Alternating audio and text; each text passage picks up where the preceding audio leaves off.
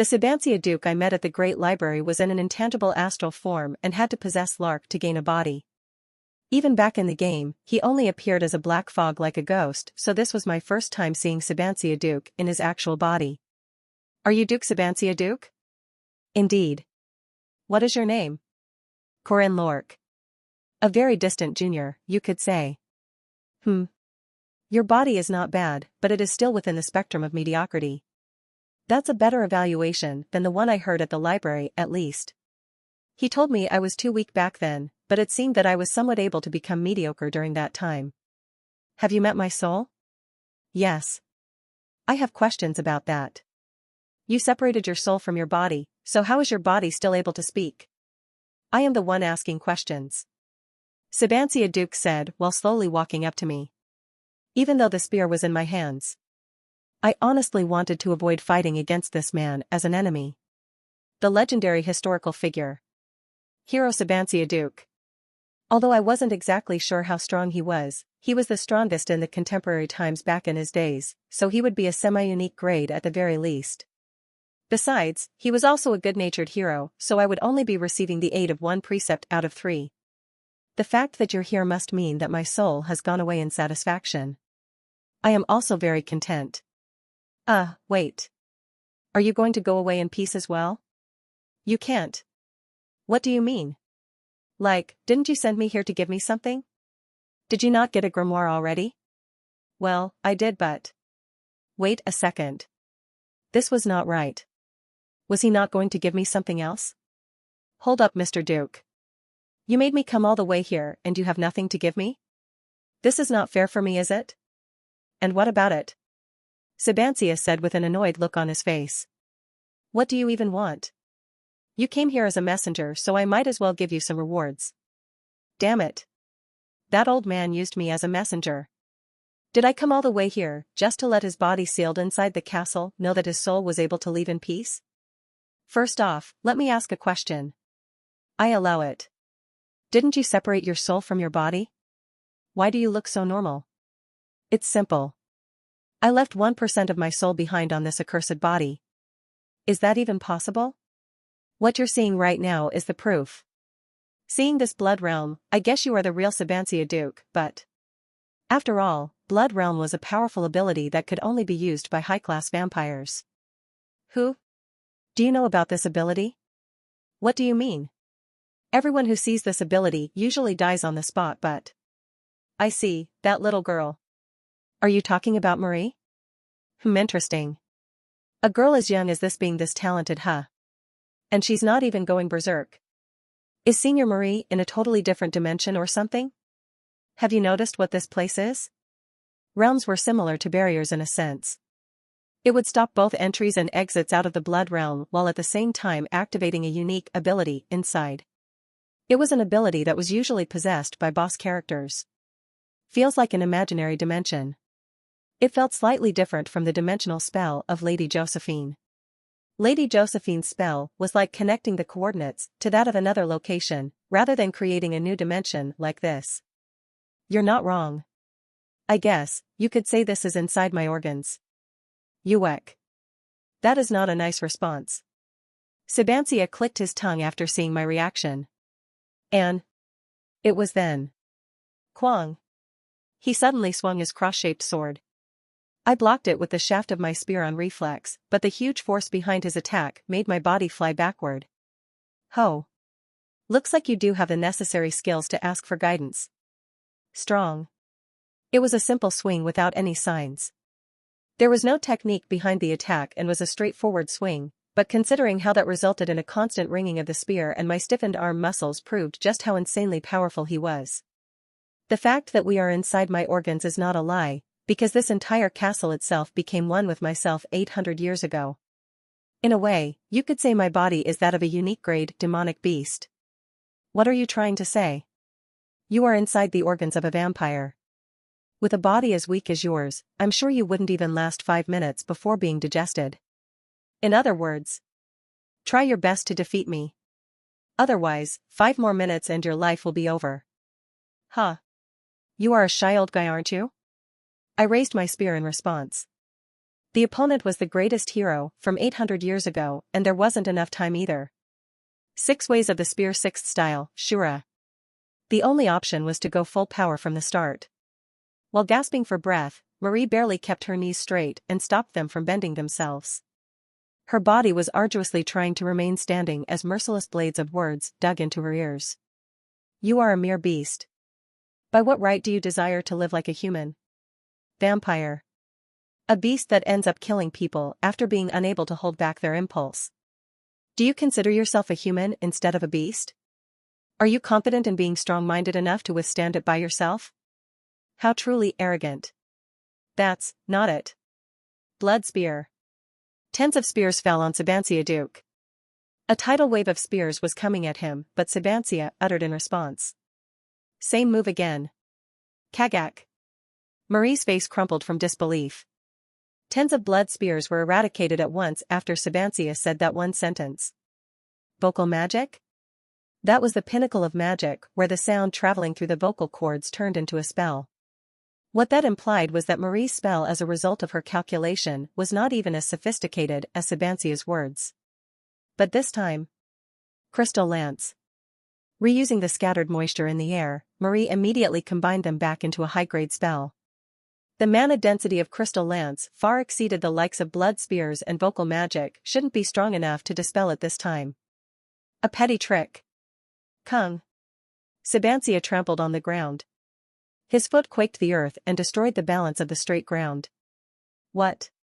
The ground popped up like a seesaw. A tremendously heavy cluster of the ground rose up like the lid of a cauldron and acted against the law of gravity to block the Crystal Lance. Doggo. Woof. Doggo rose up from her shadow. Marie continued firing spells from behind as Doggo jumped in and dashed at Sabancia. Traveling as fast as a red cannonball, the blood dog was just about to bisect Sabancia into half, but... Art of restriction, coffer. Dozens of chains appeared all around Sabancia. Thanks to his insane reaction speed, Doggo managed to stop himself before being entangled by the chains, but the chains pounced back at Doggo in an attempt to seize him. Combination magic, multi-spell. A shield of mana rose from the ground. Using that as a wall, Doggo escaped from the dozens of incoming blood chains. Now. As soon as the pursuing chains came to a halt, the blood dog kicked off the ground once again. Doggo was able to ignore the self-protective instincts of an animal that every organism possessed. Even though his own body was being ripped because of his speed, and even though his body might get shredded in the following clash, Doggo pounced forward regardless. Without any safety limits, he could even commit suicide by bombarding himself together with his opponent. It was because his body being broken meant nothing. A physical body was something he could gain any time. His destructive and aggressive fighting method was only possible because Doggo was a monster who had an immortal body and infinite life. Kwang. The air erupted with a sonic boom. The materialized form of mana transcended the physical limitations of an organism and charged forward at a supersonic speed. In less than 0.7 seconds, he arrived before his enemy. Doggo began swinging his nails and noticed after seeing the opponent stay still on the spot that his enemy wasn't as fast or strong as him. That body with not a sliver of blood was so weak that it wouldn't be able to dodge his attack. Thinking that, Doggo swung his nails and the ominous-looking claws of the blood dog were about to land on Sabancia, but... Bam! Grit, grit. Doggo's front paw was grabbed from the front. Right when he was about to strike down with his claws, in less than 0.01 seconds, Sabancia reached his hand forward and locked his fingers with Doggo's to hold those claws in place. Was this even possible? At this point, it wasn't even in the realms of speed or power, and this was in the realm of foresight. Seeing that brought back a memory of the past. Doggo was feeling the same thing as what he felt back inside the forest, in front of the man who was challenging them with a single spear in hand. Quite fast. As expected of a beast. Both the speed and power are well above mine. Even faster than me back in my days. The blood dog's hand was tightly grabbed by Sabancia as chains approached from behind and tied themselves around his hands and legs. However, that is all you have. A foolish beast with nothing but strength. Doggo's body was made to turn 180 degrees. A little bit of strength and a slight gesture of Sabancia's hand toppled the giant werewolf, reaching 2 meters in height. Sealing Sword of Romania.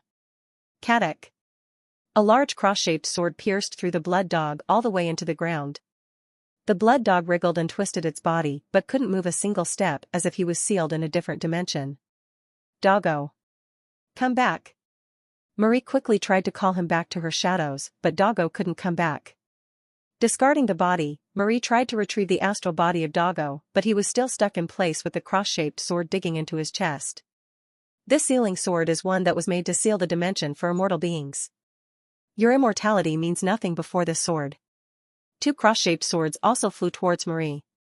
She quickly created a barrier in response, but the swords easily pierced through the barrier and landed on the ground next to her on each of her sides. Ugh. Just like that, the 2 large swords locked Marie in place. Unable to endure the pressure coming out of the 2 swords, Marie couldn't keep her trembling knees straight and kneeled on the ground. Hey, am I going to lose just like this? Sabancia probably wasn't that strong right now. But these swords and his skills were specialized for combat against vampires. Looking at his body, Marie could tell that Sabancia's body was far inferior compared to her own in terms of both mana and physical strength. Despite being a vampire, the opponent had been asleep for hundreds of years without taking a single sip of blood, so that was natural. Sabancia Duke's body had been in a slumber until they visited him today. That meant he was far weaker than how he was at the peak of his power, and yet he was undefeatable.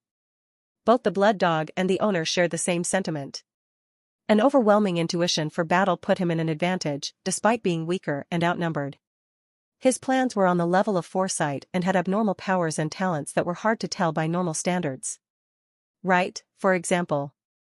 A hero. Those with lofty minds who powered through every adversity, regardless of a difference in strength and a numbers disadvantage.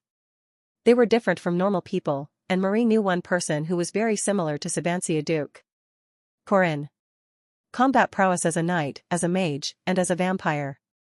The vampire in front of her eyes was unprecedented in all 3 spectrums. That was what a hero from 800 years ago looked like. Oh beast. You beast of damnation. Are you confident in controlling your impulse forever?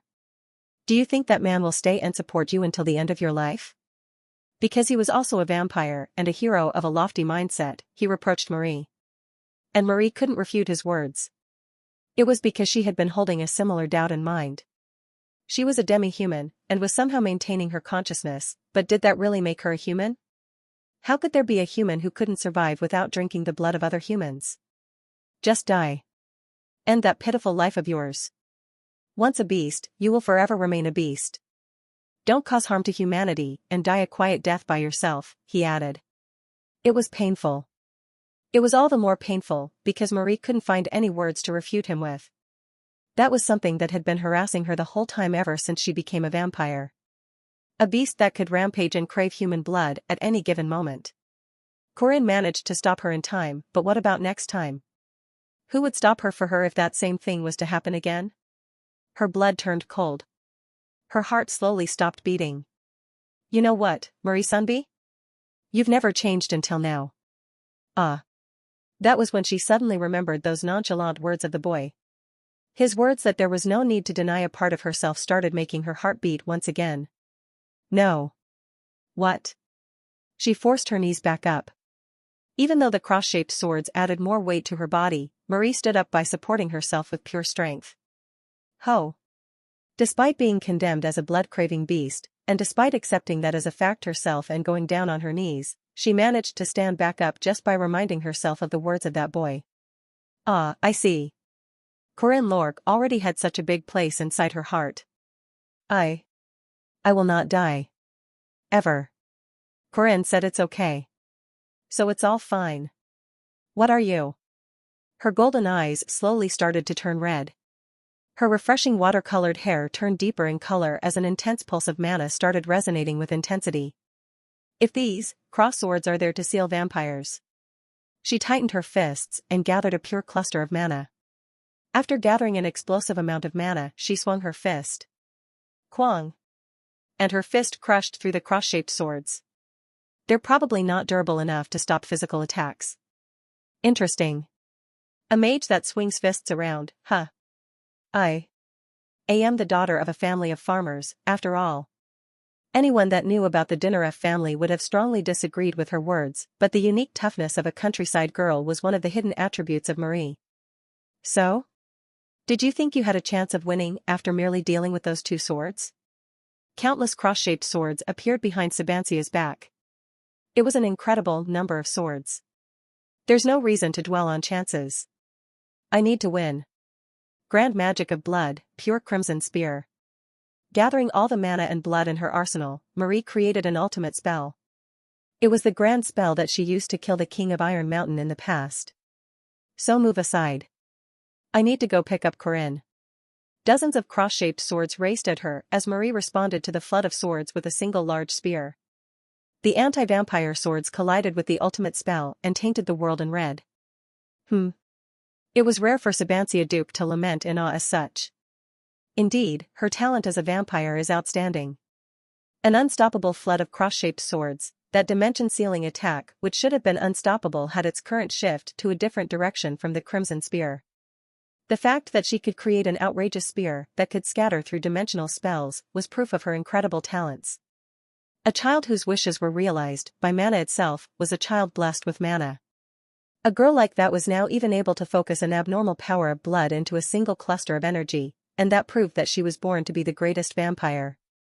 I admit it, Marie Dinaref. You have talents. And that makes you all the more dangerous. What kind of disaster would it lead to if a vampire of her level was to wreak havoc and go berserk? That was why his initial goal was to seal her in this castle just like himself. It meant nothing even if his body were to die in the process. In fact, it would be a bargain if he could nullify a seed of catastrophe just by sacrificing his accursed body. Sabancia Duke walked up to Marie, who was in tatters after being defeated in the battle. Despite her show of power, Sabancia Duke was still the victor, and that proved just how powerful he was as the greatest hero of the past. He gazed down at the young vampire, before his eyes.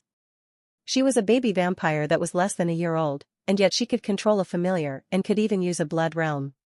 She was already at the level of a vampire elder and, if she built up enough experience and strength, it might even be possible for her to aim to become a vampire lord.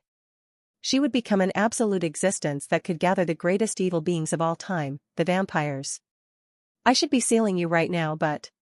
The burning red eyes of the girl displayed her unwillingness to accept defeat. She was still planning to fight. What was intriguing was that the reason for her unwillingness to lose was not based on herself. Besides, according to the bits and pieces of memory that he had a look at during the fight as a vampire of a higher status. She stopped the initial blood-sucking impulse and stopped herself. Was that even possible? That was the reason why Sabancia was hesitant to seal her. And in the end, he decided to trust that young spearman and let her go for the time being. You are very powerful and your talents are definitely at an exceptional level. However, you are wasting your energy too much. Your familiar is also sloppy, and is the typical outcome of having all brawn and no brain. Are you going to teach me things? No. You're different from that spear-wielding brat, and you're already heading to perfection. All you need is time and you will perfect yourself after a while.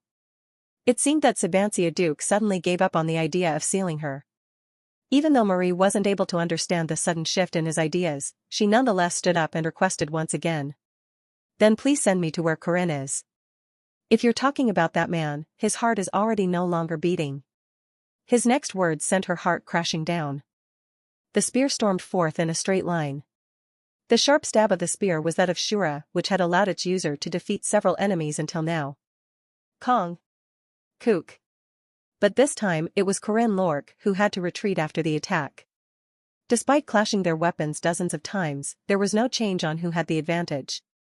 Carrying his enormous cross-shaped sword, Sabancia Duke remained firm like a fortress, and Corinne Lorque's arduous attempt at breaking through his defense was all in vain. This was already his 10th attempt to close the distance, but Sabancia Duke held off against it with ease. Originally, a spear was supposed to have the upper hand over a sword in terms of reach. Even though it would usually be the sword that tries to close the distance, this time it was the other way around because of the 2-meter-long greatsword in Sabancia's hands. A sword that big should be slow, but they should either be slow or there should be gaps between the swings. Even though that was the common belief for those enormous swords, Sabancia Duke had none of it. Whenever Corinne stabbed with the long spear, Sabancia Duke swung his greatsword in a heavy curve. It was obvious that the stab should be faster, and in fact, it indeed was faster, but this is strange. Why is he always making it in time? His sword always found the spear and flung it away with sheer power. Are you puzzled, brat? When Corinne stopped his feet and stayed on the spot, Sabancia opened his mouth. You are overconfident on the strategic element of your weapon. Do you think you will win even if you do close the distance? It won't work, no matter how many times you try. Are you saying it's because of a difference of experience? Humph. That's not the main reason, but that is also true. Then what is the main reason? You have no principle. The momentary physical enhancement by relying on the aura core is definitely interesting. It's the way of the shadow warriors. However, is your spearmanship supposed to be used for subduing enemies through force? After hearing that, Corinne halted his feet in enlightenment and cancelled the Shura mode. Okay. Let's go again. His body was warmed up already. It was possible to enter the domain as long as he wasn't in the Shura mode. In a suspended world, inside the domain, Corinne Lorque's spear was the only one moving. A step in this suspended world could exceed the physical limitations and differences to lead to a devastating attack. Ominous snake, extreme arts soaring snake, rearing head of a venomous dragon. The silver spear was in the middle of racing towards the heart of Sabancia Duke, but it suddenly stopped moving. As if it was being sealed by something, it got locked up in the dimension and refused to move. What is going on? Did I fail to enter the domain? In a fluster, Corinne unconsciously turned to Sabancia Duke's face and noticed that he was staring into his eyes. That gave him goosebumps. Seeing him carefully raise the cross-shaped sword, Corinne belatedly realized that his enemy was also inside the domain, just like him. The sword came crashing down, carrying within a dark aura. When that was pouncing at him, Corinne saw his impending death. UHT. As soon as the domain cracked, Corinne instinctively retreated back. His spear was no longer in his hands and was still stuck in place in the middle of the air as if it was sealed on the spot. Did you place a trap beforehand? Corinne asked. Similar, but do you know why I could do that? You have an intuition, that's at the level of foresight. There's more. A jet-black aura emerged out of Sabancia Duke's body. That huge torrent of power was an appalling sight for its contenders. Even a cracked dam would be a better thing to turn to in comparison. Aura, no, wait. It's something more. It was something of a higher caliber. Right, it was at the level of Aaron Danua and Tates Valtazer, which Corinne could not reach until the very end of the last iteration. Look. This is the heaven-defying power, the one I used in my youth, to kill a dragon. Final demonic sword strike, dragon killer. A dark flash was formed by dragging out all the aura accumulated inside the core. When he carried through with that overwhelming slash, the world immediately got divided into two. I turned around. The imaginary world created by Sabancia had been clearly divided into two by that attack. What a monster. It seemed that one had to be at this level to reach the peak of a generation. This was the might of the strongest man from 800 years ago. The only ones that can do this are probably the Sword Emperor, Master during the peak of her power, and Tates Valtazer. No matter how you struggle through building technique and reflex skills, you cannot retaliate in front of overwhelming power, brat. You need more fundamental strength to be able to fight against that. You don't even reach the bare minimum right now. And that's why I'm trying hard like I am. The only things I could rely on were my body and the spear techniques that I learned, but my body wasn't the best one out there. If it was possible for me to get physically strong enough to stand off against the great evil, I would have done it long ago. In the first place, I was learning spearmanship and carving all sorts of precepts into my body to make up for that deficit. I do like your idea of momentarily enhancing your body to reach that minimum threshold. However, how does it make sense for you to give up on your strongest move just to match yourself with the enemy's power level? The strongest move Sabancia was talking about was the domain.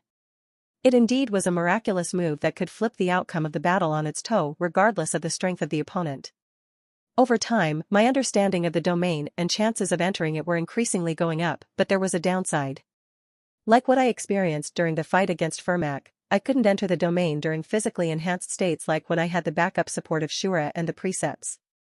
The abnormal strength filling my body in fact caused me to lose focus and made it impossible for me to enter the domain, which required utmost concentration. It's like an equivalent exchange. If you get one, you have to give up on, huh? In the middle of my own speech, I noticed a paradox. Didn't Sabancia Duke? Sabancia Duke was able to use a restricting spell that was great enough to block a spear inside the domain, while also moving his own sword inside it. He was able to do two things that both required a great amount of concentration at the same time. Have a broader perspective of the world, kid. Don't whinge and think others won't be able to do something just because you can't do it. In the end, he was saying that I needed both strength and technique, but I wouldn't be suffering like this if that was so easy. I'll give you mine. Huh? I'm saying I will give you the aura-core of mine, Sabancia Duke. That is the only thing I can give from my accursed body. Why are you so helpful all of a sudden? I thought you were an incredibly mediocre one, but seeing your fight. Well, it seems that you have some prospects. And besides, I can see why my soul has made you come to this place. He said while looking at my precepts that were now visible due to the aftermath of the fight. You have the qualification to be a hero, and I can see that. Corinne Lorque. You have not the usual greed of those who seek power, but conviction and pride. Ho. Do you feel like respecting me now? You? As if. But you said you respected me back in the library though? My soul must have become emotional after being buried in books the whole time. Sabancia Duke said while disagreeing with the words of his own soul.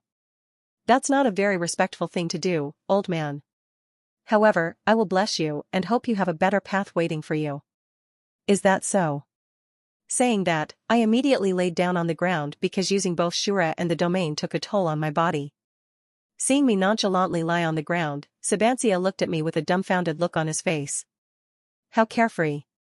I know you are not the type of person to kill people for no reason. So hurry up and just give me the thing. I'm busy trying to save the world.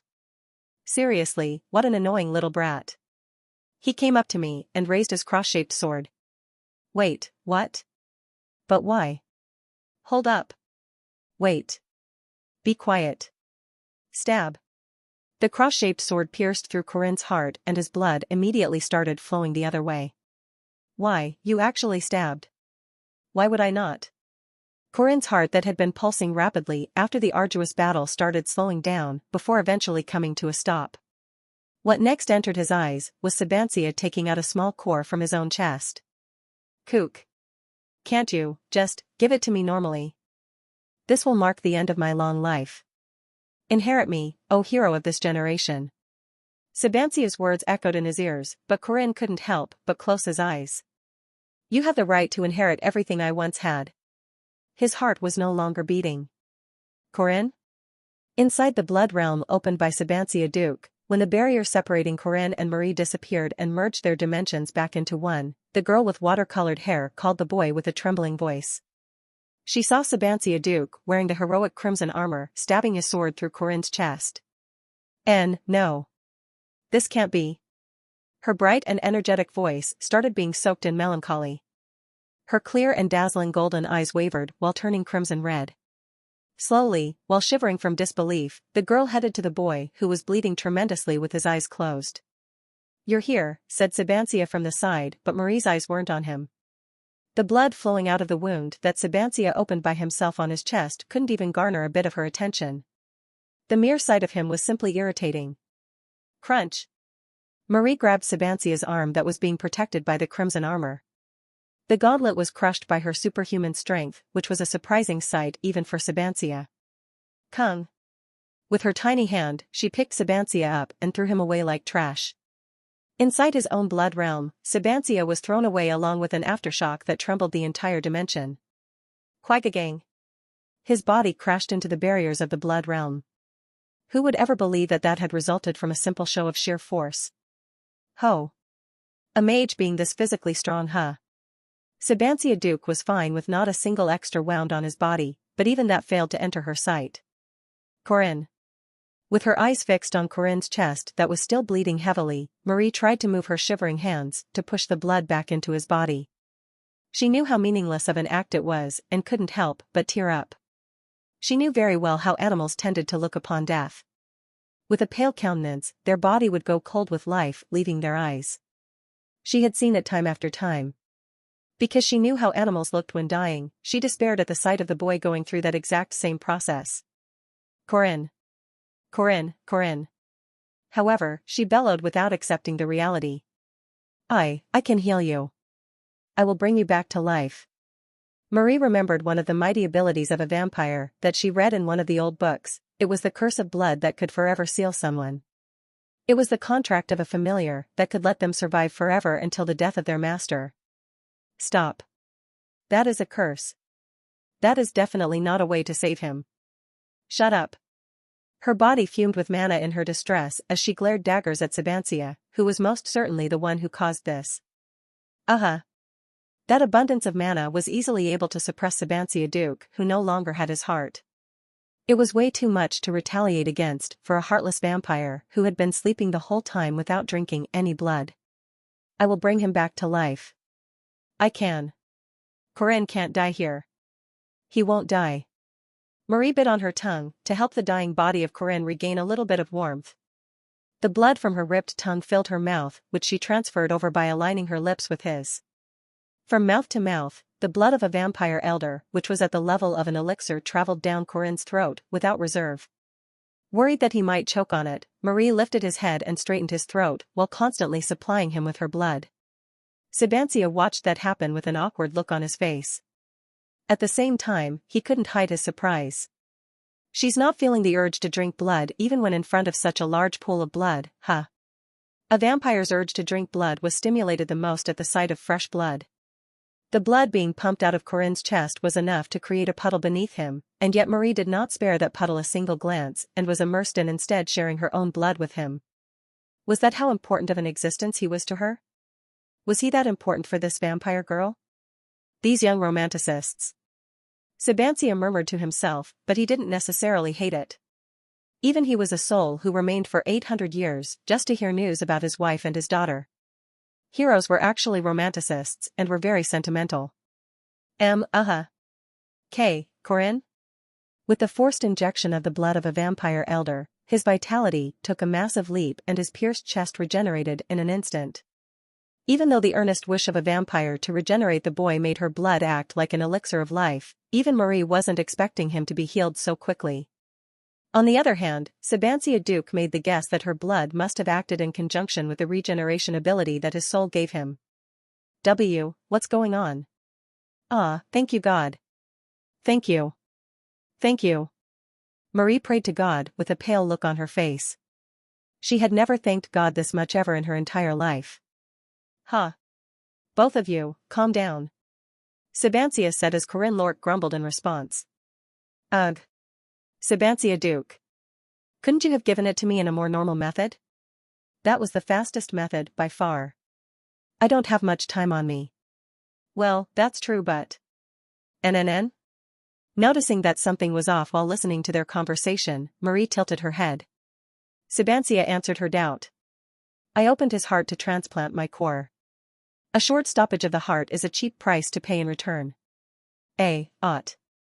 Only then did Marie realize what Sabancia Duke had done to Corinne. A giveaway of life and an inheritance of power. All of that started from the heart, which was the source of all life. It was an advanced magic ritual, which was only possible because both of them had incredible vitality and tenacity. Thank goodness. Really. Thank goodness. After heaving out a deep sigh of relief, Marie hugged Corinne, who was still lying down on the ground, and wailed. Senior? Not knowing what was going on, Corinne bewilderedly returned her a hug. I was worried. Sniff. Corinne, don't ever die on me. You need my permission to die. How is that even possible? Promise me that you won't die without my permission. Grit. The power behind her embrace made Corinne realize just how serious this girl was. However, the only thing he could do in return was tap her on her shivering back. Opening my eyes, I found Marie in a deep sleep. We were back in Sabancia Duke's office, and Marie was sleeping with her arms wrapped around me. That probably wasn't a dream. A new system message cleared the doubt for me. You have acquired the Aura Core of Sabancia Duke.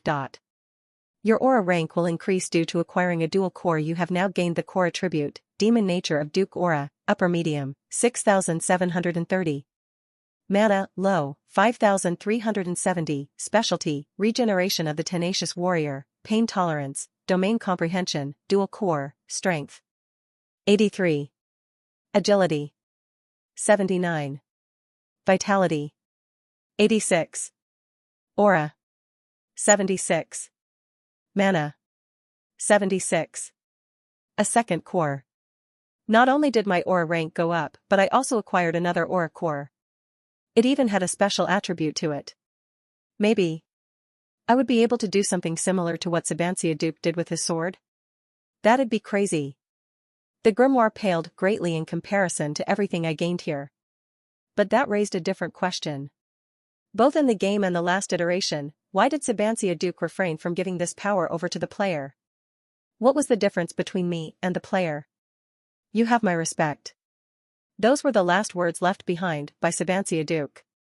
Did I have something with me that the player did not have that made Sabancia change his mind? How much better would it have been if he just nicely gave this to me though? That was a really close call there. He could have just handed it over without me going through all that stuff. Making people work for nothing. Well, it was probably to test me though. Creak. It was then. Someone came into the office after opening the door. Who? Hick? As if she wasn't expecting anyone to be inside, the visitor was greatly surprised after seeing me. Looking at her maid clothes, it seemed that she was here to clean up the dust. My apologies. I was not expecting a guest to be. Sorry. We will be going out very soon. What was going on? The maid had a very unusual look in her eyes. With a shiver, she looked back and forth between me and Marie. Wait, Marie? HNN. Right. This was definitely open for misunderstanding. Yes. Wait. This is not what you think it is. Seriously. I know what you're thinking, and whatever you are thinking is wrong. Kiss mark. A kiss mark? Where? I unconsciously touched my neck, at the place where Marie inserted her fangs, to drink blood. Now that the flesh had grown back up, it was no longer like a wound, but it still had red blood clots, which probably made it look like flushed skin at a distance. That's wrong. You are seriously misunderstanding something. For real. I get what you are thinking, but... Apologies for my intrusion. Please have a great time. Where are you going? Hello? Just wait 1 second. That would definitely create rumors, right? Again, the upper-class society and banquets were places where tongues danced like swords. In other words, rumors tended to spread across at an extremely rapid pace. You a bastard. How dare you touch my daughter? I will kill you. I will kill you. Ooh. It took about 20 days for the misunderstanding to be resolved. Even though there was a small incident, the holiday in the South was overall quite decent. Corinne. Are you okay? Haha. Well, I do understand. It's normal for fathers with daughters to act like that. Hing. Sorry. It's my fault. After the visit to Sabancia Duke's castle, I had to hide inside the mountain for 20 straight days. I hid in one of Marie's villas and spent time training there. Avoiding the eyes of wyvern squads patrolling through the skies was definitely not easy, but who am I? I'm a former soldier of the Korean military forces, am I not? This was probably what all that mountainside training and operations were for. But it's great that we resolved the issue towards the end. You came and gave me potatoes here and there as well, so it was quite good. Hing. I wanted to give you a better time though. I think it was already great. The last week of holiday was quite literally amazing. Even though I didn't get to visit the famous places of the southern region, I still got to receive all sorts of services in Marie's house. Especially that massager, he indeed had some superhuman skills. I swear, Meridian massages were the best. Anyway, the second semester is about to begin.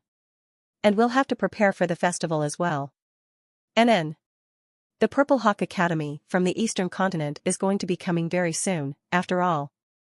The festival was where the 4 great academies of the 4 continents each visited one another's academy for a friendly exchange.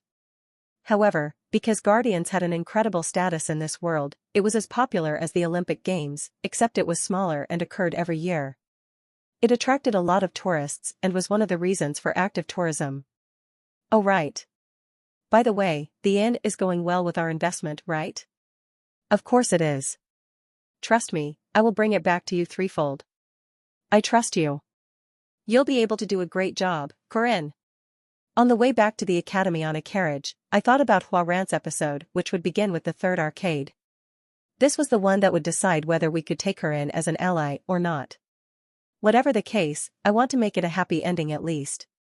It would be great so long as it didn't lead to the worst ending, where she transcends into a yiksha. Things should go just fine as long as I stop the petty tricks of the spiritualist. Aside from that, I also had to make some big money from the accommodation investment to get rid of any potential financial problems in the future. There was a mention in the game that there was an abnormally large number of tourists this year, so the accommodation industry should return a lot of money. The lodging fees would skyrocket when tourists are attracted to the festival, and after going big, I'll sell the land and save all that money. You might ask, why don't you borrow from Marie, but come on. I have my pride as a man as well. I am unstoppable. Long live the festival. K, Corinne? Hoo-ha-ha-ha-ha. A money dupe bug incoming. Unless the planet suddenly did some random shit, and unless a hole was to suddenly appear in the sky, there was nothing that could possibly stop my plan. A storm. All the paved roads were destroyed, trees of the forest were pulled out and were crushed apart by the unstoppable torrent.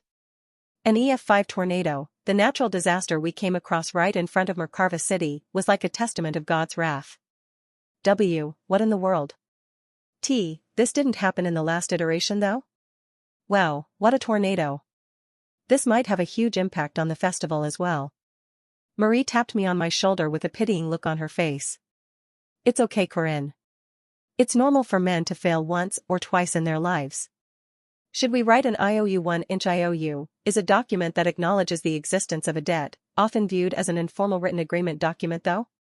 I will prepare everything and give you a document so all you need to do is sign it. You don't even have to bother checking it. She added with her eyes glistening as if this was her chance, and honestly, it was quite scary. We are so wet now. The academy wasn't that close from the tornado, so it was possible for us to make a detour somehow, but we had to go through a bunch of rain in the process. Welcome. It must have been rough, because of the tornado. Huh? Mr. Chairman? What about Professor Josephine? She spent the holiday with Hua Ran at Chapel Xian and is coming back at the moment. Waiting at the entrance of the special dormitory was Chairman Ariu. My master Aaron handed over a large towel, which I placed on top of Marie's head. You should wipe yourself first. Okay. Seeing me hand over the towel to Marie, Master went somewhere with her dimensional spell, before returning with another towel in hand. You should stay here tonight. Am I allowed to? You are not an outsider anymore. Starting from the second semester, we will have you stay at this dormitory. That was probably in order to observe me. Since they couldn't fully believe me as of yet, Lady Josephine and my master Aaron would have decided to do that to monitor my actions. So what exactly is that tornado? Right. It was huge. I'm worried it might cause more problems for the city. Is that going to be all right? Master heaved a sigh while looking outside at the source of the sharp noise of the swirling tornado, and replied. First off, the city itself hasn't suffered from that much damage. The tornado is not touching the center of the city, so it's probably only a small outskirt of the city that received some level of harm. Huh? But won't it be problematic if it moves towards the center? No. The tornado will not move. Sorry? The tornado won't be moving? What did that mean? From what I knew, there was no such thing as a spell that could stop tornadoes from moving. Wait a minute. A small outskirt of the city? An ominous sensation filled my body after ruminating on those words, but Master continued with her explanation regardless. That tornado is not a natural phenomenon, it's the work of a demonic beast. Master? Where exactly is this small outskirt of the city? There's no way, right? It's not where I think it is, right? One of the important seaways of the southern archipelago was the Adjurnia Strait, which was often used by several nations, including the El Rath Kingdom. Recently, people in this place were having a headache because of the sea serpent. The enormous sea snake, reaching 60 meters in length, was a grade 1 demonic beast and was the lofty king of the ocean. One day, it just suddenly arrived and decided to stay at the Egernia Strait. As if the financial circumstances of humans were none of its business, this lofty king began to sink all the trade ships that infiltrated its territory. The ones that had to suffer the most from the sudden appearance of this long snake were the trade merchants, including Count Cassius. "My son, do you really have to do this yourself?" Count Cassius said while worriedly gazing at his son, who pompously volunteered to defeat the sea serpent. "Yes, father. It's a grade 1 demonic beast. As long as I succeed at defeating this monster, that will make it easier for me to be promoted to grade 1. I understand your point, but..." Ever since he met the lady from the Dinaref family, which reigned over the south like an overlord, his son had become very hasty. Him falling in love at first sight wasn't a problem, but the problem was that he was feeling overly competitive to another person. This knight, who was so talented to be able to become a semi-grade 1 knight at the young age of 23 with a bright future ahead of him, was feeling competitive for someone younger than him. It was the young gold digger who had a bunch of rumors about having a secret love affair with the oldest daughter of the Dinaref family, the spear-wielding boy who became a grade 1 knight at an age younger than himself. "Marie. You're being deceived." Levent could still remember him, that disrespectful man who touched an unmarried lady from a dukedom with bare hands, without regard, and hugged her as if she was his. He didn't know what kind of underhanded trickery the man used, but Marie was definitely being deceived by him. In order to save her from the hands of the gold digger, Levent first needed to build his fame. By using some tricks, that man had become a grade 1 knight, meaning that he too had to become a grade 1 knight to get to his level. "Don't worry, father. I will defeat this sea serpent and bring peace to the ocean. I shall become the hero of the Egernia Strait and stand before her once again." Along with the battleships and crews, provided by his father and guardians of the Alliance, Levent Vlandria headed off to defeat the sea serpent. Result-wise, the subjugation was a success. This huge campaign that mobilized 5 battleships with 16 knights, 5 mages, and over 500 crew members was a success. But it was only a half success. "Mayoun. The sea serpent is running away." "Wha? It's our victory. Congratulations on the successful campaign, young master." "Lady Marie. This victory was made only thanks to you." It was a shame that they couldn't kill the sea serpent, but they succeeded in driving the sea serpent away from the Egernia Strait, which would bring a peace of mind to the trade ships going past the seaway. "Mayoun. But where did the sea serpent head off to in its escape?" "Queek?" Now, there was a bat demonic beast called Alvin. These large bats that had a wingspan of up to 30 meters had 2 other well-known names. First of them was the tornado bat. Sometime around June, they would visit the archipelago for a breeding season. In order to avoid their predators, they would create a nest on a small island of the archipelago. This was where the reason they were called tornado bats came to play. During their mating season, the male tornado bats would use up all the lifetime energy they built up inside their body and sacrifice themselves to become the epicenter of a tornado. Using that tornado, they would block the approach of predators and have their final moment of reproduction. These tornadoes lasted forever until the death of the Alvin that created it, and was usually kept until September, where the female would give birth to a baby. Mayoun. An uninvited guest appeared while 2 bats were sharing an affectionate time like protagonists of a youth drama. It was the sea serpent that escaped from the campaign. What was terribly unfortunate for the bats was that the large grade 1 demonic beast, sea serpent, was one of the few demonic beasts of the ocean that could break through an Alvin's tornado, and as a result. Kwai? Right when the female bat was getting ready to have another intimate relationship on top of a rocky island, the sea serpent suddenly showed up and carried the male bat away. Kai. Qui. The female Alvin screamed while watching the male bat be taken away by the sea serpent. After losing its spouse, the female Alvin had no choice but to leave the mating island with a whale. There were already babies growing in its womb, and the Alvin had to give birth to them. Flying further north, the female Alvin started a perilous flight. It had to alter its path after coming into contact with a wyvern squad that was looking for a boy, and even had to suffer from retaliation when it was trying to pick up a cow that was harvesting corn only to realize that it was an Adhumbla that weighed more than 70 tons. In tatters, the Alvin landed somewhere near Merkava City. Rather than land, it was more correct to say that it no longer had the power to go any further. And lastly, this was where the second well-known name of the semi-grade 1 demonic beast, Alvins, came to play. They were called tornado bats, because of the tornado they created at the cost of their vitality and body, while the other name they had was, a gold bat. Blood, bone and flesh, every part of their body was as potent as an elixir. They were a fabulous demonic beast that also ended up luring nearby demonic beasts with their mellow scent. All sorts of monsters came to eat the Alvin after it landed on the ground, and because of the maternal instinct of the female Alvin that wanted to safely give birth to its babies, it voluntarily became the epicenter of a tornado, so that it could give birth to its babies even at the cost of its own life. As a result, it created an enormous tornado that also impacted the eastern side of Mercarva City. The spear-wielding boy who had to receive some unfair retributions for his actions was befuddled at the sight of the tornado in front of his eyes. I was fucked. Right now, I could say with a very rational and objective perspective of the situation. Rationally speaking, I was fucked. Huh. A tornado bat. A tornado bat. Who could have expected such a thing to happen? A tornado bat. Weren't they rare beasts that stayed on small rocky islands of the archipelago to mate like crazy? Why were they here on the continent? Yes.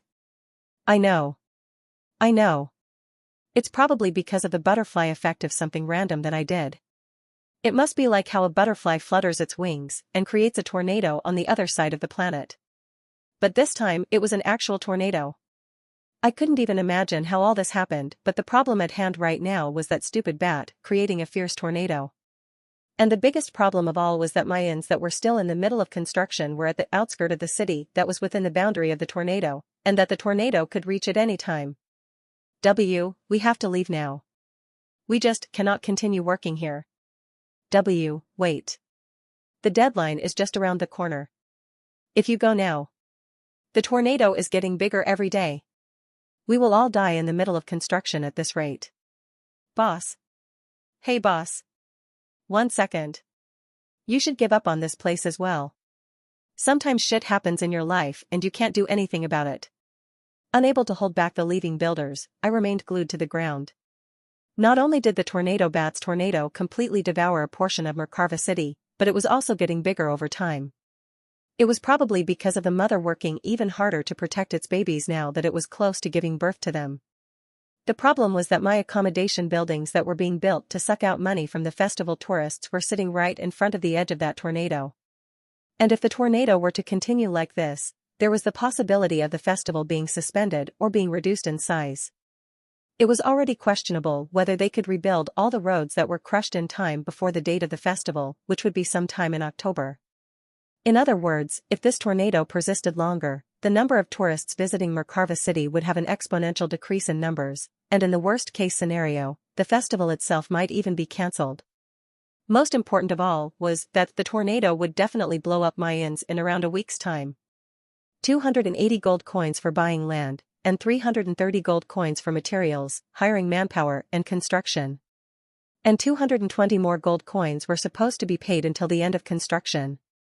And by the way, only 110 gold coins from these were mine. The rest? I borrowed them all. I had to pay 720 gold coins if I failed with this business. I'm fucked. I am actually fucked. It felt like I was discarded on Mars with nothing on me. An emergency conference was held at Mercarva Academy. Chairman Ariu Kazar gathered several professors that were staying at the academy along with a few students. I believe that is everyone. The old veteran of the night department, Professor Heyman Welsh. Professor Dana Ariane, who recently received a salary cut due to the horribly failed experiment. New professor of the second-year students of the night department, Orjan Rentry. Professor Edgar Linton, the career advisor of fourth-year magic department students. And Professor Lalara Mars, who teaches alchemy to both first-year and second-year students. What these people had in common was that they had all been well known for being strong in their prime back when they were working as active guardians. Professors weren't the only ones that were gathered, there were also a few students who had either returned early like Marie, or stayed behind at the academy over the holiday. Hugh. And among them was also the freshman student who was quite a hot topic in the academy, Corinne Lork. Both professors and students inside the academy were summoned as long as they were higher-ranked guardians. I am sure you all know what this conference is for. It is because of the tornado bat, Alvin. Are we going to be killing it? Professor Dana asked the chairman after carefully raising her hand. Before she could even finish off her sentence, Professor Heyman yelled out. Of course we are. I am against it, said Professor Edgar. What? Professor Heyman gave a sharp glare at Professor Edgar. Edgar, who used to work as a justice of the peace before becoming a professor, was an active and belligerent man who used to personally chase after criminals. It was therefore quite unexpected for him to raise an objection. The tornado will be stopping in a month. There is no reason for us to bother shouldering the risk. Professor Edgar. On what grounds are you saying that? Professor Lalara asked with a sluggish voice. Alvins start breeding in early June. If they succeed at finding a partner, they will give birth sometime around early to mid-September. That quick? They are famous for their quick fertility and delivery among mammals. But that also correlates to just how difficult it is for their babies to survive. In other words, you mean this tornado will end in less than a month for sure, right? That is correct. I guess there is no reason to bear the risk then. One vote for status quo from me. But I believe we should try to kill it at the very least. Professor Orjan, who had been quietly listening to their conversation, shared his opinion. It will take more time for students to come back and it might cause problems for our festival. Most importantly, people from outside might consider our academy as weaklings who are too afraid to make a move. That doesn't sound right, Professor Orjan. Our academy is, all in all, an education facility. Killing demonic beasts is the job of the Alliance. It seems that you are still in the mindset of an active guardian. The professors were divided into two sides. An old veteran professor and a new professor were under the belief that the bat should be killed, whereas two professors with fairly long careers were against it. It created an exceptional balance, so they naturally then turned to Professor Dana. Shouldn't we try to defeat it at the very least? It is a gold bat after all, so. Everything about them is expensive, right? Professor Dana couldn't finish her entire sentence and swallowed the last few words. Professor Dana. You're not telling me that you will bear the risk just because of the recent financial budget situation of your faculty, are you? Will you involve all your colleagues and students just for such a greedy reason? Oh, of course that's not what I was thinking. She stuttered her words as if that was right on the mark, and in the end, she reluctantly agreed to keep it at status quo. This is not good. The one who was getting the most frightened by the conversation between the professors was Corinne Lork. He was someone who had to kill the Alvin as soon as possible to bring back peace. More than 700 gold coins were involved in this matter and naturally, Corinne Lork did not have the power to pay back all that money. In other words, he was close to being bankrupt. He had a financial reason that was incomparably more personal than Professor Dana, whose salary got cut off because of the King of Iron Mountain incident. Looking at how Professor Dana immediately got reproached, talking about money won't be good. I have to shift the atmosphere somehow. Corinne immediately got to work. Professors. Student Corinne? Bashing on the table, Corinne immediately stood up. His sudden unpredictable action gathered the eyes of the professors. I, Corinne Lork, would like to share my humble opinion with you, seniors. Senior, well, it wasn't a technically wrong expression, because all the professors were from the Merkava Academy and were guardians like himself. We vowed to ourselves that we will enact justice and goodness with courage, that we will not yield before death, that we will protect the weak and defeat our foes. That's the short vow we have to do when getting guardian licenses, right? Senior Dana. I believe you must have made the same vow as myself. Corinne decided to target Professor Dana first before anyone else, since she was involuntarily made to enter the objectors. He was giving her a valid excuse. Who are we? We are guardians. Every one of us here vowed to become protectors of humanity and officially became a guardian from either the Alliance or the royal family, did we not? Why, yes, but... Student Corinne. I understand your passion, but this time around, it is better for us to refrain from fighting the... Senior Edgar. How can you possibly say such a thing? Do you not see the suffering victims lying in the streets after losing their houses to that tornado? Can you not see them losing their jobs and lying down on the barren streets by themselves? Do you not see those starving children that will be forced out of their houses? I know what you're trying to say, but the damage done to the city is quite small and there aren't that many casualties either. The children are starving. How can you possibly say that? Like, there are only a couple of people that lost their houses. Lives cannot be calculated with money. Each and every one of them is a precious citizen of our city. How can you possibly discard them? Me? I am discarding them? Can you tell them that we have discarded them for our benefit? Could you accept that if you were one of those poor children, Professor? Sniff, sniff. Corinne was even tearing up now. Even though the prime reason for his tears were his ends that would soon be blown away by the tornado, the professors weren't aware of that. Just by thinking of those poor children crying out for their parents. I can't even make myself go to sleep. Oh. What a respectable young man. He is the model knight with a chivalrous heart. Professor Heyman and Professor Orjan said in awe.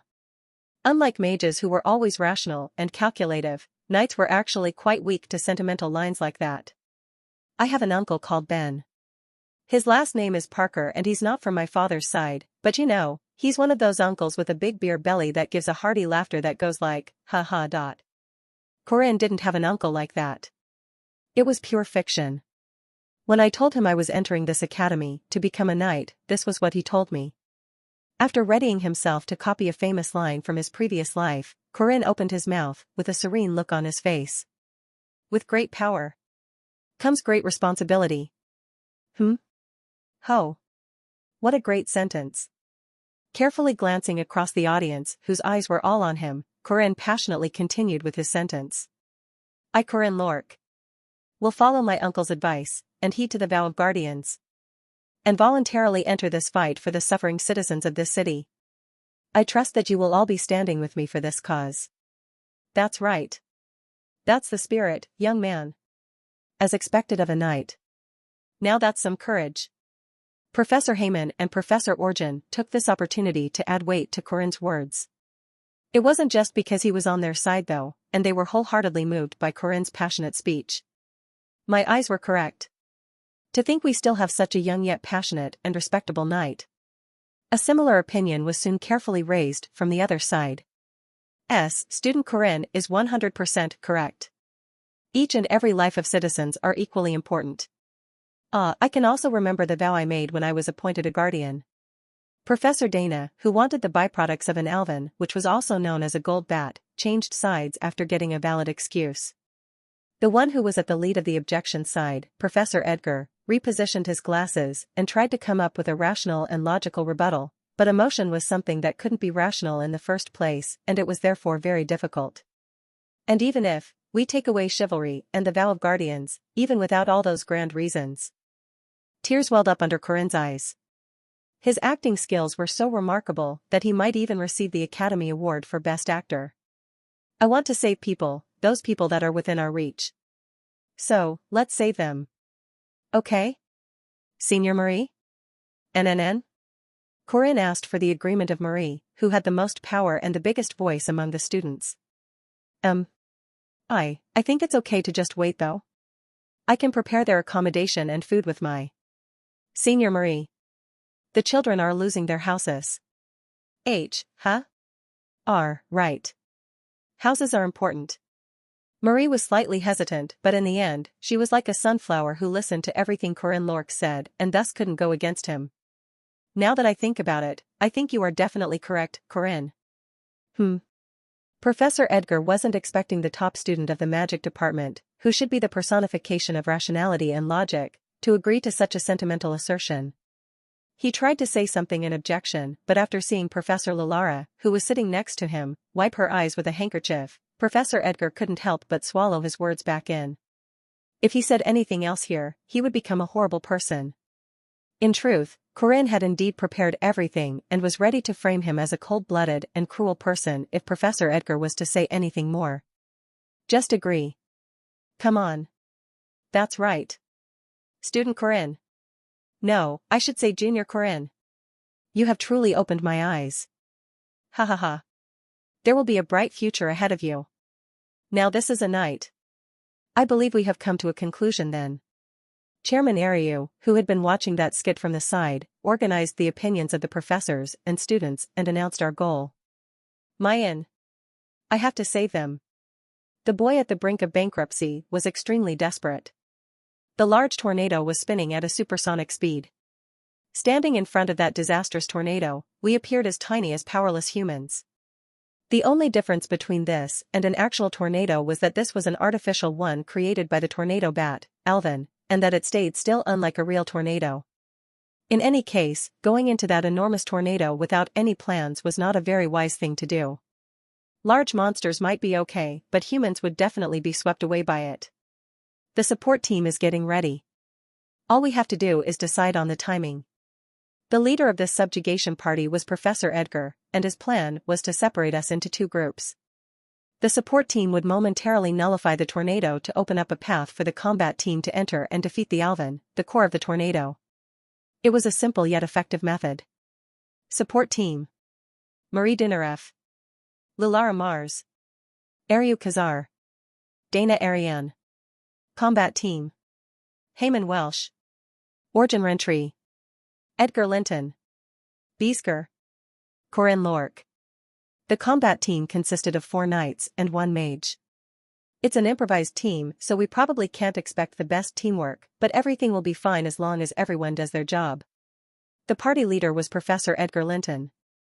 As a former Grade 1 mage, he was a justice of the peace who traveled across the continent to punish criminals and was an experienced party leader. It was thus quite natural for him to become the party leader of this operation. Instructor Heyman and Professor Orjan, please take the vanguard, and as for Student Corinne and Student Biesker, please stand at the rear. It was a very luxurious party composition. Edgar Linton, an experienced Grade 1 mage, and 2 semi-Grade 1 knights, Old Man Heyman and Professor Orjan.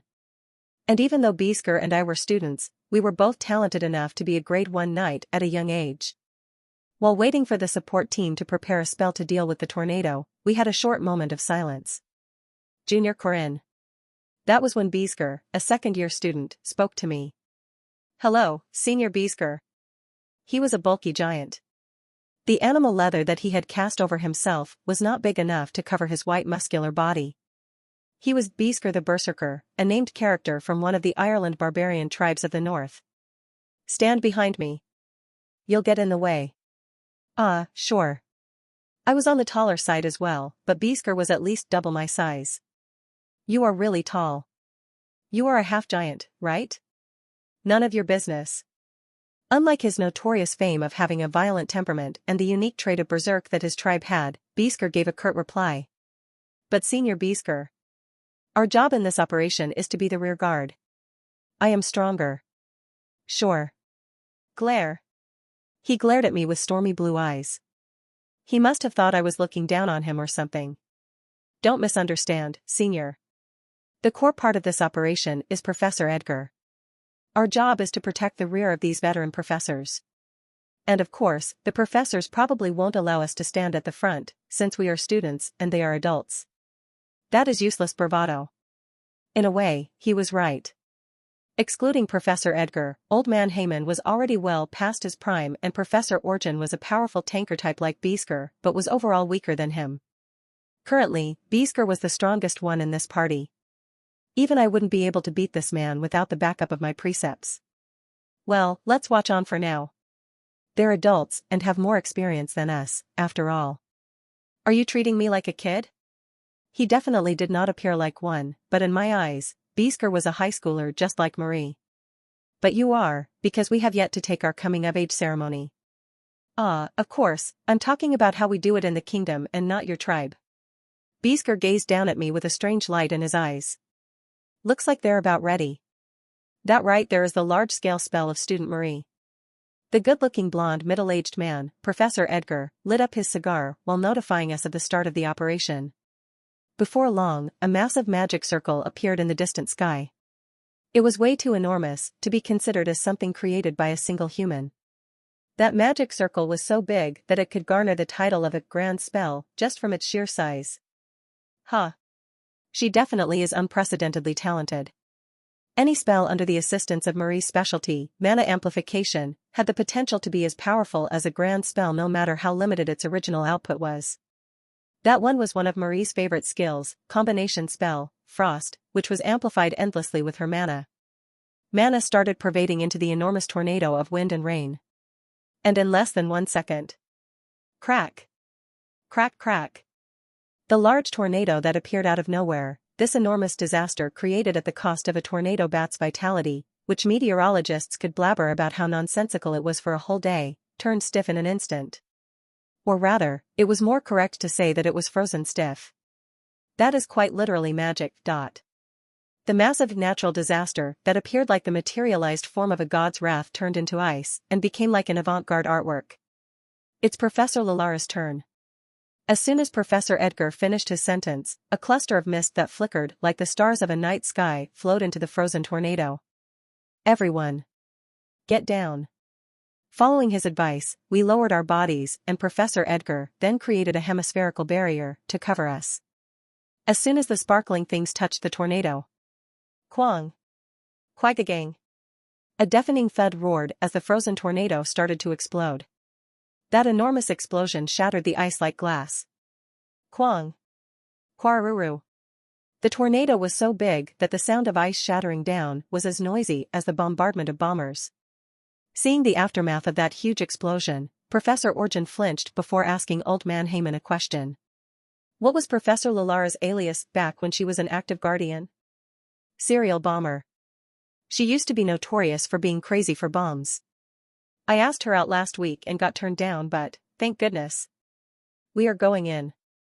A large hole appeared on the frozen tornado thanks to Professor Lalara's explosion magic.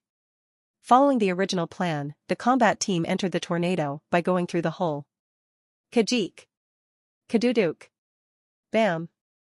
Immediately after entering the tornado, the combat team had to face a horde of monsters. They were demonic beasts that ended up being locked inside the tornado after coming here to eat Alvin the tornado bat. The semi-large demonic beasts that had been holding their ground with their weight despite the sacrificial tornado of the Alvin immediately pounced at the combat team after seeing them. Goo-woo. A single-eyed giant ran forward while swinging its club. Blocking the attack of that large weapon was an old knight. Kung. Their clash resulted in a loud thud. The Cyclops smirked while imagining the shape of the human that should have now turned into a sludge. Crack. Crack. Unlike its expectations, however, the club started cracking from the tip and the Cyclops could not retrieve its club. Someone stronger than itself was grabbing onto the club from the bottom. Been a while since I last saw this one-eyed idiot. The one who blocked and clenched on the enormous club after its devastating downward strike was Old Man Heyman Welsh. He, who used to be called Strong-Armed Heyman during his youth, was fairly old but his strength still far exceeded that of the one-eyed giant. Quang. Heyman threw a fist into the air, and the aftershock of his punch struck the Cyclops on its left knee. A horrible noise and the deathly scream of the Cyclops echoed as the Cyclops got down on its knees. Heyman kicked on the natural-made club that the Cyclops was using to support itself and jested. You can use this as a walking stick now. You-woo. A huge man followed from behind. Professor Orjan swung his enormous axe that was longer than 2 meters and struck down on the Cyclops' head. Kajijik. The head of the one-eyed giant got divided into 2 like firewood. Seethi. As soon as the Cyclops went down, a gargoyle that had been waiting for an opportunity pounced at the group for an ambush. Saw. Slice. Kadak. The smoke from Professor Edgar's cigar turned into a sharp blade that immediately slashed past the gargoyle's neck. That was clean. Corinne and Beesker, who were standing behind Professor Edgar to protect his rear, didn't even get a chance to do anything. Semi-Grade 1 Knights, Old Man Heyman and Professor Orjan, and Grade 1 Mage Professor Edgar were already demolishing all the rampaging demonic beasts while displaying their overwhelming might. Weaker than expected, commented Beesker. Well, these guys were probably locked inside the tornado for days without having any food, and seeing how some of them had scars on their bodies, I guess they were also fighting each other. You saw all that? Beesker said while turning to Corinne. Considering how Corinne used to be a terribly underperforming student until recently, it was commendable that he was taking everything in like a veteran. Analysis and coming up with a counterplan is my forte. That is a good skill. Beesker openly acknowledged the skills of this freshman student. Because of his appearance, he was often mistaken as a barbaric warrior who only sought power and violence, but he was a more rational person than common misbelief. But you should always be prepared to move up. The real ones are going to be coming soon. Corinne was right. The demonic beasts that had been sealed inside the tornado frozen by their peer, Marie, had now broken through the ice to flood them from their surroundings. Since they had been able to survive in both this tornado and the frost spell, they were probably fairly strong. See. A Queen Pterodactyl. Semi-grade 1 demonic beast, Queen Pterodactyl, was quite obviously a large-type monster. Its size was already a big problem, but the scariest part about this monster was that it could spontaneously give birth to babies on the spot. Papaback. Eggs that the Queen Pterodactyl shot out like cannonballs landed on the ground. Immediately after landing on the ground, the eggs started to crack open as dozens of smaller spider demonic beasts started pouring out from within. An army of spiders was a massive threat to anyone.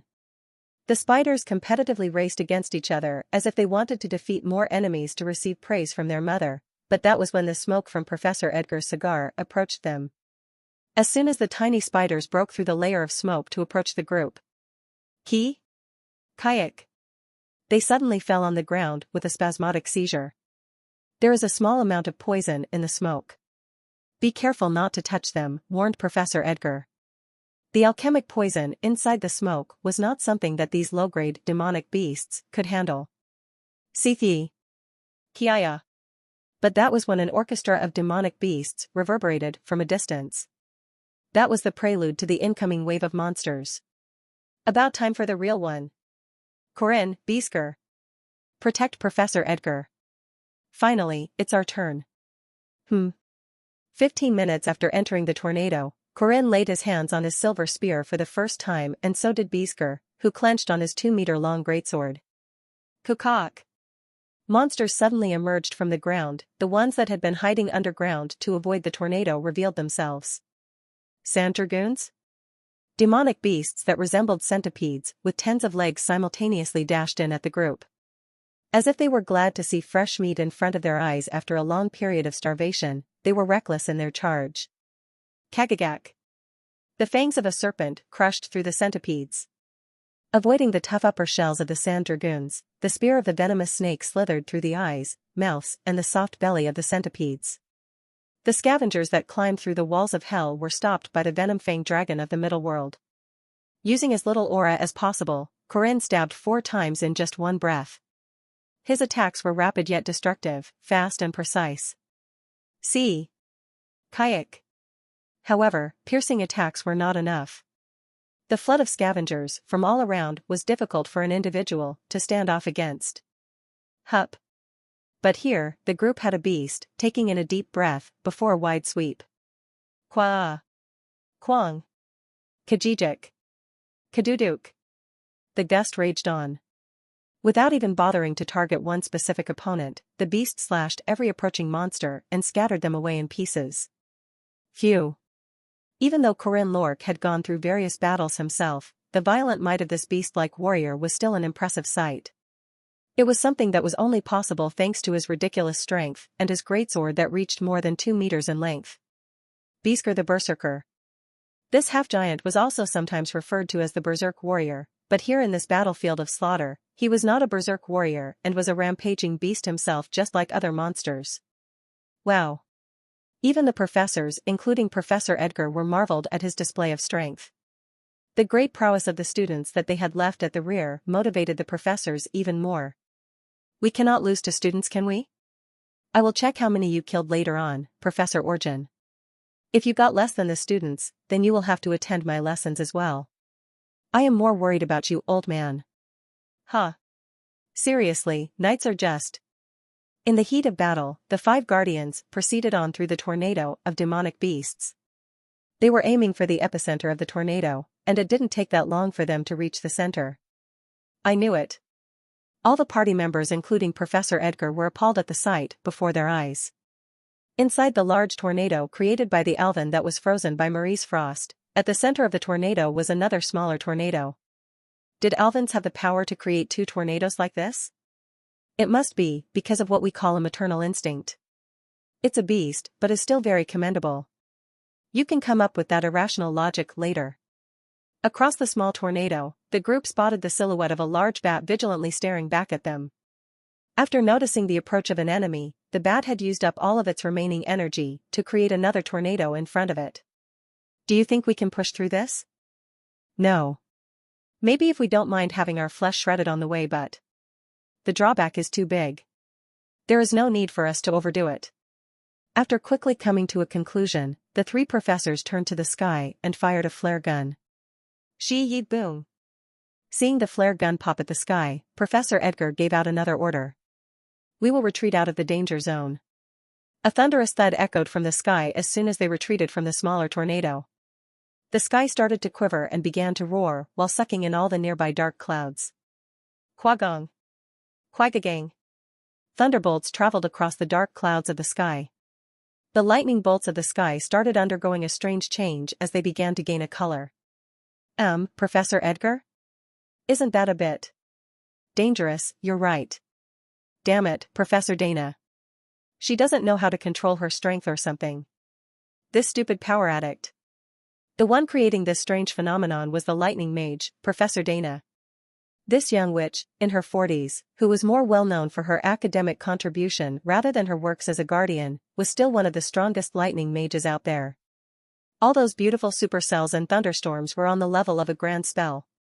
She was a nuker who could bombard powerful spells at once. And the one that she was currently getting ready to fire was Red Sprite, a crimson lightning bolt of destruction that was said to strike down at January 30th th at the speed of light, at roughly 10,000 kilometers per second. TCH.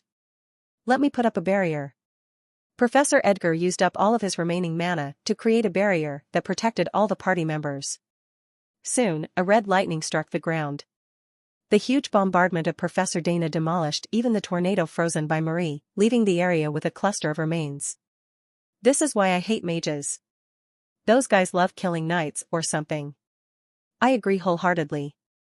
Old Man Heyman and Professor Origin stood up on the black, scorched ground with a grumble, but that was followed by Professor Edgar's word of disapproval. Please do not group us with people like Professor Dana. As a former justice of the peace who preferred the smart way around things, Professor Edgar seemed offended by that statement. Anyway, that settles things.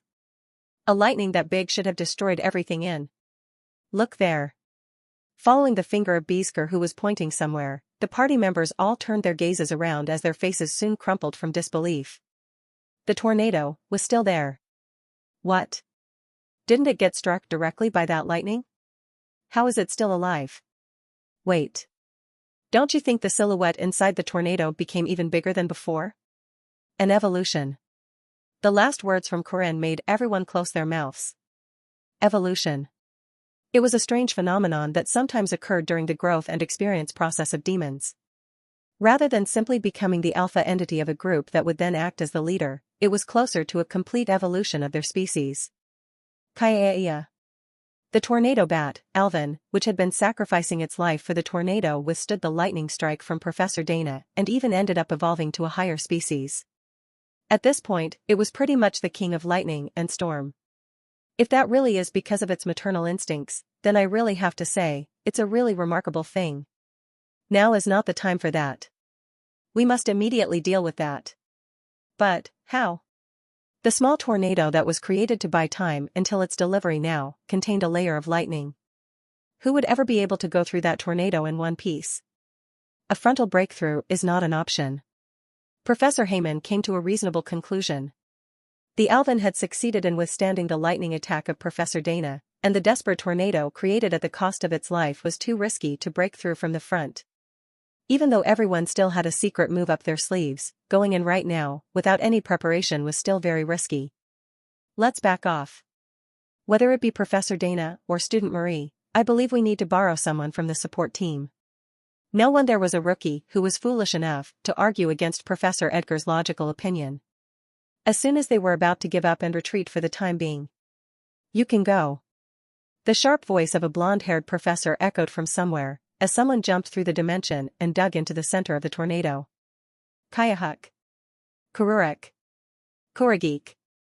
From within the pandemonium of storm and lightning, a vengeful and horrendous scream echoed on repeat. The sound of flesh and skin being ripped was evidence that someone was rampaging inside the tornado. Ka! The sharp tornado of blades threatened to slice through the fragile-looking body of the girl, but even the slicing tornado and the lightning sparks within weren't able to pierce through the unbreakable body.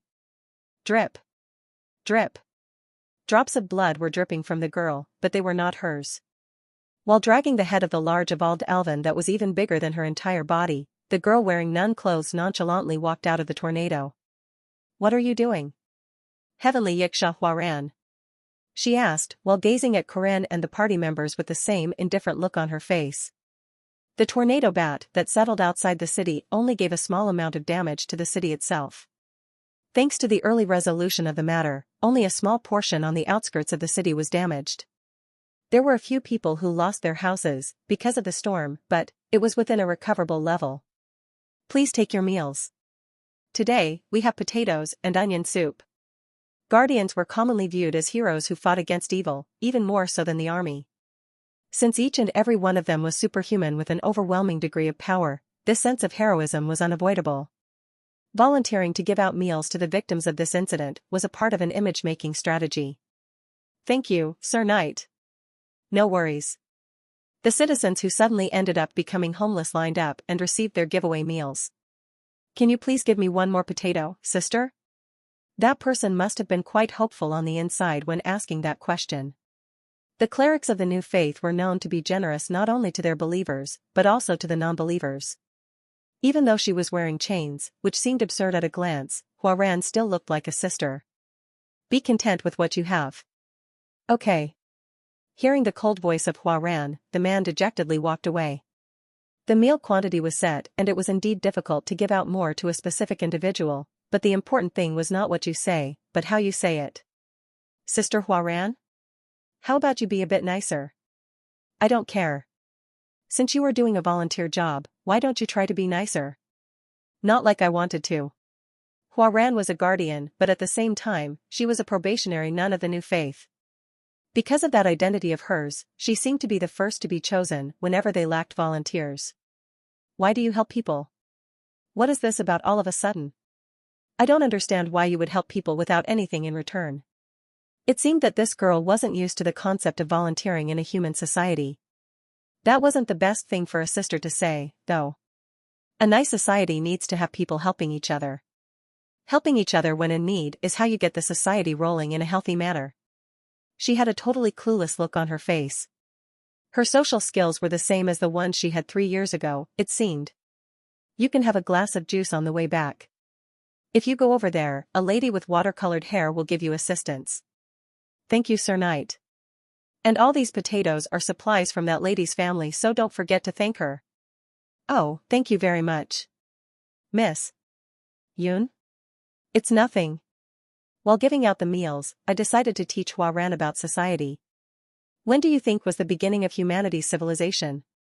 "You are talking like a professor." "Anything is fine, so please give me an answer." Looking at her sharp and uncooperative attitude, it seemed that even though she was okay with listening, she was not going to actively participate in the conversation. This is something I heard from somewhere, but apparently, the first discovered trace of civilization was when they discovered a broken leg bone that had signs of recovering back to one piece. As if she wasn't interested in the topic, she continued placing boiled potatoes on giveaway plates, but her ears were pointing in this direction. In a barbaric society of the survival of the fittest, a broken leg is the same as death. That means you cannot run away from danger, nor can you drink water or hunt for food. That was the same even for a society of animals. A wounded beast was nothing but easy prey for other predators. But the sign of a recovered leg bone means that someone was helping them until they healed back up. Helping people out when they're in distress. Apparently, that was the beginning of civilization. So in the end, it's because humans are weak. So you were listening from the start, huh? Be quiet. Her ears were slightly flushed. When you look at her like this, you wouldn't imagine her as anything other than a cute little girl. You're not wrong, but in any case, helping each other out was one of the survival tactics of humans. In a way, what we're doing now is similar to that, right? I think that was quite a logical explanation as to why we should help people who lost their houses from the tornado. That means nothing to me. No one is going to be helping me anyway. I can help you, I replied. Hua Ran turned and looked at me with her crimson eyes, for the first time in a while. Don't say random things in your mind. You're weak. She said with a cold gaze as if she did not need my help. However, I did not miss the faint quiver in her eyes. Now that the food distribution was over, I gave soup to the last person standing in the line and gave one of the leftover potatoes to Hua Ran. We'll see. Her piercing gaze was very cold. You know, even though I look like this Appa is quite worried about you, so please don't look at me like that. In the empty plot of land next to the food distributing tables were kids of the families that lost their houses energetically playing around with themselves. It seemed that kids had the positive power to safely pass through this depressing turn of events. Guys. This sister here is saying she'll be playing with you guys. What are you? Hua Ran, go play some soccer with those kids. Make sure to hold back. Sister. Are you playing with us? Wow. Look at those chains. They're so cool. You. Well then, see you later. Bidding farewell, I left behind Hua Ran, who soon got surrounded by the kids. Her nun clothes were definitely effective at closing the distance with kids. I was drinking instant coffee on a bench when Master Aaron came up to me. Are you doing fine? She asked. Yes, of course. Master Aaron sat on the bench. I offered coffee to her, who was wearing the mask of the young man called Chairman Ariu. Seems that you are a very considerate young man. I hear that often. Hoo-hoo. Even though the fake body created with a rune stone did not need to eat anything, there was the necessity to disguise it as a real person. Hua Ran. She turned to the empty plot of land in the middle of her speech. On the field was a girl wearing nun clothes kicking a ball around with kids from families that lost their houses to the tornado. It was evident that she was involuntarily forced into playing with the kids, but she seemed quite intrigued by the sport itself. On top of that, she was also holding herself back just fine. How much do you know about that child? I heard she was a living Jiangshi. Just like Marie, Hua Ran's exact identity had also been announced to the public even though it was actually possible to hide their traits. My Master Aaron was the one who disclosed their identities without hiding them. Although it was partially because she wanted a transparent academy, it was also probably because she wanted those who were viewed with prejudice as demons to commute to the academy with pride. Beasker, who received half of his genes from a giant, a demonic beast. Vampire Marie Dunereff. Living Jiangshi, from the eastern continent, Hua Ran. The three of them coming to the academy without hiding their identities was because of my master's conviction that demi-humans should also be able to study as students. When I was bringing that child from the eastern continent, there were many objections. In fact, there are still a lot of people that are not happy with her. Even when Marie became a vampire, Master had to visit the Tower of Mages, the Old Faith and the royal court to prove that Marie was a safe existence. Considering how the heavenly Yiksha had destroyed one of the castles of the eastern continent, it was hard to imagine all the objections she would have had to face during the admission. She hurt many people and made big mistakes. Both Clara and other professors called her dangerous. Master said while composedly gazing at me. It appeared that she was asking me for my opinion. Oh. Look, she scored a goal. We turned to Hua Ran, who kicked the ball into the goal post. She had an annoyed look on her face, but her lips were in a faint curve. Is it important that they're pure humans, halves, or demons? As long as they can help people, worry about them and laugh together. Looking at how she was carefully controlling her power so that the kids wouldn't be hurt by the ball she kicked, it was safe to say that her innate personality was definitely quite good. Then that's more than enough. That was all there was to it. You are quite a sentimental child for Valtazar's disciple, aren't you? Hoo ha ha ha. I am your disciple after all. Hugh. After a long stretch to relax my muscles which became stiff from standing up the whole time, I turned my gaze to Hua Ran. Aren't you tired? Not really. During lunch, we gave away meals and in the afternoon, we had to remove the remains of the buildings that were destroyed by the tornado. It was a purely physical job, so Marie wasn't with us and we had to do manual labor for hours on end. Should we go get dinner? Sushi. We were now close enough to discuss the dinner menu together without reserve. It was quite the progress compared to the last iteration. Let's go. Is it okay? If you're talking about chairman and senior professor, it's okay. I told them we might have dinner outside today. They were probably confident anyway that they could immediately locate Hua Ran as long as she stayed inside the city. So, let's go get some sushi. Ah. Like that, we decided on the menu, but Hua Ran let out a short lament. What's wrong? My wallet. I didn't bring it. Don't worry about it, buddy. I will buy it. We usually split our bill when I was eating with Hua Ran. It was great that she wanted to pay for herself, but I got to save all my property, thanks to her. Hugh, thinking about all those gold coins that I could have lost because of that tornado bat still gave me goosebumps. And by the way, the half-destroyed corpse of the tornado bat was to be split equally to everyone that was there, including Hua Ran. Professor Dana, who was short on money, was in tears after seeing the smushed corpse of the bat. Okay. Let's go. I will buy you the most expensive otoro. One otoro is the fattiest portion of the tuna, found on the very underside of the fish. This cut is fatty almost to the point of falling apart and can literally melt in your mouth. Out there. Otoro. Been a while since I've last been to a sushi restaurant. Let's go here. That irashimasu too. Irashimasu means welcome to my shop/restaurant and is just one of the many formal Japanese ways of politely welcoming new customers. We are closed for today. Hua Ran and Corinne returned to the special dormitory and walked into the dark building. No one's here. Josephine was probably still working, and Marie said she would be meeting her friends after the volunteer work, so she would be home late. Hua Ran was greatly disappointed by the sushi restaurant that was closed for today and felt like immediately going to sleep in her room, but was stopped by the boy. Let me cook something for you. She was stopped from having otoro, so would his dishes be able to make up for that disappointment? Hua Ran wanted to turn him down, but I should probably make a bit more for Senior Marie and Lady Josephine while I'm at it. Without even waiting for her reply, Corinne headed to the kitchen, and it was too late for Hua Ran to say anything. Huh. Hua Ran didn't bother following him into the kitchen just to turn him down. In fact, it was also true that she was hungry, and so it would be a fairly logical choice to wait for him to bring something that could satiate her hunger. If he was going to cook something, then there was no reason not to wait. Meat. She whispered to herself in an inaudible voice. Last time it was terribly disappointing when he cooked nothing but a bunch of fried odon, stir-fried anchovies, and spinach. It was because he had the habit of cooking side dishes in large bulks due to living alone for a long time, but Hua Ran had no way of knowing that. Since she couldn't have otoro, he had to cook something that was at least about 40% as delicious as otoro otherwise. Maybe 30% is okay. He wasn't a professional chef, so she decided to be more lenient. Unconsciously, Hua Ran was more magnanimous with Corinne today, and frankly, it was because the words of the boy had shaken her heart a little. I can help you. It sounded like a promise that he would help her whenever she needed help, but she was most likely assigning too much meaning to a random sentence he threw out. She was a living jianshi, a being closer to a demonic beast that was created from a living human.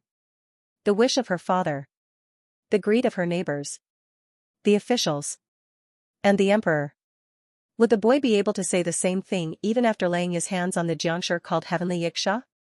The monster that everyone wished to control to satisfy their greed? Nonsense. Hua Ran knew, because she knew of her innate evil nature, she all the more denied the words of the boy. Oblivious to her internal turmoil, Corinne continued cooking inside the kitchen. Hua, you are a monster. If he knew about her past and her true nature, would he be able to show his back like what he was doing right now? Stupid. Letting out a ruthless remark, Hua Ran stayed alone in the darkness. Her eyes were fixed on the dazzling back of the boy inside the bright kitchen. Give it back. Hua. Give me back my body. Ugh. Her head throbbed in pain. It was here again. It was still flailing around without giving up. Be quiet. This is mine. This is my body. She knew better than anyone else how this was not her body. I will not give it back to you. If you knew about this, would you still help me? Inside Merkava City was the Guardian Academy, and thus it was comparatively safer from demonic beasts than other cities. Safety attracted more people and more people led to the prosperity of the city, but not everyone received the benefit from that increased prosperity. There was a slum in every city, and there was a gang reigning over the anarchic streets of Merkava City. Black Star Group. A group of gangs that increased their size in the backstreets through power and violence. Their main source of income was illegal circulation of moonshine and slaves, and no one cared about the ingredients of their low-quality alcohol. There were some who complained about the trash taste of the alcohol, but no one really cared about it. Those idiots would be dealt with by the members of the Black Star group that always stayed in those bars. Quack. But this time, it was a bit different.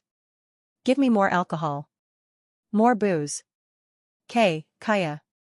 Oh dear. Sir, please ee. The storekeeper ran up in a fluster. He couldn't do anything even though his employee, Renya, was being harassed by a drunk customer. You fucker. You're calling this alcohol? The drunk customer creating a ruckus looked a bit old to be called a boy and a bit too young to be called an adult. But the reason he couldn't lay his hands on him was that he was a student of Merkava Academy. Although he wasn't wearing a uniform, it was obvious that he was a superhuman, seeing how he flung away muscular giants with one hand. No matter how buff a person was, they still couldn't stand a chance against a single grade 5 knight, and that was just how things were in this world. Damn it. What the hell is the Black Star group doing? They're only on time when they're coming to take protection fees. This bar was buying moonshine from the Black Star group, and at the same time, they were paying them protection fees. In the back streets, protection fees were given mainly due to violence than logical business relationships, but in any case, the Black Star group had to do something because the storekeeper was paying a large sum of money as the protection fee. Who the hell is it that's creating a fuss at the bar, huh? They're here. It was the high executive of the Black Star group that the storekeeper used to call a son of a bitch, red-haired Dixon. Even though he wasn't an official former guardian, he was a former roaming knight who used to work as a mercenary. Besides, as if they heard news about him being a student of the academy, Dixon's brother, Luger the Crazy Hound, and the son of the Black Star group's boss, Ricky, were also here. Hugh? What now? The student with a ponytail turned to Luger and his brother with a twisted tongue. Behind them were dozens of Black Star group members lining up in a menacing posture. Fuck off from our business when we're still being. Shut up. I don't like hearing guys. Ignoring the words of the Black Star group members, the boy violently pulled Reina the employee deeper into his embrace. He was clearly a drunk sexual harasser. This bastard. Leaving behind the Luger brothers that had intimidating frowns on their faces, the son of the boss, Ricky, walked up while lighting his cigar on fire. An academy student, huh? Underage kids shouldn't come to a place like this. Who the hell are you now? Ricky Johnson. I am the future boss of the Black Star group. Oh, okay. Kid. Just leave if you're done drinking. I will be nice and pay for your alcohol today, so. Glug. It happened in the blink of an eye. The drunken boy suddenly picked up a bottle of alcohol and poured it over Ricky's head. Drip. The flowing moonshine wetted Ricky's waxed hair and turned off his cigar. Brother. This bastard. Lifting his hand, Ricky stopped his underlings. He was the only one in the group that was still keeping his rationality, but it didn't take long for him to growl like a beast. I've seen a bunch of people like you. Thinking you're something big just because you're a knight. I've seen too many of them. Using a towel that he received from one of his men, Ricky dried his hair and lit his cigar back on fire. He gestured to the Dixon brothers standing behind him as they walked up in response. Gooing. The long sword and spear in the hands of the two brothers vibrated. After noticing that was the unique reaction of a weapon resonating with the aura of a knight, the eyes of the boy underwent a quick shift. His opponents were knights. Ricky enjoyed seeing that change with an evil and crooked gaze. These guys are the crazy hounds of the north. They are infamous slave hunters, notorious for their name, Red Hounds. A mere student, Kajik. Bababam. Hua? It happened in the blink of an eye. The boy, who appeared to be having trouble standing up straight, suddenly smashed Luger and Dixon down with his bare hands. Since he had empowered himself with Shura, Ricky couldn't even see the thing that happened right before his eyes. I'm listening. Continue. What can I do for you, sir? You don't have to do anything. Because today will be your last day. Sir? One night. There was no need to wait until the next sunrise for the 100 members of Black Star Group to be demolished. In the game, mafia and gangs were just mobs that give experience points, and were third-rate evil groups that were supposed to be crushed during a quest. That didn't change even when it turned into reality, and if I were to line up all the gangsters that I destroyed in the last iteration, they would take up 25 laps around a sports field. Of course, destroying one gang wouldn't clean up the dense darkness of the slum, but it was still better than nothing. Is it here? Why, yes. Sir. After I made the boss of the Black Star Group someone who could only have porridges his entire life, Ricky brought me to the underground storage in the slum while being completely afraid of me who did such a thing to his father. The underground storage was damp with no ventilation. The disgusting odor and humidity of this area was something difficult to get used to. How could you lock people in a place like this, you fucking trash? Slam. When I smacked him by the back of his head, Ricky started shivering like a leaf and said sorry on repeat. Huh. What are you? Brother Ricky? I crushed all the guards that I saw on the way. Even though I was a nice guy, I wasn't nice to bastards like them. This way. Several cages appeared as soon as Ricky opened the door to the underground storage. There were a bunch of dirty cages as if they were smuggling animals. However, the ones they were smuggling weren't animals, but humans. Specifically, they were demi-humans. Open them. Sorry, sir? Open all the cages. But sir. We will be doomed then. You are already doomed, you idiot. The frightened Ricky started opening the cages one by one. Some left through the opened gates of their cages, whereas some blankly looked back at us without moving from their seats. At least there's not that many. There were roughly 20 demi-humans ranging from a dryad, which was a mixed blood with fairies, a dog beastman and a dakibi. Dakibi are legendary creatures from Korean mythology and folklore. Dakibi, also known as Korean goblins, are nature deities or spirits possessing extraordinary powers and abilities that are used to interact with humans, at times playing tricks on them and at times helping them. Legends describe different Dakibi in many forms and beings with 1,000 faces, and Dakibi often wear hanbok. Eheu. Seeing how they were from all sorts of different cultures, it seemed that taking them back home would be quite an arduous task. In this world, demi-humans were a target of ostracization.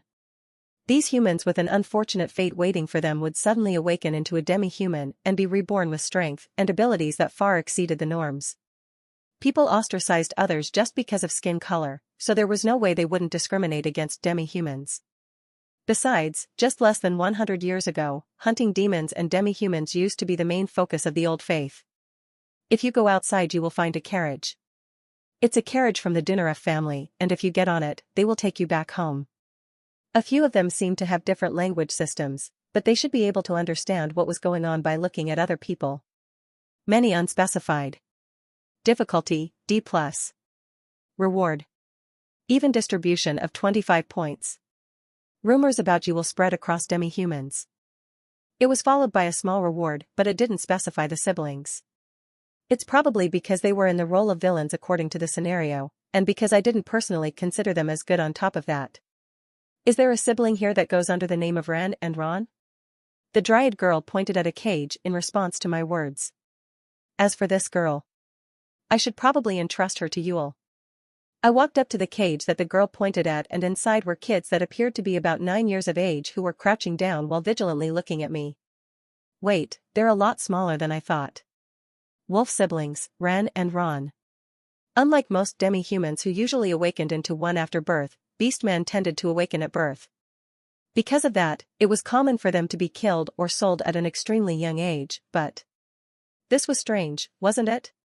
When I saw them in the last iteration, they looked like they were about 20 years old, which was twice the age implied by their current appearance. I did hear stories about how Beastmen had physical growth that accompanied mental growth, but weren't they still just way too young? Hi guys. Hike. Don't hit my brother. The girl shouted while trying to protect her younger brother. She was probably the older sister, Ren, but I will kill you, you bastard. She had a very different atmosphere from the one she had in the last iteration. She was a very big lady in a lot of ways with a husky voice. Was this little girl going to grow that much in just 1 year? Ren and Ron used to be villains working under the old faith in the last iteration. In an attempt to control the public perception, the extreme demi-human discriminators and the fundamentalists used the Wolfmen slaves to commit all sorts of ruthless acts, which even resulted in a political standoff of the first princess and the second princess. Looking back at it now, it used to be a lot of work. Originally, the wolf siblings were supposed to be sold to the Old Faith through the Black Star Group. They were powerful werewolves and difficult foes to fight against, and were both killed by Park Sihu in the last iteration. What I did now was save these unfortunate kids who would later grow to be an evil mid-boss. A bit different from what I thought, but, let's go guys. I carefully reached out to them, but the sharp claws of the girl slapped my hand away. Gee, go away. Leave us alone. And, Nuna. Because of all the things that adults had done to them, their wariness was on a different level. I couldn't leave them like this though, so. I took out a jerky from my pocket. Do you want some snacks? I'm not a kid. It backfired. Did she not like jerkies? Guys. Let's just quietly all leave. Leave us alone. Just let us go. Ren tried to strike the bars of the cage with her fist in a fit. It seemed that she was trying to be as intimidating as possible, but her hand was the only thing that was going to be injured. Hugh.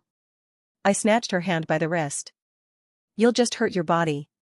Elle, let go. It's okay. No one is going to hit you anymore. You guys are now safe. When I tapped her on her back to relieve her, she slowly stopped writhing her body in fury. These children who always suffered from the persecution of adults instead of their protection were always vigilant of their surroundings. It was a very sad thing to see. What are your names? Ron. My name is Ron.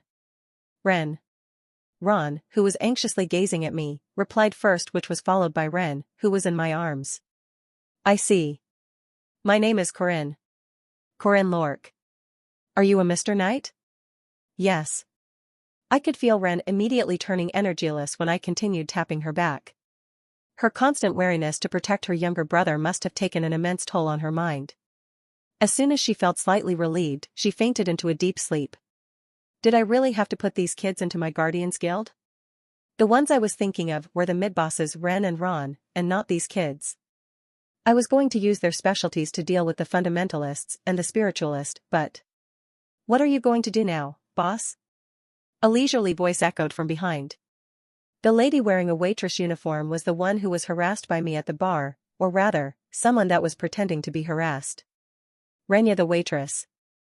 Even though she looked like a normal waitress of a backstreet bar, she was in fact an executive of the Intelligence Guild. Take them to my inn. And give them some food. Were you a philanthropist? Think of it as you wish. I received a great amount of help from Renya when looking for the organizational structure of the Black Star Group and the location of their underground storage. She was a great person to have a dry business relationship with, just like Doran, and it was therefore possible for me to be fairly carefree with her. Hugh. Thoughts muddled my brain because I unexpectedly came across these young kids. Hugh. All in all, I did something good, so I guess it was still worth it. On the eastern side of Merkava City, in one of the platform villages, a foreign beast landed on the landing zone of flying animals. The animal had a red beak and, strangely enough, it only had one leg, but it didn't give off the feeling that it had a disability since it had an exceptional sense of balance. Instead, its fluttering 8-colored wings gave its onlookers an auspicious sensation. It was called Shanyang in the east and was a bird that could only be mounted by the higher-ups of the society. Hello, sir. You must be from the east. Can I please have a look at your ID? The man wearing an Eastern clothing touched his long beard in silence after getting off the Shanyang, and the boy and girl that dismounted with him soon took out a golden plaque. It was a plaque with the emblem of a falcon and was the most well-known emblem of the East in this continent. I see you're from the Purple Hawk Academy. Yes, that is the case. I am Senior Professor Kong Ryan. They are my disciples. I am the Student Council President, Kong Yuhua. Jinhyuk is my name. Nice to meet you. Since they were already informed of the guests from the east, the landing zone staff immediately led them to a carriage. We at the Elrath Kingdom welcome you for your visit. We have the carriage prepared right here, so please follow me. Following the staff, the three got on the prepared carriage. Carriages were supposed to transport dozens of people at once, but this specific one had fewer seats and had fancy decorations inside, as if it was for VIPs only. Wow. The reception is quite good. Hyuk. Master hasn't even taken his seat yet. Jinhyuk nonchalantly sat down on one of the seats, which earned a reprimand from Kang Yuhua. Even though her sword was still inside the scabbard, the viscosity of her chi was enough to pressure Jinhyuk. Whoa. Big sister. You know I'm not good at fighting. Huh. Is that something a grade 1 knight is supposed to say? Certainly can to you, big sister. Stop. Cut the idle talk. The middle-aged professor made his disciples shut up with one sentence and gracefully sat down on his seat. He was sitting with a straight back that seemed to be showcasing the rigidness of his personality. By the way, master. Kang Ryan closed his eyes as if trying to have some time for meditation, but Jinhyuk spoke to him. Is it certain? Is that bitch really here? Yuhua didn't reproach him this time, because she too was here, because of the same reason as Jinhyuk. Yes. It is certain that the chairman of this academy has taken her. His Majesty guaranteed it. The two people turned silent in response. Even though it was a chilling silence, their eyes were burning with fury, so Kang Ryan looked at his disciples and clicked his tongue. How can you achieve anything big if you cannot even hide your hostility? It doesn't matter. As long as I can beat up that fucking bitch. Hyuk's very crude with his tongue, but I can't leave Hua, that wicked thing, alone either. Thinking of how Ran is still locked inside her, Master. No. Uncle. Is there really a way to save Ran before the end of the festival? Of course. Yuhua. I want to save my niece just as much as you. Listening to their conversation, Jinhyuk quietly opened the lid of the drink bottle next to him. Unlike those two people who were acquainted with the person in question, he had a different purpose. As the sole survivor of the pandemonium of the burning Moonlight Castle, revenge was the only thing in the mind of the boy. A month passed after the tornado bat incident. These days, the academy was bustling with noise. There are a lot of people talking about the festival. The reason the students were so hyped up was because of the upcoming festival. It's a big event that only comes once a year, after all. Hearing Corinne's reply, Alicia gave a concerned look instead of one of expectation. Parents and guardians will be invited as well, right? Yeah. Are your parents going to be coming? I think my sister will be the one coming. Even during her middle school, it was always her older sister whenever there was a parent-teacher interview. Did you see Miss Lunia during the holiday? No, I did not. She was busy hunting demonic beasts in the east. I had to come back when she was close to being finished. Just like Alicia, who wasn't really hyped up for the festival because she was still scared of Lunia, Corinne was also not interested, but he had a different reason. Including the last iteration, this was already his 4th festival. He was an experienced newbie who even attended the legendary festival that involved all the 4 great academies worldwide. By the way, shouldn't we hurry up and make our teams? Yeah. We need to sign up for the individual, double, and group events. You can only attend 2. Oh right. As expected of a knight, Jaeger preferred individual battles, whereas Lark wanted to participate in the doubles event. It was understandable because individual battles were quite difficult for a mage. Which one are you going to attend, Mr. Corinne? Asked Alicia. Doubles. By the way, you have to come with me. Yuek. What do you mean, Yuek? You're in my fixed party, remember? Alicia had no right to turn him down. What about the group event? A lot of things are random for the group event, so it's hard to tell right now. By the way, there were always at least 1,000 people participating in the preliminaries of the festival's group battle event. Out of them, only 4 teams of 4 people would be making their way up to the real stage. But wasn't everything random? Even if Mr. Corinne and I want to attend the doubles, the chance of us being chosen for the doubles is. We will have an announcement soon. Everyone above grade 2 can choose to participate in one of the events except for the group battle. Oh. Alicia was in the middle of thinking about how she had no other choice but to attend the doubles, but she suddenly thought of something and asked Corinne. Why aren't you going with Senior Marie? It's a bit weird for me to say this, but isn't Senior Marie the strongest? Senior Marie said she'll be going for the individual event. Huh? She's a mage though? Apparently she likes one of the prizes of the individual event. Mages were weak at one-on-one battles, because most battle mages excelled at slow, but strong spells that required time to cast. Well, I'm sure Senior Marie will be beating everyone this year. Unlike other mages though, Marie had the overpowered doggo, who could become the strongest bodyguard that offset the greatest weakness of mages. Besides, Marie herself was also physically strong enough to blow away random knights with her fists. Look. What is it? That was when the lecture room turned noisy. Look at those clothes. Is that the famous sage clothes of the East? You idiot. That's just what they wear in the East. Wow. Look at her, she's so pretty. Looking out the window, Corinne saw 3 people walking across the academy. Their clothes were proof that they were from the East, from the same homeland as Huarran. They're finally here. Taoist sage, Kong Ryan. Sword lord, Kong Yuhua. Trampling warhound, Sa Jinhyuk. They were the main characters of the third arcade, Heavenly Yiksha. Do you seriously believe what you're saying makes sense? Senior Professor Josephine of Merkarva Academy was flabbergasted by the request of the middle-aged man who visited from the East. I believe it is a rightful request as the child's direct kindred. Transferring a student of our academy to Purple Hawk Academy is something we cannot permit. As soon as Senior Professor Kong Ryan arrived as the judge of the preliminary group event, he immediately requested a meeting with Chairman Ariu and Senior Professor Josephine. The content of the meeting was that he wanted his blood-related kin, Kong Ran, to transfer over to Purple Hawk Academy. 1 year ago, we had ourselves a terrible tragedy. Unfortunately, the one at the center of that tragedy was my own niece. I am aware. In the midst of chaos when one of our castles was being reduced to rubbles, you took away my niece. Now that we are aware of her whereabouts, I believe retrieving her is the most natural measure for me to take. Student Huarran has special circumstances. I'm sure you are aware of that yourself. I simply want to regain my niece. Kong Ryan's argument was very reasonable because he really was Huarran's blood-related uncle, he was her father's older brother. As you know, there is a beast lying inside the body of that child, Ran. It is thanks to her that the body of student Huarran is still alive. And that was the wish of Chairman Ariu and his longtime friend, Mr. Kongyu, the father of the student. Humph. That is up to us to decide. In the first place, do you seriously think that that beast can learn social skills? Of course. In truth, Huarran spent her first semester without any problems.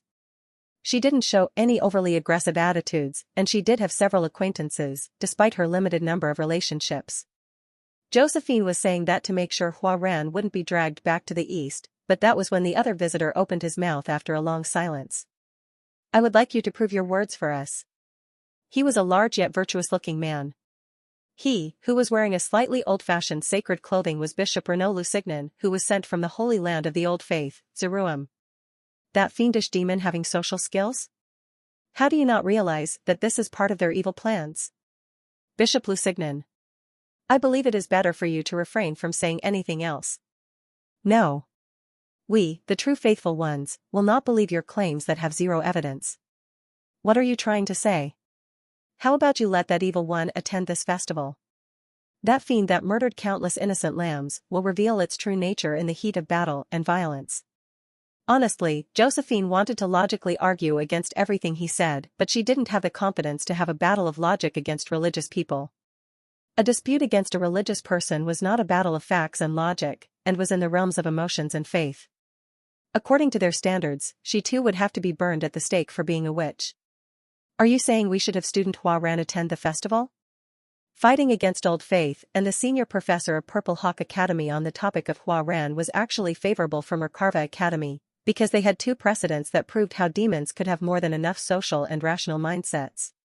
It would be great if she beat them in the argument by using that as proof and stopped them from coming up with worthless disagreements, but... Alright. I will ask student Huarran if she would like to attend the individual event this year. And, Professor Kong Ryan? What is it? Student Huarran will decide her residence herself. Things might be different in the Eastern continent, but here, her legal guardians are me, Chairman Ariu, and the great saintess of Chapel Xian. With that, Josephine encouraged them to leave. There was a reason why she was so cooperative with their request. Things really went the way he said. Josephine recalled the conversation she had with a certain boy a few days ago. Please let me decide the group dormitory of the students from Purple Hawk Academy. That's very sudden. Lady Josephine said with a cold gaze. She was in the middle of monitoring every one of Corinne's actions due to her distrust and was probably wondering why he was suddenly saying this. Is there a reason? The academy invited for this festival is the Purple Hawk Academy, right? Yes. It is an annual event. There are Valtazar's dogs hidden in this festival. Lady Josephine's eyes widened into circles.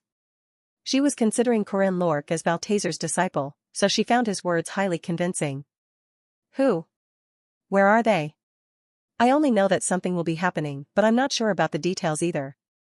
However, I can make a guess. You mean? Old Faith and Purple Hawk. It might be one of them, or it might even be both. It indeed was both. Because of their constant decline, the Old Faith was desperate to increase their influence once again, and a small portion of students along with the spiritualist of Purple Hawk were also working in conjunction with them. The keyword for both groups was Heavenly Yiksha, Huaran. This event concerned the turning point of the main scenario and the fate of the super-important named character, Huaran, which would later decide the future of the entire El Wrath Kingdom. Professor Josephine. I want to ask you to monitor the Old Faith. Then Student Corinne, you. There are newly constructed inns, or rather hotels, near the outskirts of the city. Please have the Purple Hawk students stay there. That place is the best place to monitor them for me. But how can I trust that? You don't have to trust me. Please continue doubting because that is the right way to take things. But whatever you do, my goal will never change. I will save the world. Josephine had also seen that pledge. After heaving a sigh, Lady Josephine turned to Corinne with a squint. By the way, I think there were stories about how new hotels were built in the outskirts with the investment of students. That has nothing to do with this. I heard how Student Corinne was the owner of the hotels who received the investment. That has nothing to do with this. Recently, there were talks about Student Marie moving fresh ingredients over to that place and running stalls. That has absolutely nothing to do with this. Obtaining more than 100 long-term guests.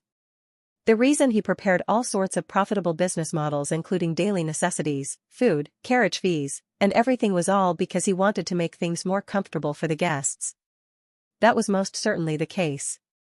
At the center of the academy at the festival venue were more than 1,000 students including myself. Everyone was looking around their surroundings, including Jaeger and Lark. There's so many of them. Apparently there's a bunch of fourth-year seniors as well. Can we even survive here? We were here for the preliminaries of the festival group battle event. Only 16 of these people would be able to survive. Starting from freshman students who participated out of curiosity, it ranged all the way to fourth-year students who wanted to add even one more line to their CV. There were about 1,000 students including the fourth graders, and that meant most of the diligent students had applied for the event. I guess Huaran is the only named character that is not participating in the group event. Apparently, she was only going to be attending the individual event. And as for Alicia. Mr. Corinne. I'm here. She was all the way over there in the middle of the crowd. Try your best to survive, Alicia. Nice to meet you everyone. I am the judge of this year's preliminary battle, Kong Ryan. The middle-aged man with a dignified aura said from the platform while gazing down at the festival venue. Who is that person? You know, he's the senior professor from Purple Hawk that came a few days ago. That's him, huh? I think I saw him the year before when we went over to the east. It's going to be disgustingly hard again. The first and second year students showed a contrasting reaction to the third and fourth year students. Is he famous? I think he was on Guardians once. He was like the greatest formation expert of the East or something. Taoist sage, Kong Ryan, he was officially recognized by the Alliance as a semi-unique grade mage, and was well known for creating unbreakable formations with unbreachable walls. The following battle is the preliminary stage to choose 16 brave guardians that will be attending the group battle. I wish you good luck. You will be disqualified on the spot if your epaulets come off, so keep that in mind. After saying that, Kong Ryan ended his dry speech. We will now begin. The content of the test is. I believe you could say this is the most important role of guardians. Save the citizens. Before the students could even process those words. Kugagung. The ground began to soar up. What's happening? The ground is moving. This is gonna be another hassle. Some of the students were confused, while others were somewhat expecting this to happen. In the blink of an eye, the ground finished changing into a structure. How does this make sense? Jaeger barely stopped himself from swearing but. Crazy. Lark unknowingly let out a swear word. As a mage who understood just how immensely difficult something like this was in principle, it must have been more ridiculous for him. Their reactions were justified though, because the festival venue that had 1,000 students inside had suddenly turned into a labyrinth. 8 formation drawings, 8 gates formation. It was a formation that was activated by placing down mythical articles that braced the laws of nature with the support of the user's mana. A well-constructed formation messed around with people's sense of distance and was as tough as an unbreakable fortress that could stand off against tens of thousands of enemies. In order to crush a formation that had already been activated, you had to destroy or remove the articles forming the formation, or brute force the formation. Of course, brute forcing and trying to find the weak points of a formation was as difficult as finding the pattern of claymore mines in a minefield. By the way, what does it mean to save the citizens? Maybe he was talking about those? Lark pointed at a place that had golems made of stone. There were sentences written down on the wall next to them. 1. You may command the citizens after touching them. 2. If you safely guide the citizens to the destination, you will receive 1 point per citizen. But needlessly destroying a citizen will result in -2 points per citizen. The rule itself was quite straightforward. Alicia was able to understand the rules of this preliminary event without much difficulty. All in all, this was about protecting the citizens. Following the fundamental purpose of guardians, which was to protect citizens in a land infiltrated by demonic beasts, their job was to guide as many stone citizens as possible to the safe locations. See, come this way. Miss Alicia. We have another citizen here. We already have 10. This should be quite enough, right? Right now, she was moving with other students. What she wholeheartedly realized during the hunting grounds prac lesson was that tests like these weren't supposed to be done as an individual, despite the academy not separating them into groups. Especially in a test like this, the most efficient method was to gather allies and assign roles. A demonic beast in front. A long hound. Hearing that, Alicia quickly raced across the labyrinth. Hounds had the tendency of calling their kindred, so it was best to deal with them as quickly as possible. Woof. With a thud, a long wound appeared on the longhound's body. Soon, the body of the longhound turned into stone and crumbled down. Phew. They were the stone warriors of formation experts. It was probably made to look like demonic beasts to make it seem more realistic. Since the stone citizens were also technically stone warriors, it was possible to see just how much effort and articles had gone into this formation. Phew. Everyone. Did you find the safe locations? I'm looking for them right now with my familiars. It's an 8-gate formation, so there should be an exit near this place as well.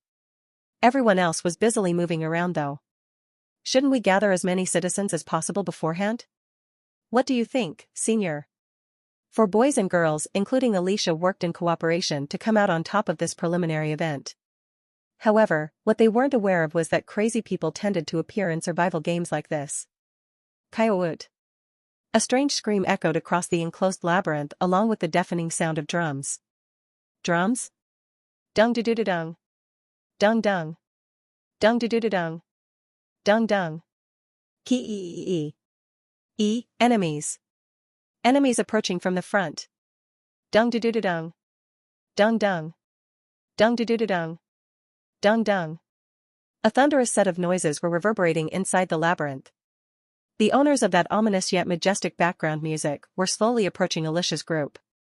And when they at last showed themselves, Alicia and others were struck speechless. What in the heck is that? Running across the ground were stone warriors that went by the name of stone citizens. After combining dozens of stone citizens together like the horses of a mock cavalry battle and riding on them, several students were striking their drums and harps, which they got from who knows where, like madmen. Dung du du du dung. Dung dung. Dung du du du dung. Dung dung. Dung du du du dung. Dung dung. Kyout.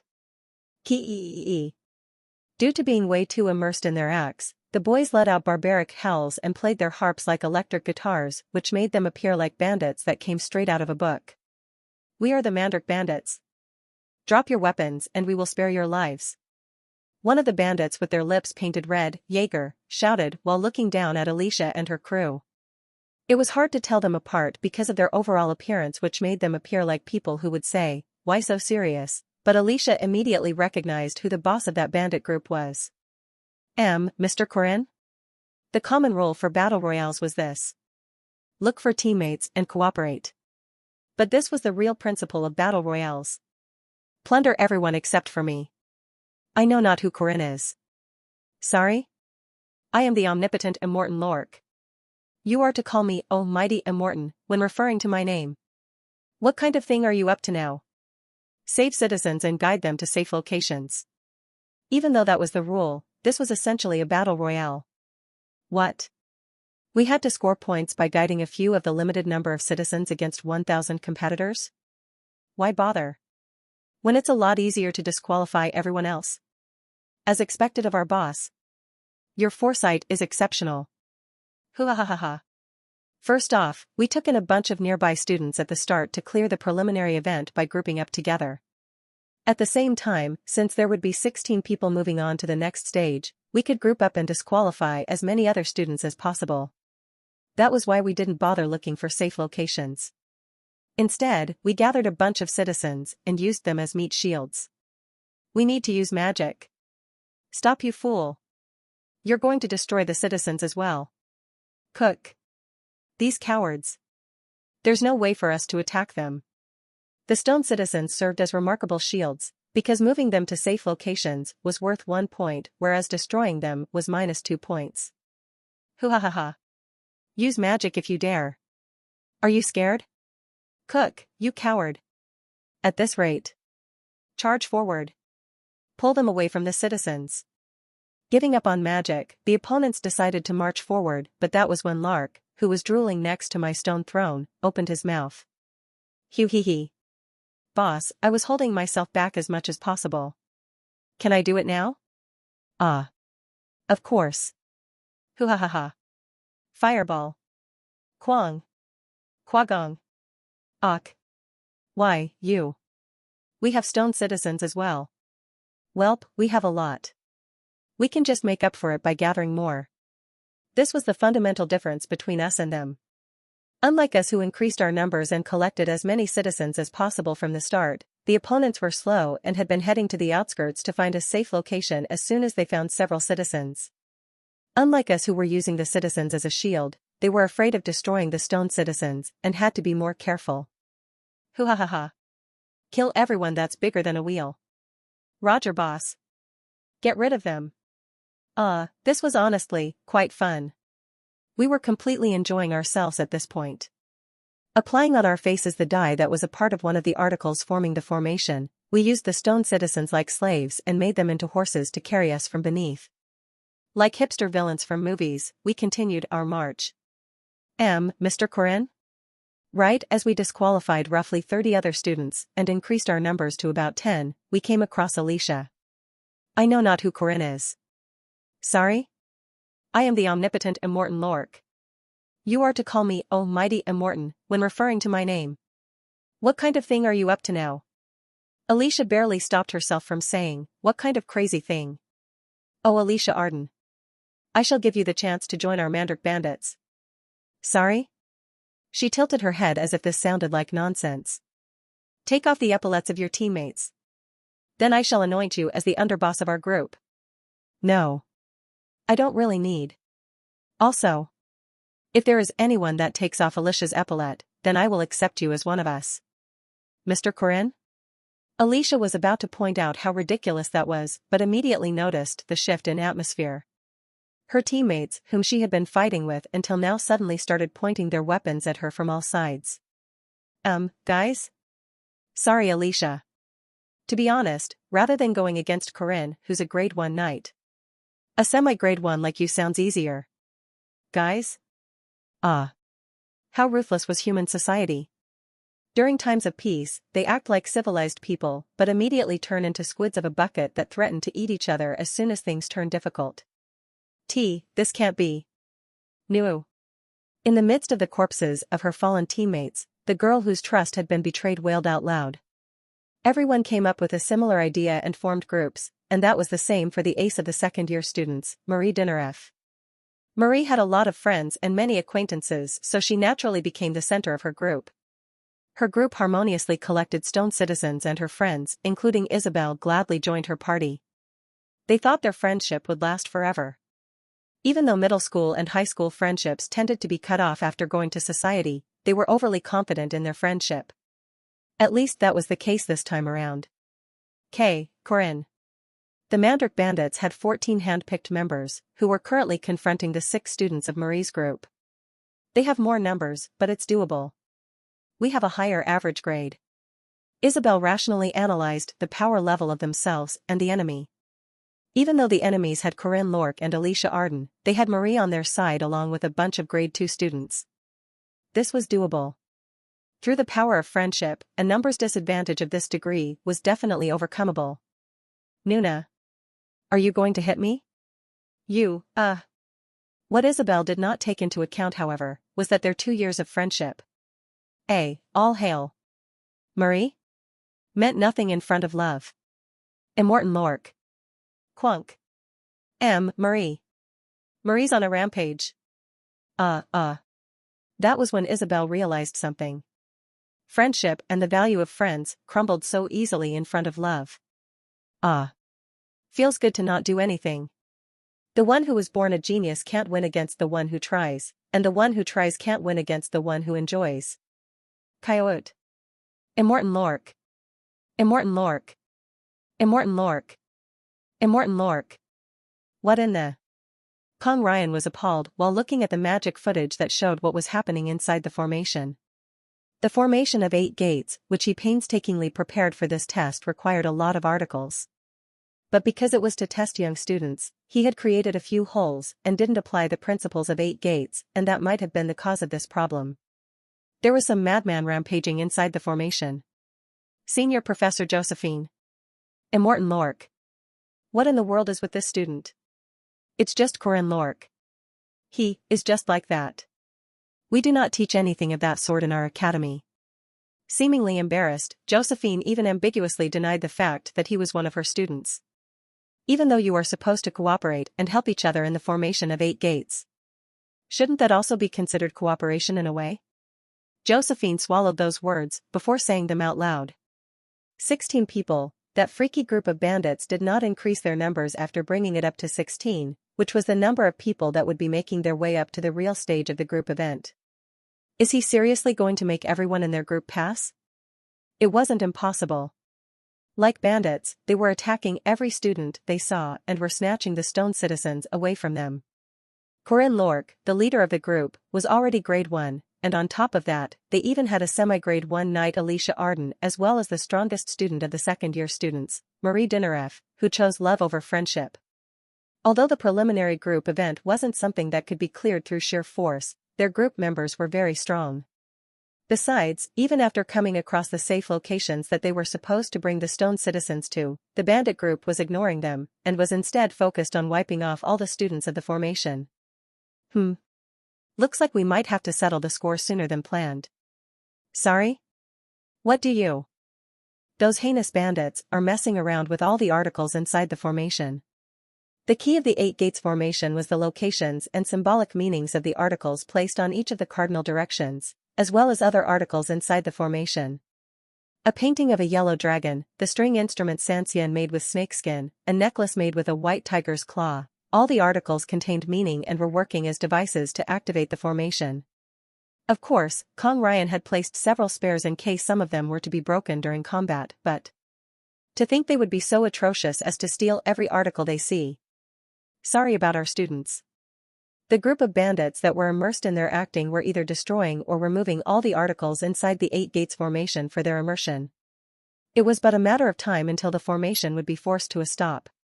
Therefore, Kong Ryan came to the conclusion that he had to end the preliminary event ahead of time after keeping the formation up for as long as possible.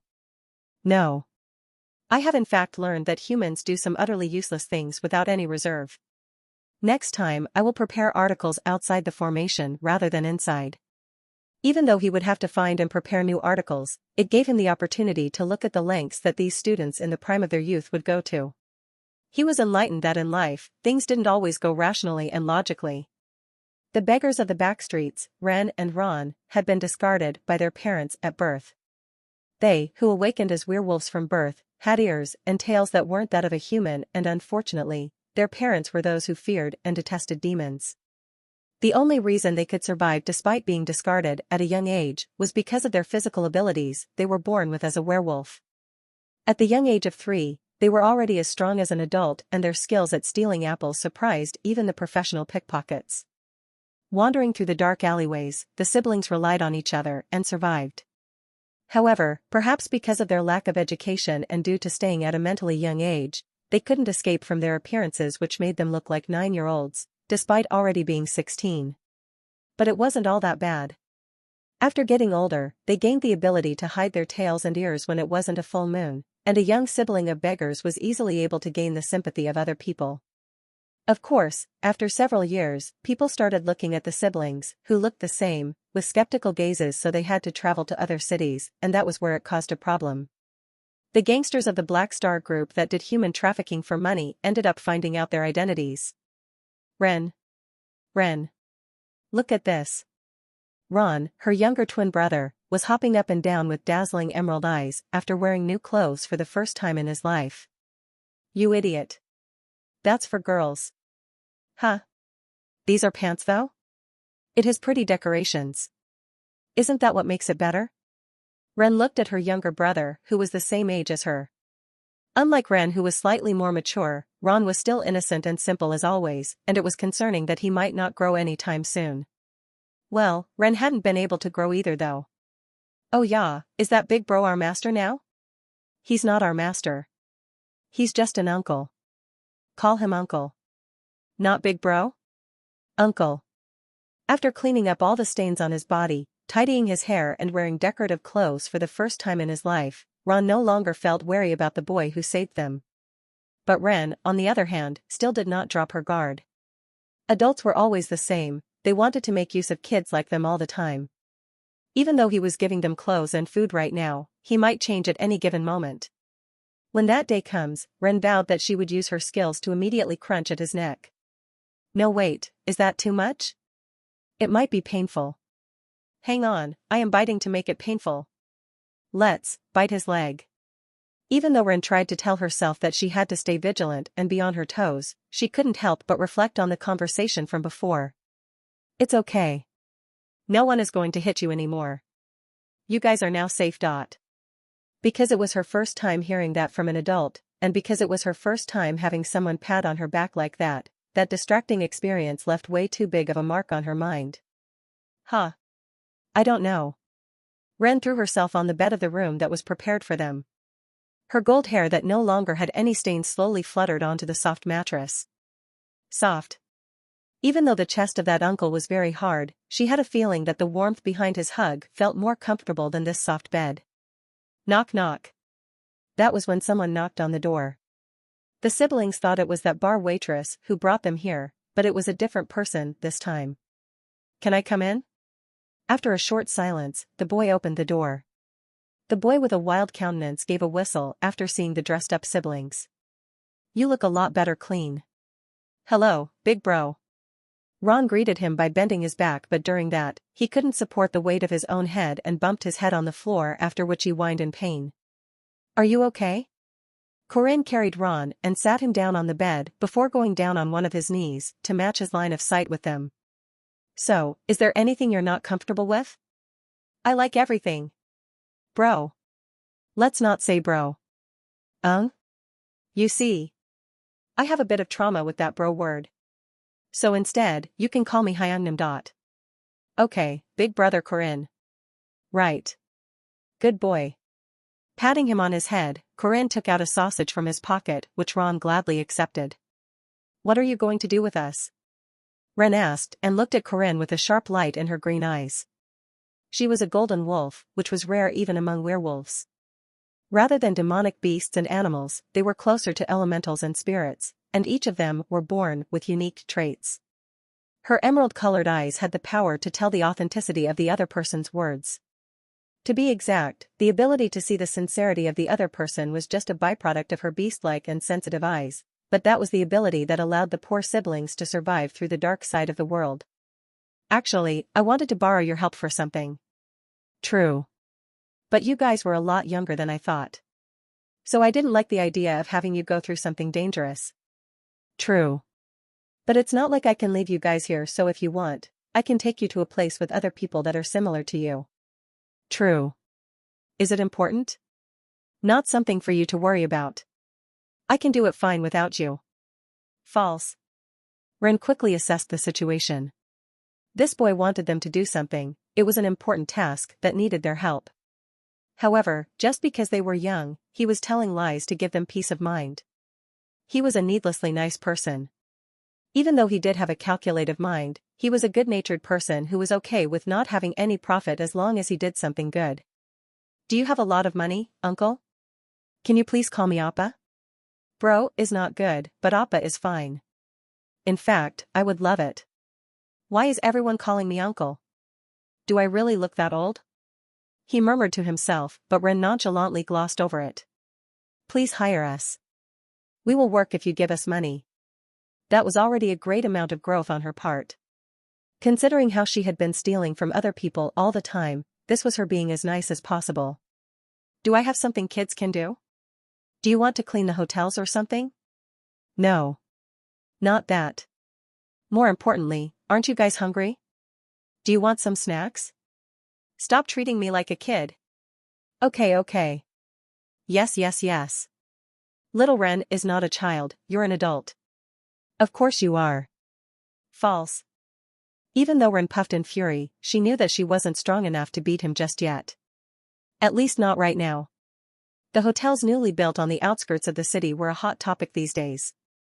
These buildings that were said to have been built with the investment of students looked like they were going to be destroyed by the tornado bat even before its complete construction, but they were somehow completed. What was more important was the set of rumors about this place. It was how all the 100 people from Purple Hawk Academy for this festival would be staying at this place. Does that even make sense? Foreign academies usually visited once every 2 years. Since more than 100 students and professors were entering at the same time, everyone in the industry was very much interested in their accommodation.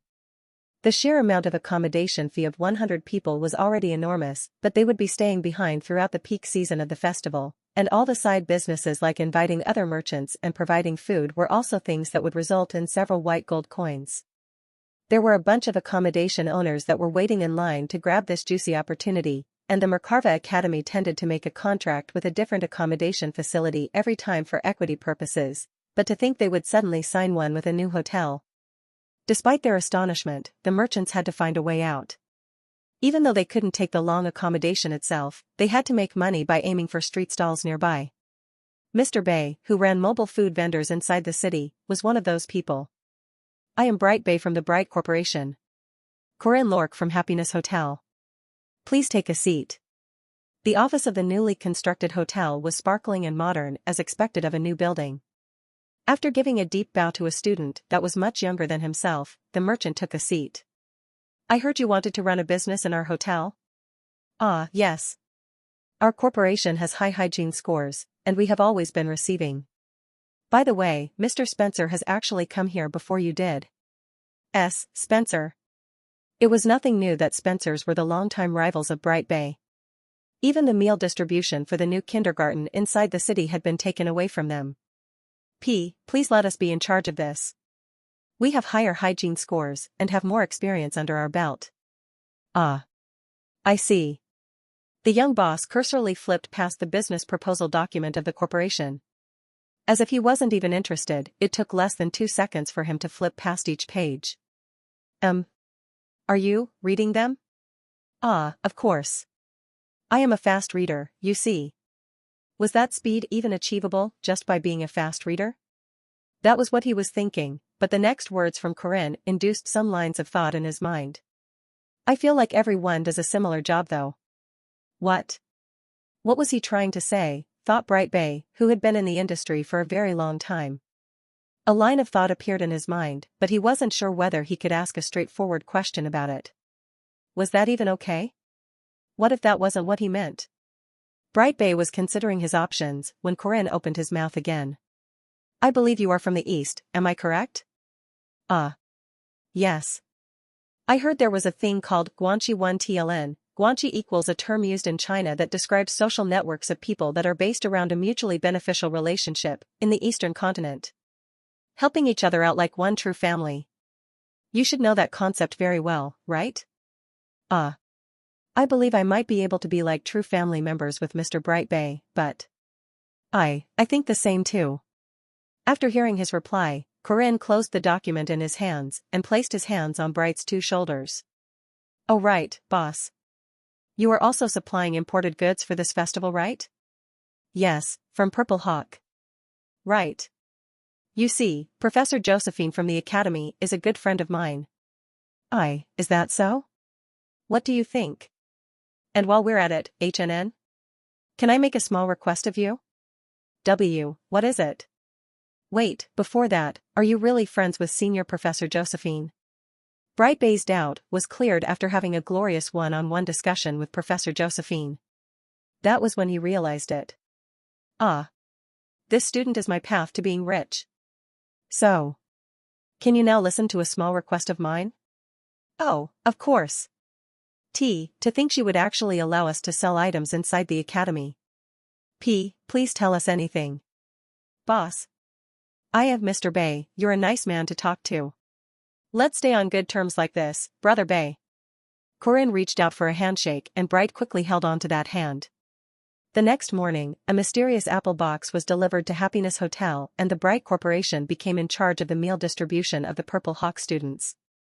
Even the people wishing to run carriages for a round trip to the academy, errand runners, tour guides, and other businessmen gathered at the hotel, which made for a good harvest of apples for someone. Now this is what I'm talking about. The hero who would later save the world had zero ulterior motives. I will use all of this for good things. He seriously didn't. Probably. Hyuk, my son.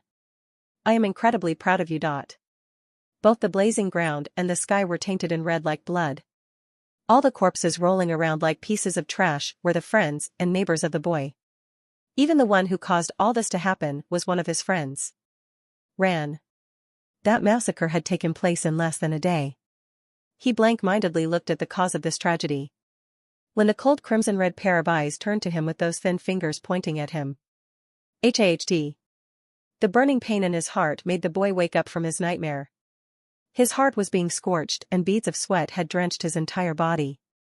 Fuck. His arms continued shivering with no signs of settling back down. The festival hall of the academy. This large stadium that was usually only used for prac tests and academy events was finally fulfilling its original construction purpose. Wah. Ayo. Why don't you just crouch and dive in? Just go in, smack him on the belly, and come back out. Don't even think about going home today if you lose to Purple Hawk. A friendly exchange festival of the two best academies worldwide, Merkava and Purple Hawk. A total of 200 students from both academies were at the stadium with a bunch of people filling the seats. The tourists bought casual drinks and snacks from wandering sellers while bustling with noise. Kuhum. Mr. Corinne. We might be bashed up by our seniors if we lose this. They probably will punch you. Actually? It was a friendly event, but it still concerned the pride of each academy. The younger students would be scolded by their seniors if they lost in their fights. On the commentary seats of the festival venue were Professor Edgar from the Magic Department and Old Man Heyman of the Night Department. Hello, fellow citizens of the Elrath Kingdom. An amazing battle is currently underway right as we speak. Amazing battle? It's just a talent show of immature kids. Please stick to the script, sir. By the way, recorded clips and commentary audios were also sold to the people outside, and a premium price was attached to more eye-catching battles. More importantly, Mr. Corinne. Yo. Mr. Corinne? This is doubles. We are doing doubles right now, right? Pabek. On the wide battlefield, Alicia was being pushed back by the fierce set of attacks of the two Purple Hawk students. Their teamwork is pretty good. As expected of twins.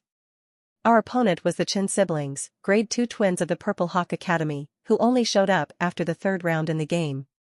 It seemed that luck wasn't on our side today, considering how we met them in the first round. Mr. Korean. Don't worry, you're not gonna die. We have non-lethalizing spells, and you have an HP bar as well. Ah, seriously. In this festival, all the students had bracelets that gauged their HP. It was over if it went below a certain level, and it was a safer method of telling the victor. First I need some distance. Alicia tried to retreat away from the attacks of the talisman mage, Lion, but something light touched her on her back. Kwang. After coming into contact with Alicia's back, the floating talisman immediately exploded like a bomb. It was an invisible explosion talisman. Kayet. Alicia's body was pushed forward by the smoke of the explosion. As if he had been waiting for it, Chen, the dual wielder, let out a sharp stab with his swords, but she dodged it by rolling on the ground. Oi. Alicia, you have less than half of your HP left. Whose fault do you think that is, huh? Whose fault? It's because you're not strong enough. Eek. Chen, the dual wielder, and Lion the talisman mage, Chen pressured Alicia while the trap of talismans limited her movement. Even though they were grade 2 guardians, their teamwork allowed them to fight on equal grounds with most semi-grade 1 guardians. How? Lion used the pebbles created from the battle and attached a talisman to it before throwing it at Alicia. I guess that was also a viable fighting method. Maybe I should try something similar later with runes. Mr. Koren? Can you please help me instead of just watching? Alicia was being very noisy for a while. She had exceptional burst potential, but was always subpar when it came to the fundamental and basic skills. Alicia. You're talented at coming up with tactics on the spot. Analyze the opponent and come up with a strategy. This is not funny. Are you seriously not going to help? At a glance, it might seem like I was teasing Alicia, and I really was teasing her, but there was a reason why I wasn't actively taking part. I knew it. There. There was a section in the seats that was designated for the students of Purple Hawk Academy, and on those seats were the 3 people that needed the most amount of attention. Senior Professor Kong Ryan, Student Council President Kong Yuhua, and the highest achieving second-year student, Sa Jinhyuk. I can't reveal all of my skills just yet. In this festival, the individual, doubles and group events were carried out in rotation, which meant that there was a lot of time for people to observe others. My plan was to hide as many skills as I could from them until the very end. Even if I were to step up, I had to reveal as little as possible. Kong Yuhua was the strongest student from Purple Hawk, but the trampling warhound, Sa Jinhyuk, was like a rugby ball that could bounce anywhere, so I needed to keep him at bay all the time. I might have lost in the last iteration, but things might not be the same this time around. This time, there was no Mr. Park to stop Kong Yuhua, but... You have my trust, Alicia. Stop talking to me. Even though she was true Alicia now, she was still very unreliable. Alicia. Can you not beat them without using the domain? I can't. I seriously cannot. Like, I can somehow win, but the next fight will be a problem. The one who responded to her words were the Chen siblings. It was understandable though, because it sounded like Alicia was certain that she could defeat them by herself. Oh, they're mad. You're in trouble now. Eek. Clenching her teeth, Alicia stood off against the emotional twins. I guess she'll somehow be able to defeat them. Alicia was the physically strongest student out of all the named freshman characters except for Hua Ran. She also had exceptional talents at the sword. Even though she had no experience and was having trouble, it would still be difficult for students of her age to beat her. Alicia. Who's the tougher one to deal with? Talisman.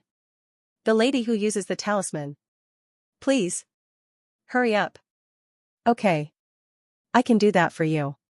She had the right to complain since I was making it sound like I was doing a favor, despite this being a doubles event, but Alicia simply shouted, "Thank you," on repeat with a brighter look on her face. Humph. This is doubles. As if I would do a one-on-one with you. Lion, the talisman mage, scoffed at me who finally decided to participate in the battle, before getting into the reactable range of Chen, the dual wielder. They were going to induce a 2v2 battle. That was the textbook approach, but there was no reason for me to be pulled into their pace. I recklessly marched forward to strike Lion. You fool. Lion had a wide smile on her face as if that straightforward charge was all according to plan, which was probably because of the invisible talisman between me and her. The explosion talisman was Lion's forte, which she had been using to harass Alicia the whole time. The way to counter it was to run away from the range of the explosion or approach before the explosion, and 6 ways of the spear. 4th style, spinning heaven. Ought. I sliced the talisman apart. The rotating spearhead of spinning heaven slashed through the talisman and cancelled its invisibility as well as its explosion. It was set with a reactive formula that made the talisman explode after sensing my approach instead of Lion activating it with a remote controller. Since it was automated, there was no room for her to activate it by prediction, which ended up giving me the upper hand. How did you see through the invisibility? It's a good idea, but you're abusing it way too much. An explosive spell like this was similar to Othello. You couldn't put multiple discs in one place, and she probably didn't have an unlimited number of them either. Whether invisible or not, working your way through it was not that difficult as long as you could see through the opponent's fighting style. Chen.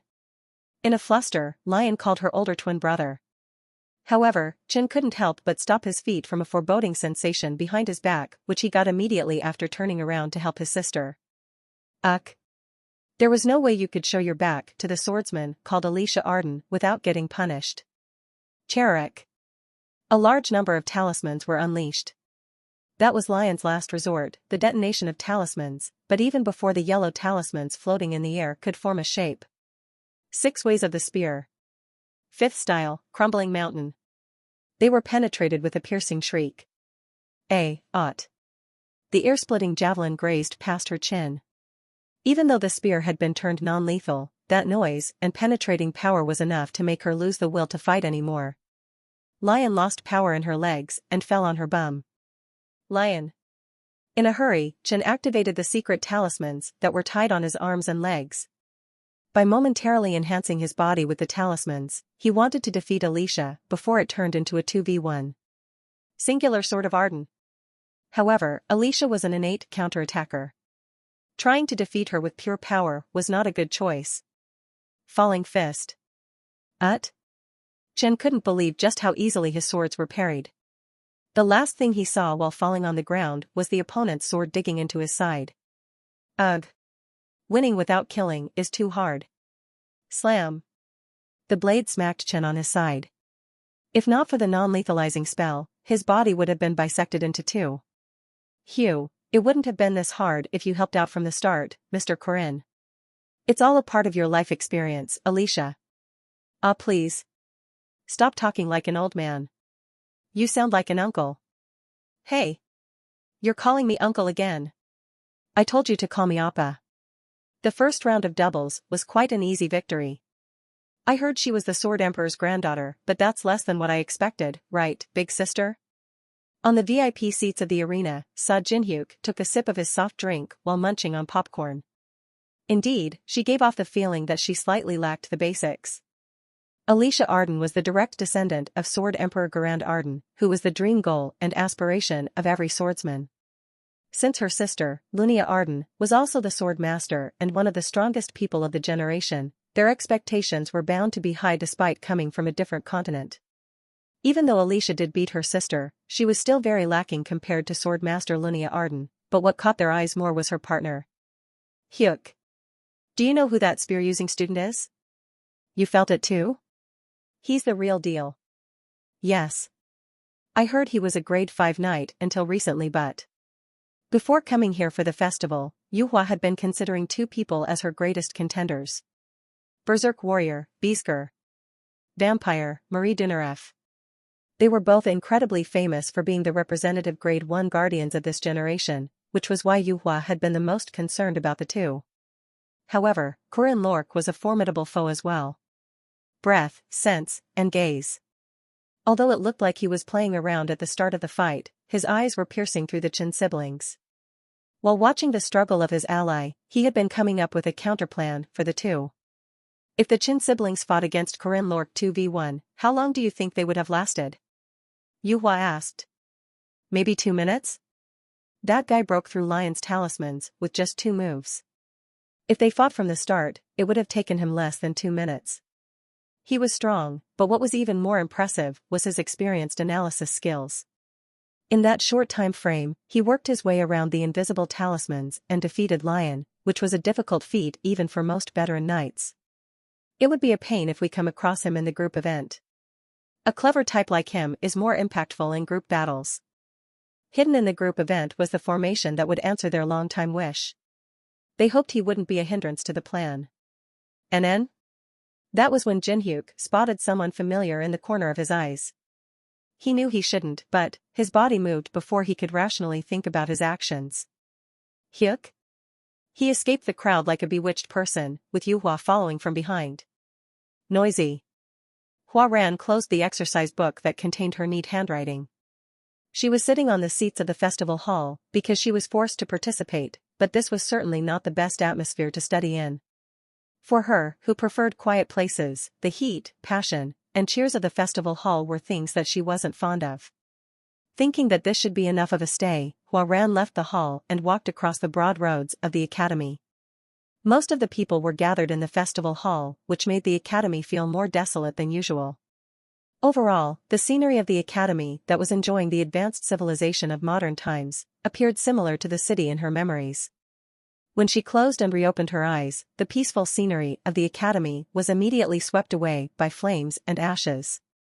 It overlapped with the scenery in her memories. The survivors were screaming, corpses were forming mountains.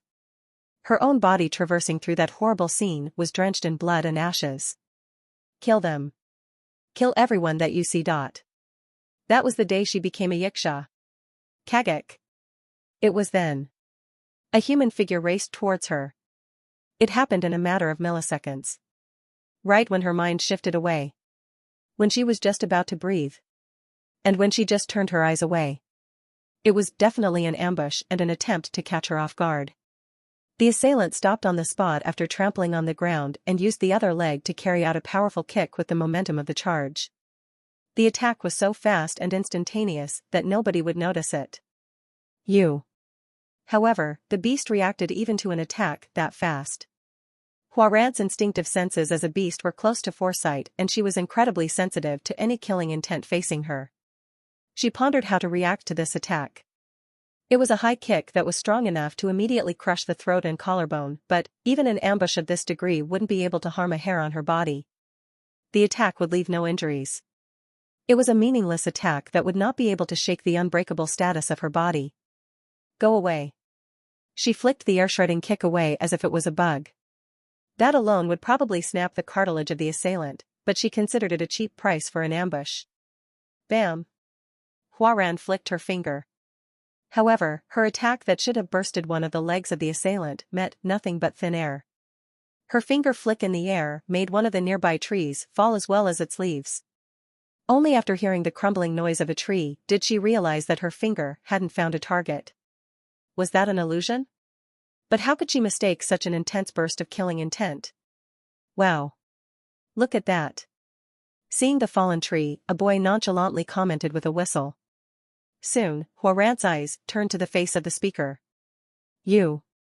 The person at the end of her gaze was a boy who had features that looked as ominous, or rather, as impressive as her own crimson eyes. His jet-black eyes were the standard color for anyone from the eastern continent, but his white and bleached hair signaled his inauspicious lack of melanin. Do you know me? He looked so memorable that it would be hard to forget after seeing once, but Hua Ran had no memories of that boy. But even so, for some reason, he felt rather familiar and... I will kill you. No matter what, I will definitely kill you with my own hands. Ugh. His eyes suddenly overlapped with a pair of eyes that used to glare at her through the sea of flames. It was from the tragedy 1 year ago, but she still couldn't remember him. No. It's your first time seeing me, sister. I see. Hua Ran was slightly curious about the boy, but she didn't feel the drive to delve deeper into his identity. Lassitude and laziness were innate traits of a Jiangshi, and her unbreakable Vajra body that made it impossible to get hurt by anyone also contributed to her tendency to observe everything happening nearby without taking part in them. After Hua Ran walked away while leaving behind the poor fallen tree, a girl wearing a martial uniform suddenly appeared next to the white-haired boy. It was such a silent and weightless land that it barely even reached the sensitive ears of the boy, but the boy immediately realized who that person was without even needing to turn around. That was way too reckless. But thanks to that, I was able to prove that Master's 8 Gates formation works in interpersonal fights, even against that monster. That doesn't mean you should have done this in broad daylight. The monster with an unbreakable body, the masterpiece of spiritualists. In order to seal that monster and save Ran, they needed to form the 8 Gates sealing formation, evil extermination. They needed to wait for the right chance before stimulating the Iksha. Although Yuhua was just as desperate about this plan as Jinhyuk, she persuaded her martial younger brother who was 1 year younger than herself. You should hold your breath and wait for now. As soon as we get rid of Hua, that evil thing, away from Ran, you can do whatever you want. I know that, big sister. I'm not going to ruin the plan or anything. The articles that were going to be used to form that phenomenal formation were due to arrive tonight by the hands of their collaborators. However, what they weren't expecting was that those items that should have been carefully smuggled into the city by their collaborators were sitting under the gaze of someone else. Carriage platform Tiran, which led to the eastern gates of Merkava City, was closer to a platform for commodities and items instead of one for passengers. A large number of the items entering Merkava City went through this platform of Tiran. Most of the things related to food entered through the southern gate, whereas the east was mainly for valuables and imported goods. Phew. This is from Zeruim, right? Why are those priests bringing so many things with them? One of the guards of the platform, Aaron, commented in awe while looking at the cross-shaped carriages entering the parking lot. A lot of goods that were imported through Tiran platform were those that came from the Holy Land of Zeruim, which existed on the eastern side of the kingdom. Dicto, his colleague, replied to his question. Maybe these are for the Templar Knights? I heard a few of them are visiting the city because of the festival. I guess bringing all the equipment in person would be quite a daunting task, indeed. One of my friends runs a bakery at Aton platform on the western side, and you know what? It's also insane on that end. Apparently there's a whole bunch of Redemption Knights. Oh, damn. The Templar Knights were the Old Faith's symbol of strength, whereas the Redemption Knights were those of the New Faith. It was obvious why the representative military groups of the two religions would come at the same time. They're still at it, huh? I guess there's nothing as eye-catching as the Academy Festival, so it makes sense why they would have a war of pride here. The religious revolution that happened due to the aftermath of the witch hunt 100 years ago led to the decline of the Old Faith and the rapid rise of the New Faith. The religious standoff divided the continent into two, which almost led to a war of religions. If not for the mediation of Biren, the previous chairman of Merkava Academy, this continent would have been swept away by a religious campaign.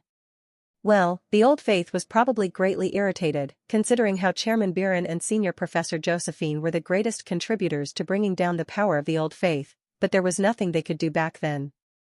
Anyway, do we really have to protect all these items? What kind of crazy person would touch the items of Templar Knights? I know, right? Let's just pretend like we're working and sleep in the office or something. Although the Old Faith was in a decline, their madness and rigidity was still infamous across the continent. Who would dare touch the supplies of the Old Faith, let alone the equipment of Templar Knights, considering how they were still one of the greatest powerhouses of the continent? Unless they were crazy or something. Oh. Aaron. What do you think that is? Dicto tilted his head and asked, while staring into the layer of dust in the distance. Under the dark curtain of night, they spotted faint shapes behind a cloud of dust. Are those horses? Right, dozens of people wearing horses were marching towards them. Guys, attack. This is all money. What? What are these guys? The ones that suddenly attacked the platform were some mounted bandits. They had more than dozens of men on their side. Ding. Ding. Ding. A warning bell echoed across the platform. A bunch of guards would soon be coming out, so the bandits themselves weren't a problem, but... Boss Ricky. Look at this. There's a whole bunch of goodies that look expensive. Good. That's exactly like what we heard. Take everything you can. These guys must be mad. The mounted bandits started stealing goods from the carriages parked by the Old Faith, ranging from expensive silk to porcelain with Eastern patterns and ornaments of jade, which were inside the carriage for some reason. Stop those bandits right now. Soon, the guards arrived, but the bandits did not bother wasting time like fools by trying to fight against them. After taking whatever they could, they got back on their horses for a rapid escape. Toss your oil bottles. Burn the rest. They'll have their hands full on turning off the fire, so they won't have time to chase after us. As expected of boss. Fellows, use your oils. No. The bottles of oil immediately drenched the carriages. Before long, matchsticks were thrown to the puddles of oil as a sea of flames devoured the carriages of the Old Faith. That day, all the 9 Old Faith carriages from Zeruam were burned down and quite a lot of items were stolen. By the time they realized that the culprits were remaining members of the Black Star group that was recently demolished by a student from the academy, the bandits had already long escaped to the north, away from their pursuers. Uncle. What's this pot? It's a small gift I got after helping out some friends that I recently made. It looks expensive. Take it to my office away from everyone's sight. It's a very valuable item. The expensive porcelain pot of an azure dragon became one of the decorations of the owner's office inside Happiness Hotel. Hotel Mamila. The safeness from demonic beasts achieved thanks to the existence of the Guardian Academy gathered people, and all that money brought prosperity to the city. At the center of that city was the finest and best hotel. Hotel Mamila had both a high status and an exceptional customer service that befitted its title as the best hotel in the city, and their suite room cost hundreds of coins for a single night. Even though Bishop Renaud Lusignan was sitting on a top-quality leather couch with a high-class wine that was over 80 years old in that room, his voice was filled with fury. Do you even hear yourself? Thud. He smashed on the side table, which made the wine fall to its side. It was a premium wine that cost several gold coins, but that meant nothing to him right now. My apologies. We weren't expecting mounted bandits to come to the platform. King. The bishop unhesitatingly threw his wine glass, which shattered on the forehead of the man, giving his report. The scarlet wine dripped from the man's forehead, but he remained still without moving a single inch. Useless. Aren't you the captain of the honorable chargers of the cross that follows the will of God? How could you not even deal with something so simple? Chargers of the Cross. They were religiously fanatical secret troops that destroyed the Old Faith's enemies while hiding in the darkness. Each of their skills was well below those of the Templar Knights, but these guys had no name or identity and were thus incredibly good consumables. Those things belonged to the pagans from the East. Find them at any cost. If you can't, then find replacements at the very least. Renaud gave the most natural order, but also added another sentence in case it didn't work out. Tell those black-haired guys in Kong Ryan to tell us about the path and schedule of their carriages from their academy. What do you? You fool. We have to buy time. Disguise your men as mounted bandits and steal the items from Purple Hawk, and we will have more justification even if we have to delay the plan. I understand. As soon as the captain disappeared, Bishop Renaud turned to the scenery of the city that he could see through the large window. There was nothing he liked about it, both the current situation as well as the prosperity of this city that turned away from the will of the god were detestable. However, what Renaud Lusignan knew was that gods did exist in this land. The time was nigh for them to at last show themselves and display their might. Everything for the advent of paradise. After all, he had personally seen God. Details about the group event were announced. 16 people from Purple Hawk Academy were divided into teams 1, 2, 3, and 4. And 16 from Merkava Academy were divided into teams A, B, C, and D. The following 32 students of the two academies were announced, along with the location of the event. Nazria. City? Alicia, who seemingly woke up too early in preparation for the group event schedule, asked with a yawn. Where is Nazria City? Near the center of the El Rath Kingdom was a dead city called Nazria. It was such a big thing that it always had several guardians in it. Marie, who appeared to know about the background history of that city, opened her mouth. Wow. Isn't this the one that's well known for being a city of undeads? A city of undeads? NN. Marie took out a pamphlet from her protective robe, which she prepared for the group event. Nazria was a big city that used to prosper 300 years ago. But it fell from its former grace. That's tragic. Why did that happen? A black mage summoned undead into the city, by using a large-scale black magic called Immortal Legion. AB, Black Mage? Immortal Legion. It was a grand spell that raised as many undeads as possible inside the magic circle as long as there was enough mana to support it. Well, that's an ominous event. The problem is that the spell still exists 300 years later in the form of a special barrier, I added. Yes. Nazria is still called the City of Undeads, because there is an unending number of undeads roaming around the city. How is that possible when it's from 300 years ago? If it's done at a miraculous timing in alignment with a special astrological shift, it is. Being a mage, Marie seemed knowledgeable about the undead phenomenon of Nazria, and continued on with her explanation. 300 years, 3 months, and 24 days ago, there was a super blue blood moon. It was an extremely unique lunar eclipse where a supermoon, a blue moon, and a blood moon all happened at the same time. Supermoon, a phenomenon that made the moon appear bigger than usual. Blue moon, which came every 2-3 years like a leap year. And blood moon, which made the moon appear crimson due to the instability of the atmosphere. All of that happened on that rare day, which was a rare occurrence that might not even come once every few centuries, and caused a supernatural phenomenon. When that happens, a unique wave of mana comes down to the earth. Any grand spells that are formed using this mana can forever be under the protection of the moon. So that means? It means the city called Nazria now has an everlasting spell that infinitely revives those undeads.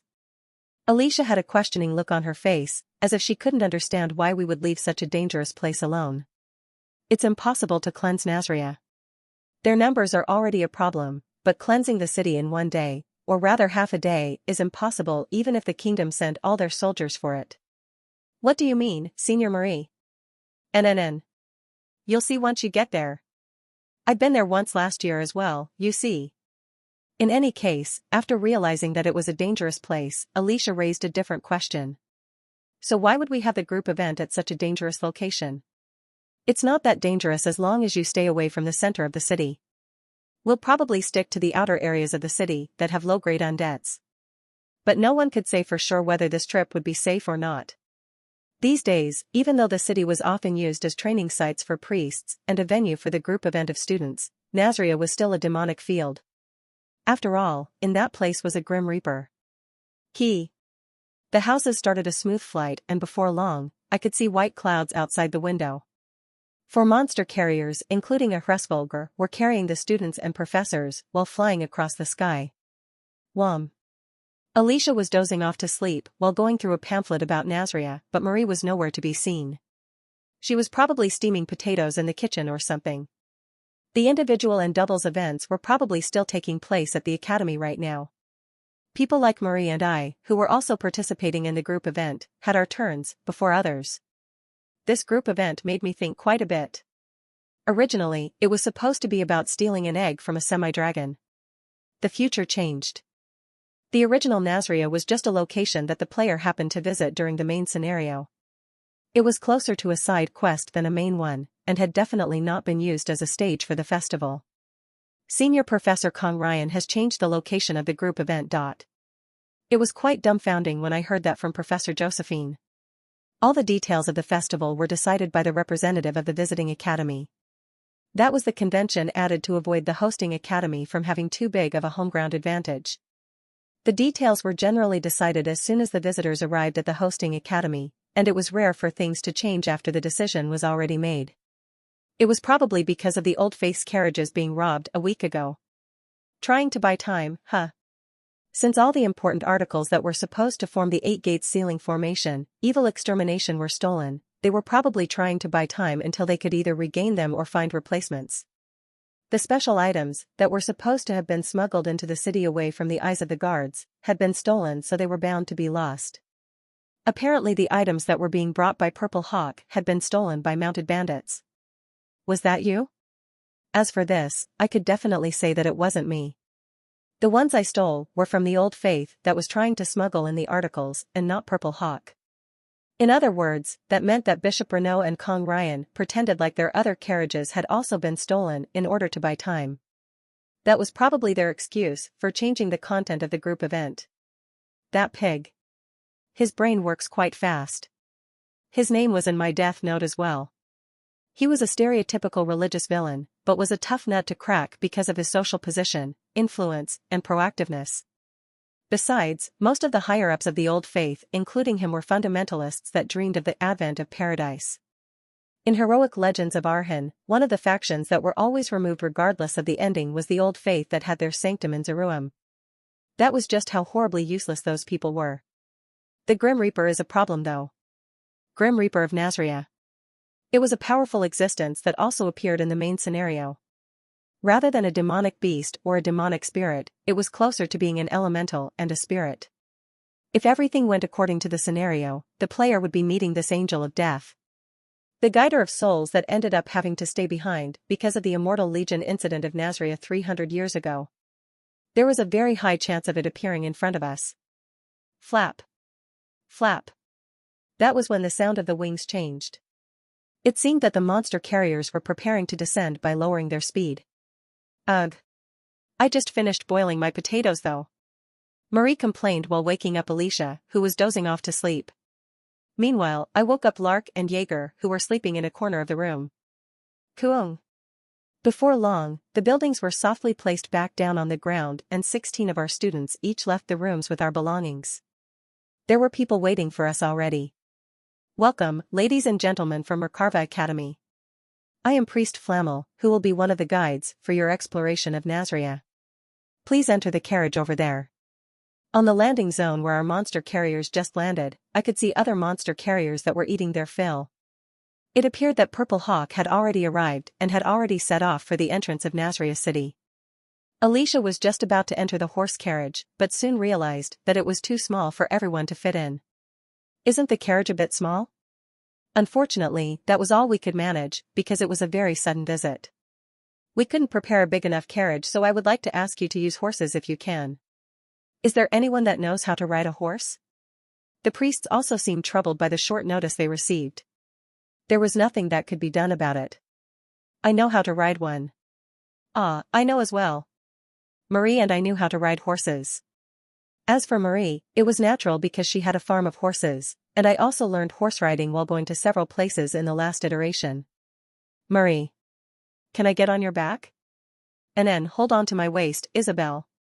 Isabel got on behind Marie, who was skillfully maneuvering the horse, while I also picked a random horse to get on. I turned to the students that weren't on the carriage. Jaeger. What do you want to do? You want me to ride behind a stinky guy? Ehew, please don't. That's not how we do things, and you know it. As expected of my buddy. Nodding my head, I displayed my wholehearted agreement with his opinion. Alicia.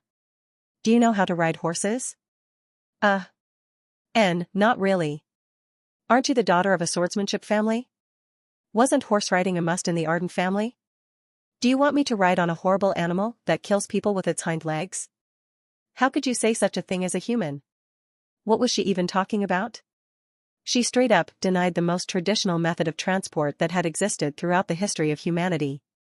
Just get on my back if you don't know how to ride one. You, no thank you. I can use the carriage. When I drove the horse next to her, who was slowly taking a step back, she went heek, in fright. My arm hurts. Hurry up and get on. Ugh. I had to carry a guy behind my back if not Alicia, and I didn't want to do that. Why would I let a sweaty guy hold on to my waist when I had better options? After getting on the horse, she immediately started shivering and displayed her urge to quickly get off the horse. Marie? What's wrong? I should have said I didn't know how to ride horses. I decided to depart before Alicia changed her mind. Go, G21TLN, G2, Red Hare, a famous horse from Three Kingdoms rode by Lu Bu and Guan Yu. Known to travel 1,000 li a day without getting exhausted. Mr. Corinne? Aguat? Trot. Trot. G2, the Red Hare, raced forward at a rapid speed. That sudden march was a bit cruel for newbies, and Alicia quickly wrapped her arms around me to avoid falling off the horse. Mr. Corinne. Wait. Wait.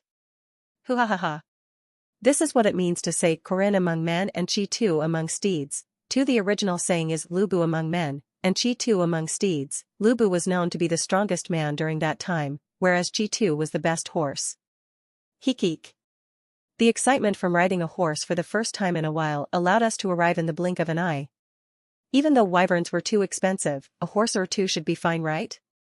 Now that I was earning a hefty sum of money, It seemed that the god of impulse buying had descended into my body.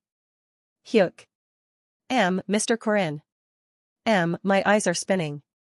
I feel super dizzy. Come on, if you run seriously, you're faster than a horse, you know that, right? I can't walk. Ehue, get on my back then. In the end, I had to carry Alicia on my back before heading to the Nazria encampment. A sister with the sign of a different patterned cross welcomed us when we arrived at the entrance of the city.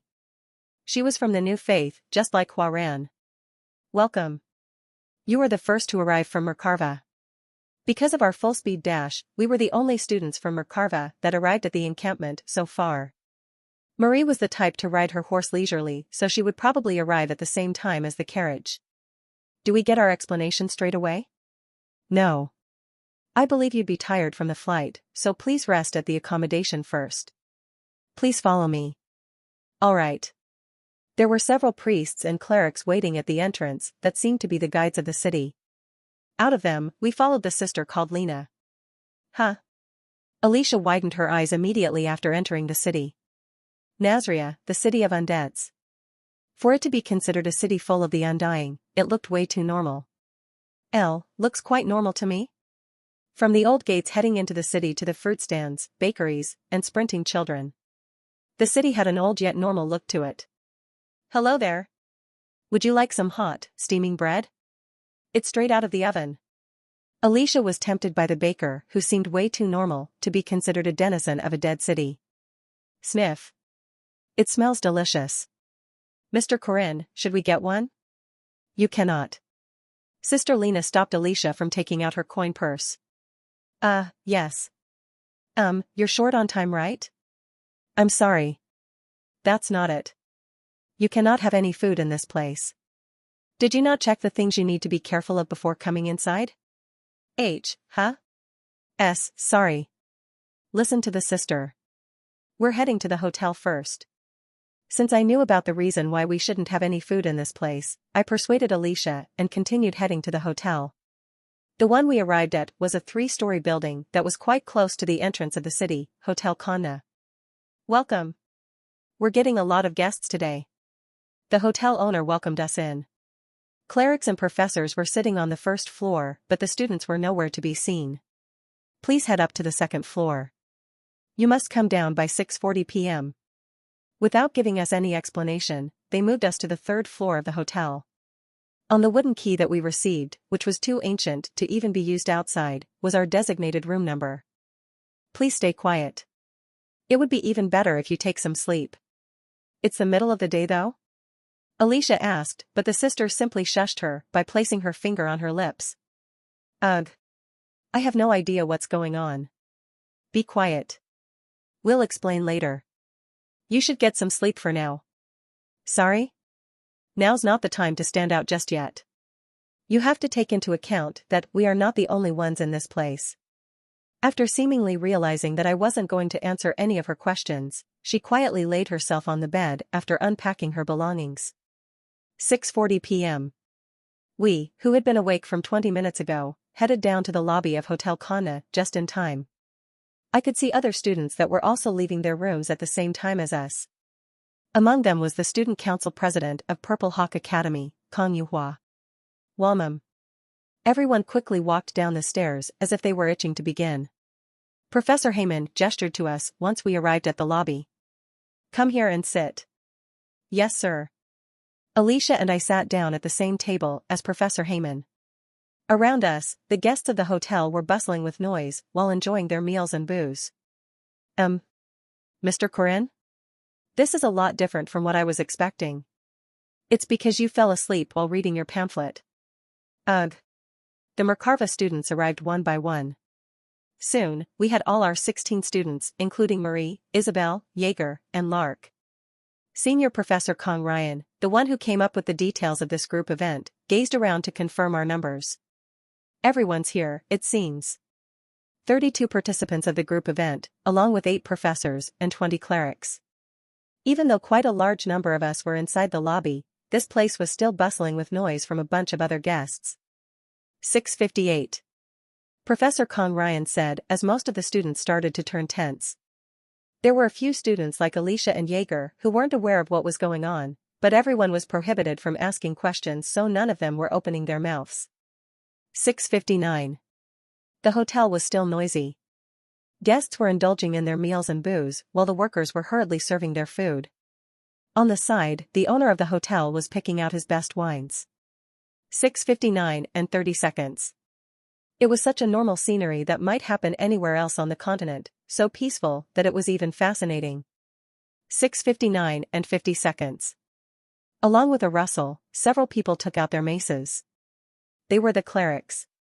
5, 4, 3, 2. What is going? 1. Begin. As soon as he said that, all the students including myself and the clerics took out our weapons. Kill everyone you see.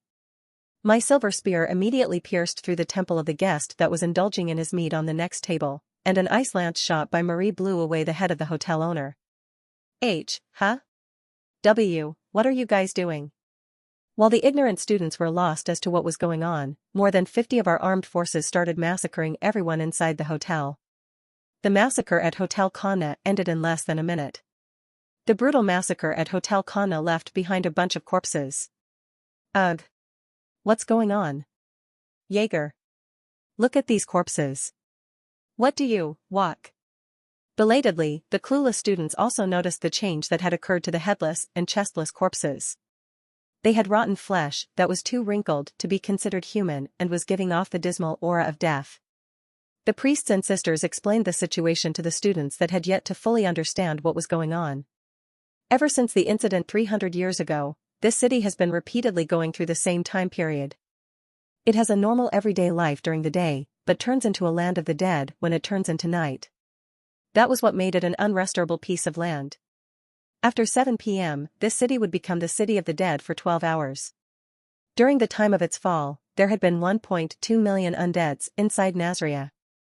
There were no knights, mages, religious groups, or countries that could cleanse 1.2 million undeads in half a day. What about during the day? Why don't they do it during the day, for example? You probably saw how normal the city looked. And this city has everything you would expect from a normal city, including defense troops, and the knights and mages of that time. In other words, doing anything suspicious during the day could make you get attacked by the people of the city. Of course, there have been multiple attempts to cleanse the city. Until now, there have been 30 large-scale attempts at removing the undeads from this city. However, they all failed. This city that regressed back to how it looked on that night was the proof. I will now announce the details of the group event. Kong Ryan's voice echoed amidst the undead corpses and gathered the eyes of all the students. The teams will be as follows, and each of the teams must collect moonstones. You have time until the third morning from now, and you may give up in the middle if you wish to. Purple Hawk Academy. Group 1, Kong Yuhua, Xian Zhou, Watanabe Jun, Ji Wenyoung. Group 2, Choi Sukmin, Han Jin, Jin Hua, Zhuge Sua. Group 3, Jin Harang, Li Hyundo, Young Sukwon, Kim Jong-un. Group 4, Ramli the Crocodile, Ok Chonghwan, Tang Jinsuk, Skiyama Zenjiro. Merkarva Academy.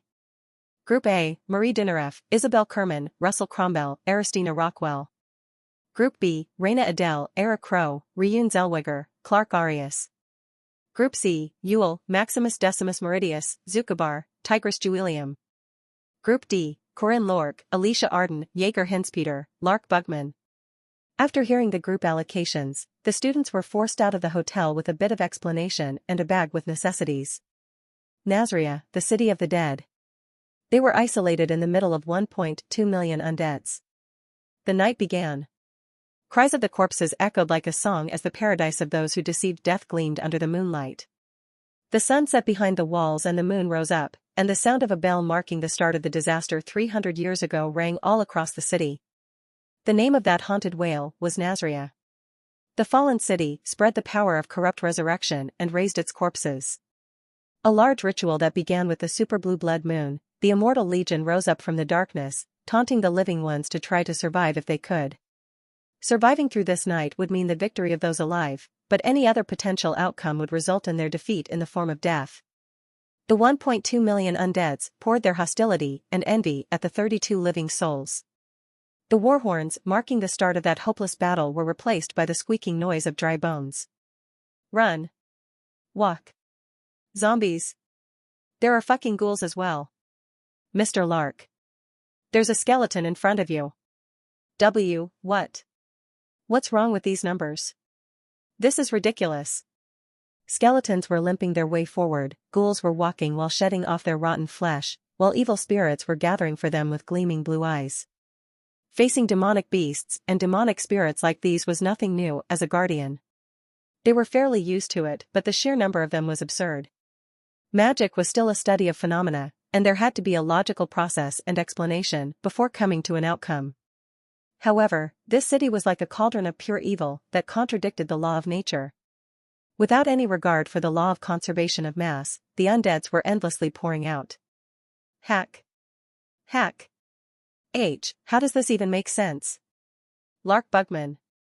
He had only just been promoted to grade 4, but he had more high-quality experience under his belt than others of his grade. He had the precious experience of going against the irrationally powerful unique grade enemy, Marie Dinaref, but this time it was even worse. Soul Warrior. He activated the secret skill that he gained from the hidden grimoire of Merkava's great library. After quickly creating a phantom knight that could run at a similar speed to all the other knights of the group, Lark made it get down on all fours and rode on top of it. Even though Corinne couldn't perceive spirits due to his special circumstances, he could guess what was going on after seeing his friend floating in the air.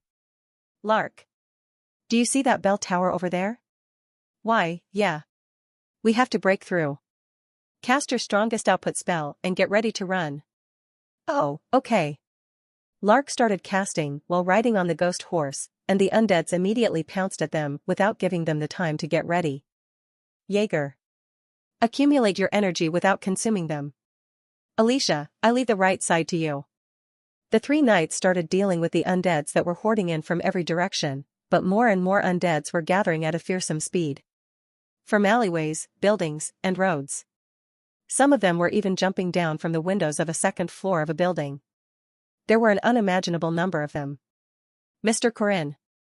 Don't we need Mr. Lark's help for these monsters?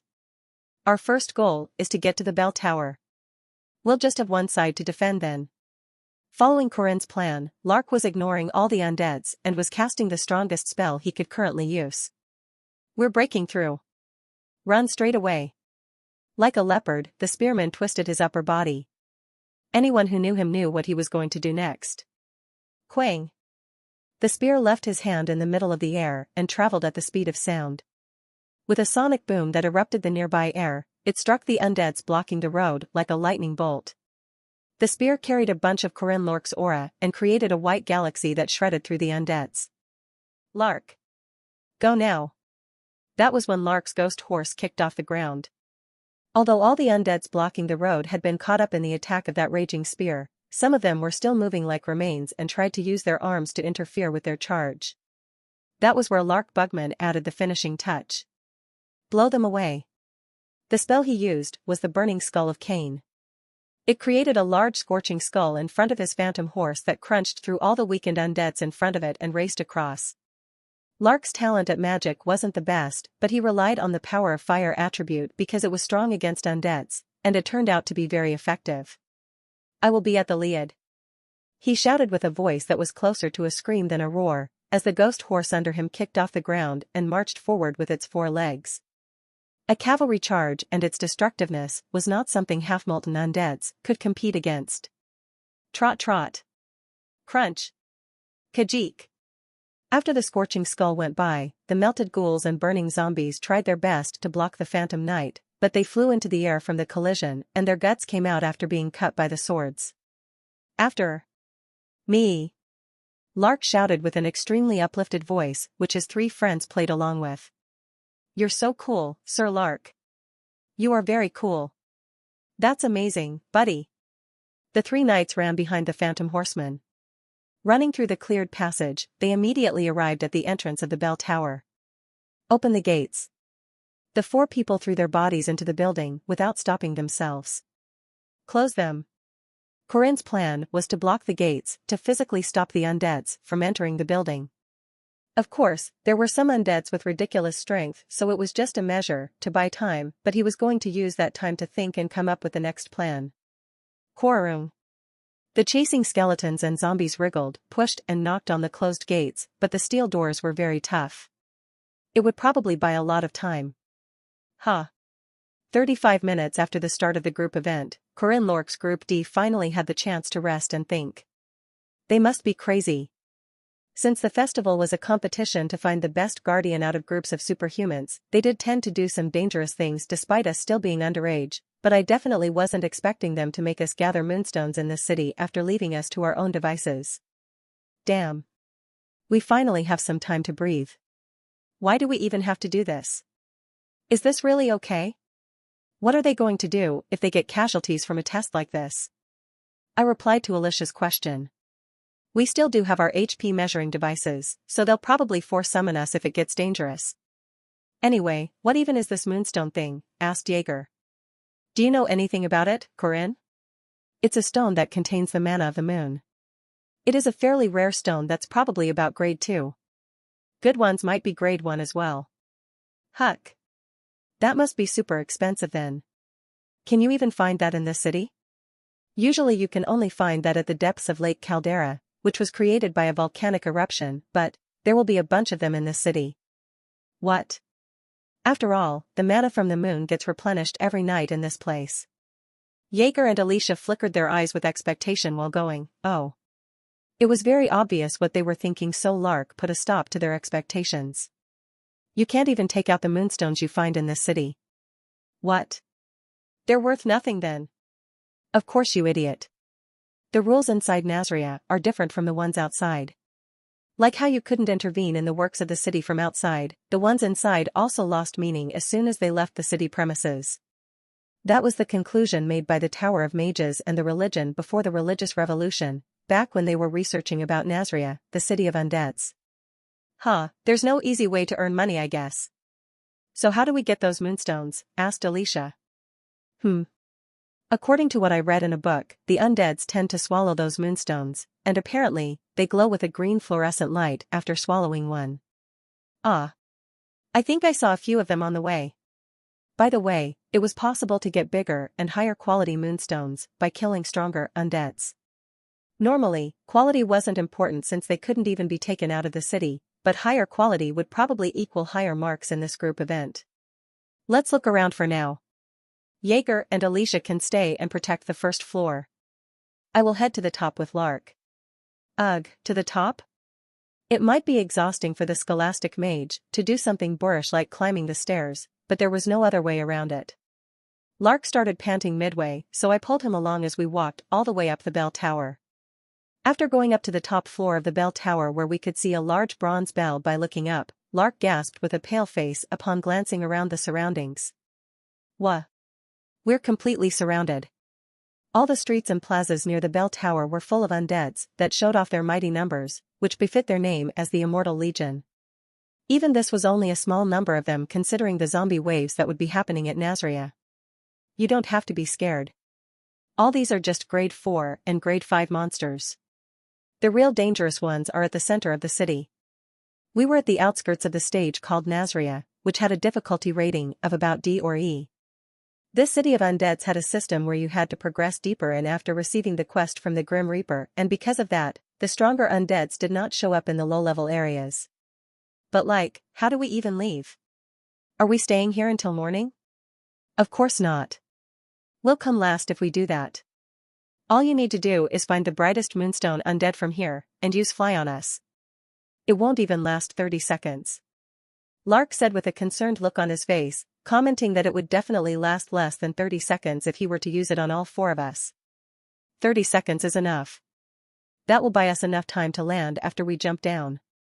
That's true, but I could only hope that there may be no one in our group that was scared of high places. Anyway, what do you mean by brightest moonstone undead? The brightest guy with the biggest moonstone would be one of the elite monsters. We will go kill it. Ugh. Isn't that just asking for trouble? I guess it'll be fine with Alicia and you though. Leave the battle to us. Let me look around with a telescope spell. Geek. It was then The sound of something screeching against the pavement reached us from all the way down. Hearing that, we turned to the source of the sound and looked at the group of undeads near the entrance of the city. Large wasn't even enough to describe the sheer size of that thing. An enormous giant was walking towards us while dragging a ridiculously huge 5-meter-long greatsword behind it. The giant was at least 4 to 5 times larger than me or Jaeger. Its face had crumbled down as if it had been scorched by flames, and it was barely keeping one of its eyes open. Corinne. That's Revenant Titan. That was one of the stage bosses at the center of Nazria. What was that guy doing here? Damn it. We have to run away right now. The doors would be broken in the blink of an eye before that monster. It was a lot earlier than scheduled, but we had to move away from the bell tower as quickly as possible with Lark's fly. Huh? That was when Lark turned his gaze towards the sky after noticing a change. Before he could even react, the bell brought itself back on its own accord and...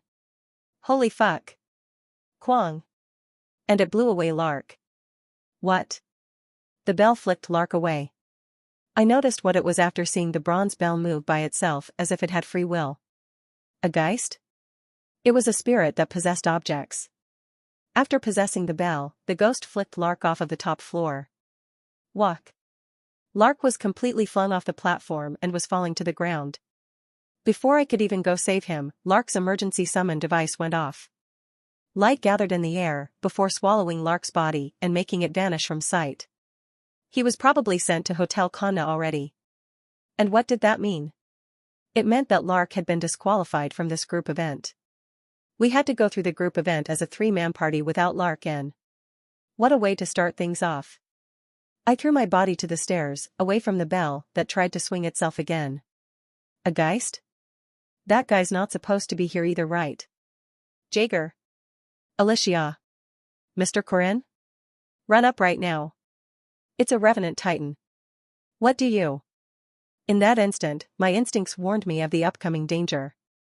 It felt like something was digging through the air, and as expected, my senses were right on the mark. Kwang. Breaking through the gates, something flew in. Yuhut? What is this? A greatsword? It seemed that the Revenant Titan just threw its greatsword at the gates. Hurry up and come. The two quickly started climbing up the stairs in a hurry. As soon as they came up to the stairs, skeletons, zombies, and ghouls started hoarding in through the broken gates. What are you doing, Corinne? Why are you coming down when you're telling us to go up? There's a geist blocking the way at the top. What? What about Mr. Lark? I made a cross shape with my arms, after which the two refrained from asking any more questions. What do we do? There are undeads coming from beneath, and we can't go up either. Jaeger shouted with a pale look on his face. If it was just Alicia and me, there was the option of destroying the geist possessing the bell to jump down from the top of the bell tower. However, the issue was Jaeger. Unlike us who were skilled at aura manipulation, he wasn't at the level to jump down from a place that high. Besides, there was no guarantee that we would be able to escape from the bunch of undeads that were surrounding the bell tower even if we somehow landed on the ground. Alicia. Stop the zombies from coming up. Jaeger and I will destroy the bell tower. What do you mean? You've cut trees before, right? Same logic. We will destroy one side of the tower and make it fall. Off to a crazy start, aren't we? Despite saying that, Jaeger did not raise an objection and made use of his specialty and erupted all the energy he had built up thus far. Blow them away. Jaeger's empowered mace crushed a portion of the bell tower with one swing. Kwang. Even after his attack, the bell tower remained firm. Jaeger's attack had created a large hole on one of the walls of the building, but that was it. We will destroy the other parts ourselves. Mace the walls away.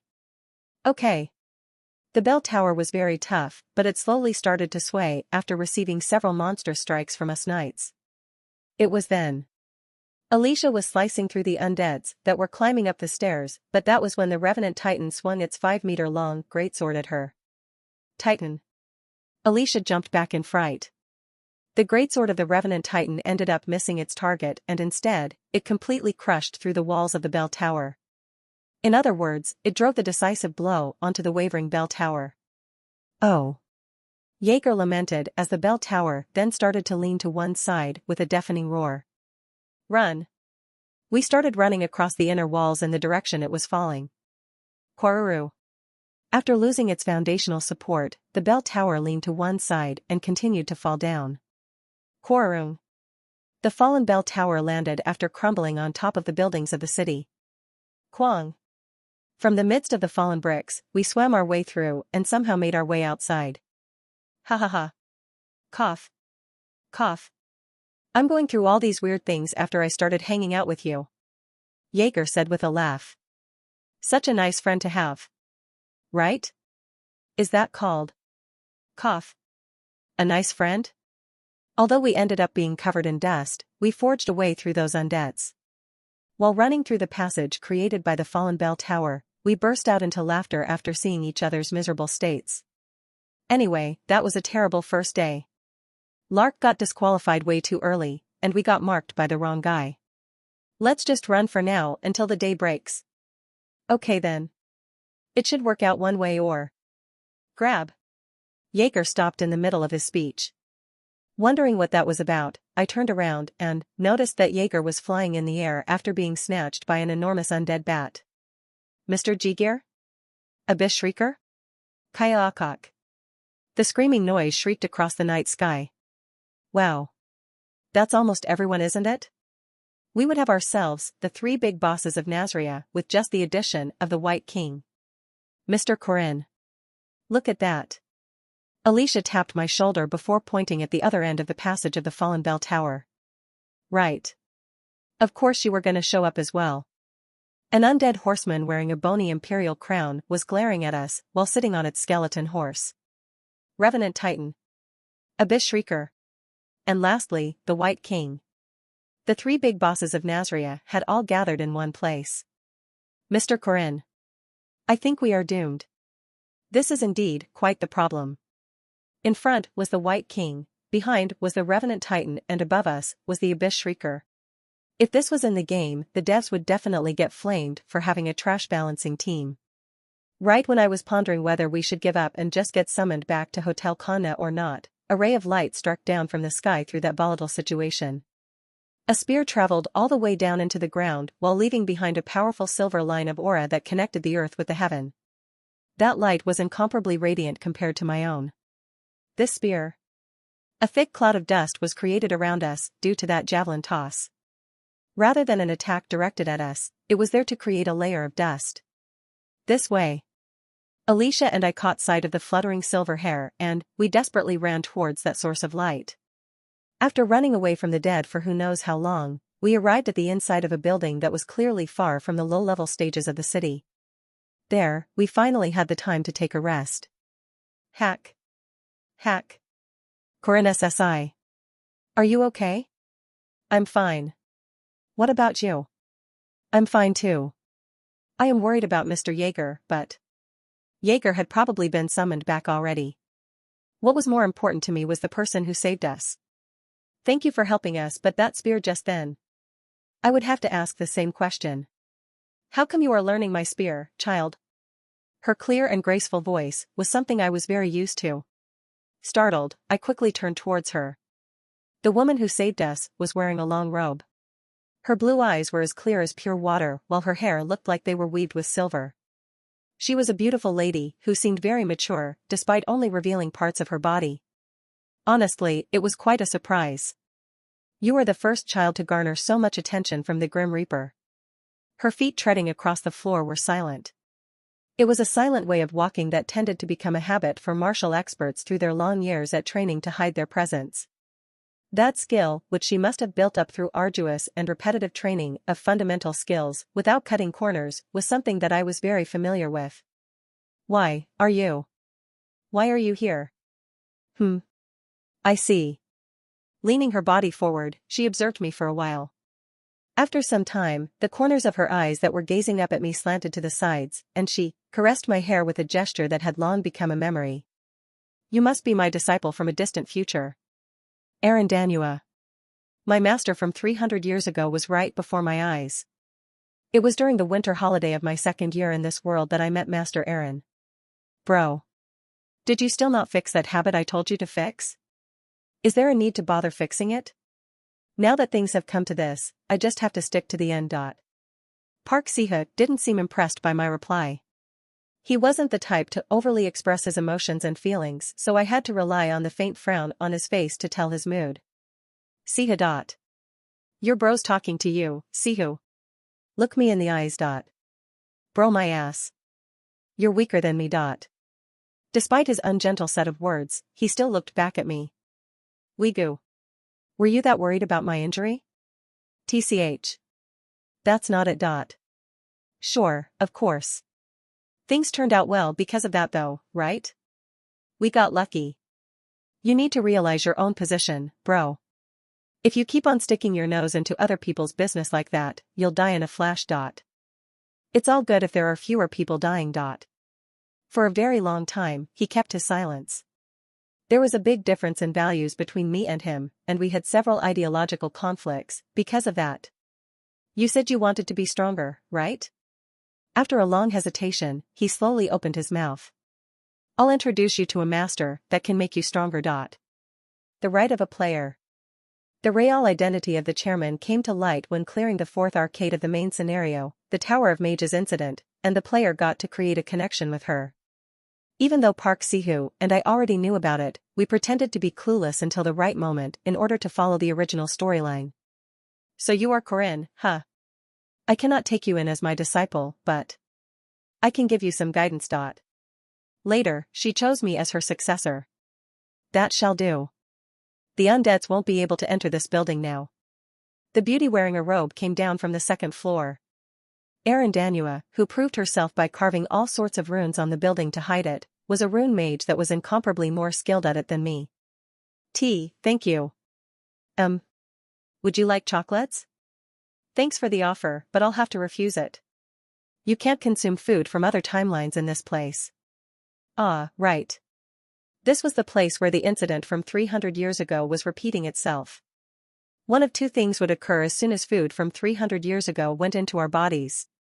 The food would either go back to its timeline, or the person that consumed the food would be stuck to this timeline. It was a bug and a reaction from the world that occurred because of the jumblement of timelines and a paradox of time. Even though we weren't sure what would happen if things went the other way around, there would probably be some kind of repercussion for them as well. So, why are you here? Are you not going to call me master? I see. She caressed my hair with a warm and knowing smile on her face, but I didn't reply to her question until the end. Right. So Mr. Corinne's master is from a super long time ago, right? You must have been in the city 300 years ago when it happened, but this was a place that replayed the incident from 300 years ago. All the citizens and corpses of this place were stuck in the prison of time and were going through the same process, so why and how was she able to keep her consciousness? It's because I became friends with the Grim Reaper. Sorry? What do you? After that, Erin brought her finger to her lips and said, Shoo. Nazria is a lonely city giving birth to undeads, and here, I am stopping the birth of the immortal king. According to the original plan of the Black Mage, this spell that isolated Nazria and grew endless undeads was supposed to give birth to the ultimate immortal king. Immortal King was a disaster among disasters that could control every undead of this world. Even in the game, there was a mention that the world would have been destroyed if the Immortal King was born with 1,000,000 under its immediate command. Then, you mean you were in this city for 300 years doing? Alicia's face turned pale by imagining just how painful and lonely she would have been during all that time. Don't worry. I am used to hunting monsters, she said with a smile to relieve Alicia. Erin. What are you going to do from now? Erin seemed slightly surprised by my question, or rather by my attitude, but she accepted it before long. The Immortal King is about to be born at the center of the city, and I must stop it. Is that so? I stood up with a stretch as Erin tilted her head in doubt. What are you doing? You said you have to stop it, right? Let's go kill the Immortal King. It'll be dangerous. I know. That's why somebody needs to do it. It's also something I have to do. Don't you need an assistant? Erin was silent. Right, this was the original main quest of Nazria. After visiting the City of the Dead, the player had to help the Grim Reaper and a mysterious spearman to stop the birth of Nazria's immortal king. This was a lot earlier than usual, and there was also a group event happening at the same time, but even then, it should be fine for me to replace the player for this quest. After all, this was one of those quests that could be done at any moment. I see. I would appreciate some help, but there's no reason for you to. Please let us help you. Alicia shouted with vigor. It will be dangerous if the immortal king is born, right? Please let me help if I can assist you in any way. Saying that, she flexed her biceps while going, to show off that she was also quite strong, even though there was no need for that. We also have a group event anyway. It's like hitting two birds with one stone. Alright. I guess I will accept the help of our young juniors then. Erin accepted my offer after a slight hesitation. That was natural, because there was no option for her to decline my quest from the start. That was just how it was. We must defeat 3 undeads to weaken the power of the immortal king. Revenant Titan. Abyss Shrieker. White King. First off, the 3 of them headed to the barracks of the town's security guards, where Revenant Titan tended to appear. Goo. The giant raced forward. The large greatsword that could slash through buildings was being swung around as lightly as a twig in its arms. Quang. Quagong. The houses of the city were being crushed with each of its attacks. With one breath, the monster pounced up like a jet to chase after Corinne and Erin. This way. 2 spearmen were at the end of the giant's gaze. Like a leopard, they skillfully trod across the complicated streets of the city, but the roads were soon blocked by the undeads that hoarded in after hearing the roars of the giant. Horizontal sweep of a tiger. The swinging form in 6 ways of the spear. Thung. A conjunctive explosion of the mind, the aura, and the body slashed through the dimension. The wind merged with the spear and turned into a gust and a tornado of the battlefield that could sweep across thousands of men. When 2 people simultaneously used that tremendously powerful attack, the legion of undeads collapsed like leaves falling in the autumn wind. Erin and Corinne, the 2 of them stopped for a moment to sweep through the legion of undeads using the same skill as if they had decided on it together beforehand, but that short moment was enough for the giant to finish its chase. Gung. The greatsword traveled across the air. Meeting that violent storm from the front were the thin wrists of Erin. Using a spear that appeared like a twig in front of the greatsword, she displayed the exquisite laws of Lan, the outer trap, and deviated the path of the sword. Demonstrating the demonic arts of trap and stab, she used Lan and Na to save herself from the greatsword. However, the principles of Lan Na Jia did not simply end with altering the path of the enemy's weapon, it needed the finishing move, Jia, which penetrated through the opponent's core to mark the conclusion. But Erin had to use all her power in just parrying away the giant's greatsword. Even though she was parrying it sideways instead of blocking from the front, it still took a large toll on her body. Corinne made up for the short pause that appeared in her movement due to that impact. Scavenging the grass for the snake. The essence of Jia penetrated through the giant's chest. One person altered the path of the enemy's weapon while the other stabbed following the principles of Lan Na Jia. It was a combination attack that happened without them even needing to discuss their plans. Go now, Alicia. When the greatsword pierced through the ground after going astray and the giant faltered after being stabbed in its chest, a new figure was seen racing at the giant's back. The swordswoman was deathly quiet as if she forgot how to breathe. The scabbard of her demon-slaying sword was rampaging with a shapeless aura. Flinch. Grr. The giant noticed something with its instincts and subconsciously tried to turn its head. However, it was stopped by the runes carved with thin fingers. Guk. It was a rune of restriction that even suppressed its breath. 7 rune letters appeared in the blink of an eye to form a sentence that bound the giant and bought time for Alicia to arrive and unsheath her sword. What happened after that was only witnessed by 2 people in the entire world. Corinne and Erin looked at each other as Alicia took a step forward in that suspended world. Hudaduke. The giant's head rolled on the floor. Showing how even an undead revived from the dead could not live after being beheaded, the large body of the giant fell to its demise. Destruction of Merkarva. It was the largest event near the end of Heroic Legends of Arhan and one that marked the start of Tatesval Taser's full-on assault and was not something we could prevent. Perhaps? Park Sihu, who I thought was helping me stop the incident, might have been instigating it from behind. Corinne. Run away. Master. Bro. What are you doing? Tates Valtazer was in front of us along with the king's subjects, including Fermac Damon. We had to run away with our party members by breaking through the hordes of monsters, but Master Aaron firmly stood her ground with her back towards us. Someone needs to buy time.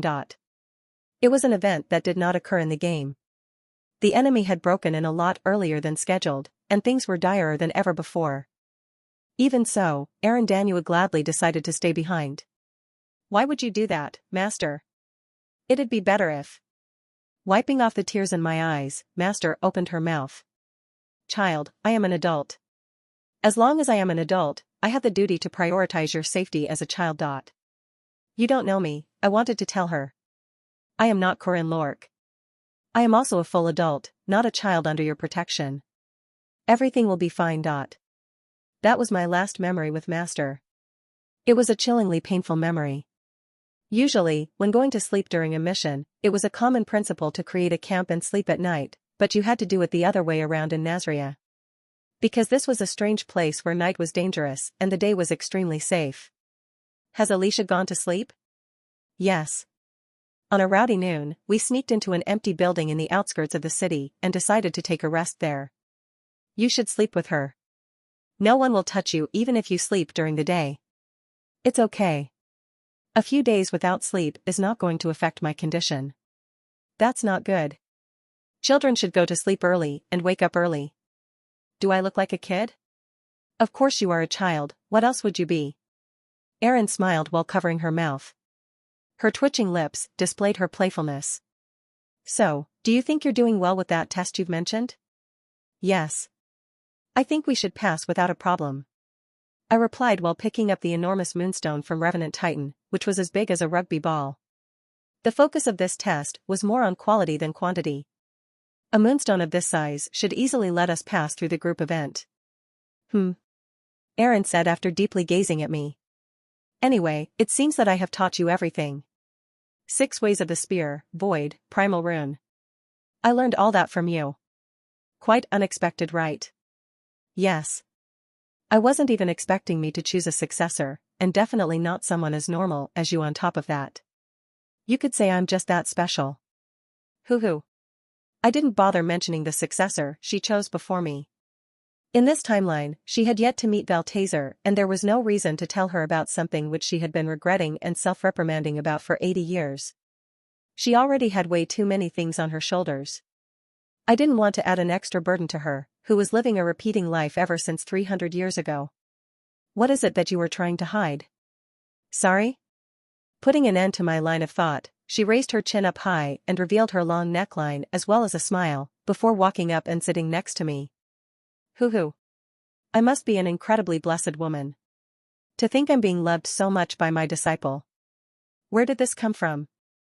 I can see that you have truly loved your master.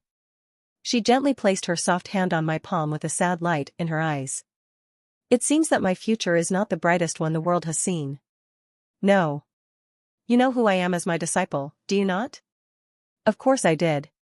She was an adult who stood against the great evil. She was the benefactor who led me, taught me, and changed me, who also had to lose her life to protect me. That heartrending and chilling memory squeezed my chest. Tell me. Sometimes, it is a blessing to have someone listen to your story. Aaron said while giving me a long hug. Even though she was smaller than me, her hug was so relaxing and warm that I couldn't help but subconsciously fall for its comfort. Good boy. It's okay. Everything will be fine. Her consoling whisper tickled my ears. Like. I was just stupid. There were plenty of things to be suspicious about and yet. I have a different opinion though. Aaron replied while gently pinching my nose. I tried to look away, but she straightened my head and made me look into her eyes. You did fail. That's true, but you didn't have to mention it like that. Hoo-hoo, boy. Fools linger on the failures of others, but the wise know how to linger on their own mistakes. At the very least, you are in the latter, are you not? I have never considered myself wise. Were you a hero from the start? Did that child called Sihu, who knew how to avoid failures, succeed in the end? No. Heroes are not people that only know how to avoid situations that might cause mistakes and failures. That is already the biggest mistake. I didn't say anything in detail, but after just hearing the bits and pieces I shared, Aaron immediately said something that pierced through the core of the whole story. Would you say the same thing even if you were the one that failed? Hoo. Child, I have made countless mistakes and failures until now. However, it seems that I wasn't mistaken, at least when it comes to you. Like the gift she always gave me, Aaron gave me a soft kiss on my forehead. The breath from her lips weighed on my chest. I, the Queen of Paradise, will gladly bless you for your future. That smile was one that I hadn't been able to see for a very long time. You can rest for now. Take a short nap. Everything will be fine. Like that, I fell asleep in her arms. Geralt the Black Mage thought to himself that something was going wrong. Damn it. How did this happen? And why? This is not it. Was my calculation wrong? That can't be. He ransacked through the messy grimoires in his workshop. Relying on the ambient light of the lamp brightening up the dark and gloomy room, he searched through words with oddly large eyes. Hugh. Weird. That was the best timing. That was almost a miracle. So how could this? Like a madman, he continued murmuring to himself. The fact that he forgot to swallow his drool made him look all the more like a madman. Weird. Who? Who is it? Did someone interfere? Why did this happen? How did they do it? Without settling his coarse breath, Geralt looked for his records that were left behind in a corner of the bookshelf. It was by sheer luck that he saw the upcoming miraculous celestial phenomenon that had a supermoon, a blue moon as well as a blood moon. He realized that it would be possible to create an incredibly enormous ritual that the world had never seen by making use of the mana of the moon drenching the earth, and thus prepared for it. The ritual was successful and, wait, was it a success? I didn't activate the ritual though? No, wait, did I activate it yesterday? But then why is the city so peaceful? Geralt rummaged through the books again like crazy. He checked the magic circle again even though he had already seen them hundreds and thousands of times. He then slowly started to realize something. With cold sweat flowing down his spine, he came up with a hypothesis. Witch. A witch. That witch. He tipped the lamp, brightening up the room. It was a very intentional and academic attempt. Warwick. The lamp broke. The oil and the ember inside the lantern fell as the room immediately turned into a sea of flames. Ha. Ha. Or at least it should have. He realized it. He ended up realizing it. Witch. That witch. That accursed spearman. Silver hair. Blue eyes. Monster. Rune mage.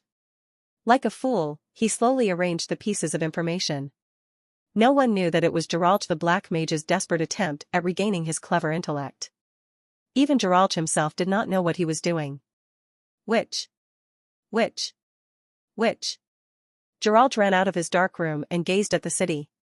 The city of the dead that had contained more than 1 million undeads until the previous night was way too peaceful and normal. The witch. It's all because of the witch. That witch must be the reason. He felt enlightened as life sparked down his spine. The witch, yes, that witch was the one who caused all this to happen. His legs lost power. While limping, Geralt took in the sight of the peaceful city and observed the faint scent of a magic circle hidden in the sky. It was the magic circle he carved into the city with the support of the lunar mana. It contained the purest and most intense form of mana that no other grand spells until now could have possibly possessed. Because of how perfect everything was, it didn't take long for him to notice that an irregular letter had been carved into the great magic circle. N. At a glance, it looked similar to common language, but it had to be from way back in the past, considering its magic meaning. The language of the origin, the special alphabet that was starting to be forgotten and lost 300 years ago. The meaning of this rune of the prime that completed a sentence with 8 of those ancient letters was. Paradise continues. Yua oh ha ha ha. I know it. I know. Witch. I know your secret. I ended up noticing it. Prime. It was the prime. Hello, Geralt. He, who had been blabbering without even stopping for a breath, finally paused himself for a bit but continued before long. It was you. You. Time is being repeated. You were the one that made it happen. His voice lost its shape as his clear vision turned dim. His flesh began to swell, and behind his swelling flesh, the black mage glared at the wily blue eyes of the witch. Immortal King Geralge. Stay faithful to your role. As always, the 3203rd enlightenment of Geralge the Black Mage was in vain. On the second day, the three of them defeated the Abyss Shrieker and the White King. Even though Corinne and Alicia were much stronger than average students, each of those enemies was grade 1 undead boss. Defeating them in a city full of countless undeads was only possible thanks to Arandanua. As if she had done it hundreds and thousands of times, she gave out a perfect set of commands. In fact, she even held back for the two young students to build up experience.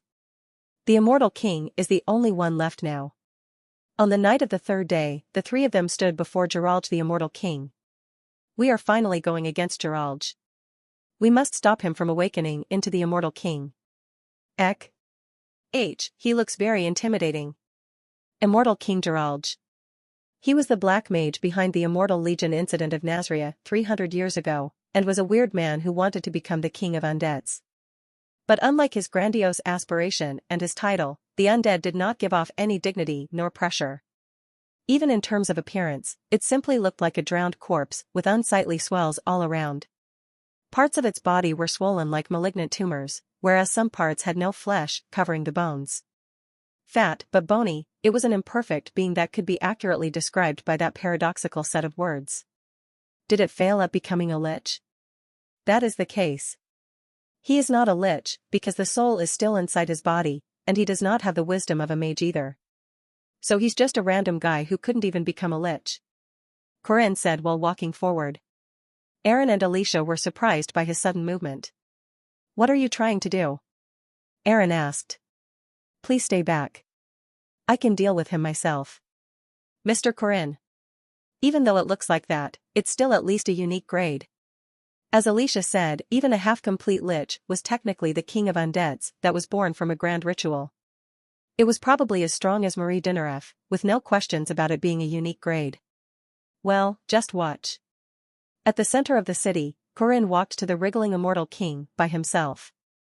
The Immortal King was outside his own workshop, which had a panoramic view of the whole city, but was staring at who knows where. Hello, Geralge. Flick. The undead immediately turned its face in response to Corinne's words. And Doombolt. It automatically used one of its strongest spells at him. Kwang. The Doombolt was like a whaling harpoon that was 20 times bigger than its original size, and it divided the town into two while penetrating through the place where Corinne used to be at. Phew. Despite seeing that overwhelming destruction, Corinne nonchalantly whistled in marvel. Goo-woo. After noticing that its enemy was still alive, the Immortal King began to gather a dumbfoundingly large amount of mana. Curse of Time, Wind of Death, Apocalypse. Following that, it started firing all sorts of highest-grade spells. The Immortal King displayed its powerful might as a mage by shooting those absurd spells without any delay. Kwang. Quagagang. Even the ground and the buildings were deformed by its showy attacks, and Corinne would have been reduced to dust by simply coming into contact with any of those spells, but the Immortal King was confused. Its senses were telling the Undead King that its enemy was still alive. They are quite impressive, but... And by the time the Immortal King realized it, the spearman was right in front of its face. If you randomly use big spells like that, you'll just end up covering your own line of sight. Like a leopard, Corinne quickly approached his target, and after noticing him, the Immortal King shot the same Doom Bolt, the magic arrow of overwhelming penetration that had divided the city into two.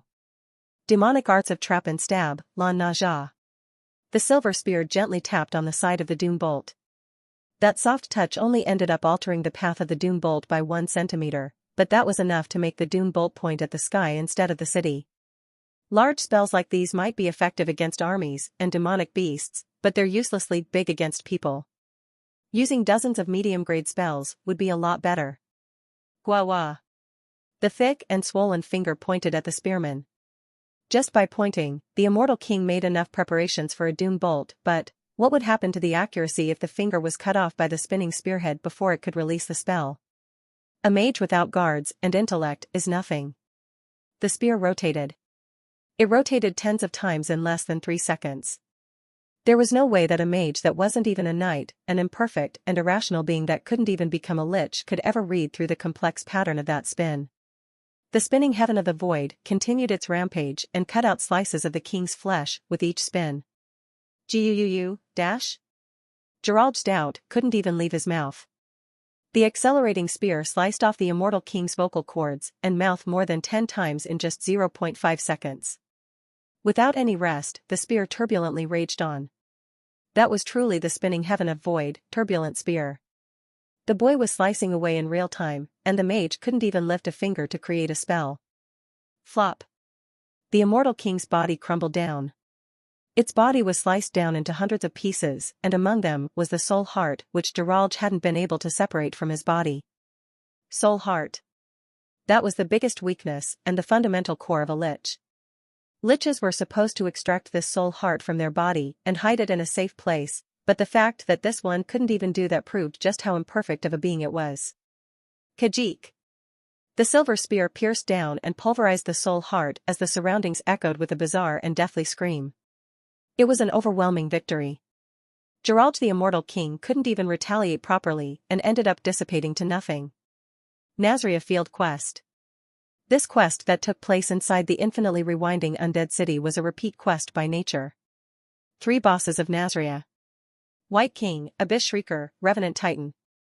By defeating those grade 1 bosses to weaken the power of the Immortal King, the player had to defeat the unique grade undead, Immortal King Gerald. Even though it sounded challenging, it was only slightly difficult, which was to be expected from a repeat quest. By clearing it multiple times, the player could build Grim Reaper's goodwill to acquire one of the treasures of the underworld. What that meant was that I, as a veteran player, had killed Gerald hundreds and thousands of times. I could tell which spell was coming with my eyes closed. What's wrong? Alicia said after staring at me funny. It feels like you're going further and further away, Mr. Corinne. Well, I can tell you that the result wouldn't have been much different even if it was you. There would have been no need for her to slice like me. If it was Alicia, she would have bisected the Immortal King into 2 the moment she got close enough. That guy was nothing. It's easier than the other undead bosses. Really? A monster like the Immortal King that had nothing but strength was very easily defeatable for people like Alicia and me. Someone like Marie, who was of a similar type as the boss, would in fact have a harder time beating it, but she would have beaten it regardless with the help of Doggo. In any case, if you had the skills to overwhelm it, the Immortal King was nothing but a weakling that you could one-sidedly play around with. A half-assed lich that didn't even know how to effectively use spells like a normal mage. It only relied on the heavily destructive and highest-grade spells, which was exactly why it would never be able to beat Alicia or me. And that should be the same for Aaron Danua. I'm going to go to Aaron. Stay here and kill any undead that comes here for me. Ah, sure. Aaron? Alicia tilted her head after hearing my way of calling her, but started vigilantly watching out for undeads before long. Even after defeating the main instigator of Nazria's incident from 300 years ago, the city did not change. The Immortal King had the power to control all undeads, but it wasn't like all the undeads would disappear by themselves just by killing the Immortal King. It wasn't that simple.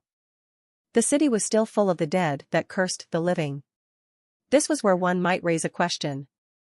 300 years ago, why were the undeads of Nazria unable to leave the city walls? I don't think it's a good enough sight to gaze at for a long time. On top of a building that allowed one to gaze down at the crumbled state of the entire city, Aaron was blankly staring off into the horizon. There is nothing else to do, you see. I stood next to her. Seeing me stand by her side, Aaron Danua casually spoke to me.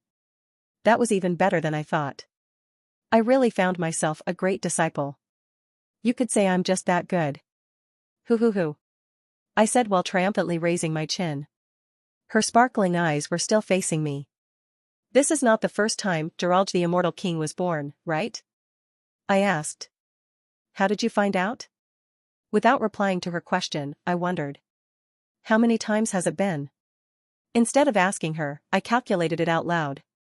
300 years, 3 months, and 27 days. 109,617 days. A repetition of 3 days, so 36,539 times. Instead of saying anything in response, she simply stayed quiet and listened on. 300 years, 3 months, and 27 days ago, Geralt the Black Mage used the lunar eclipse to change the entire city into undeads.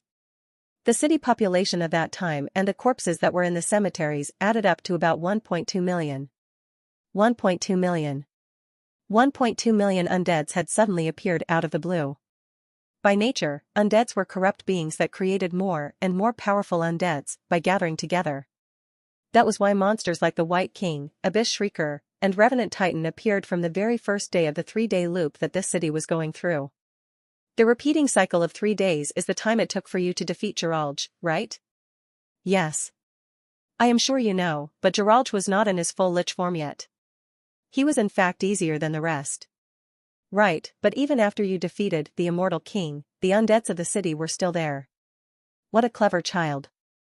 Then who was it that made this repeating time loop of 3 days? Do you want me to say the rest? No.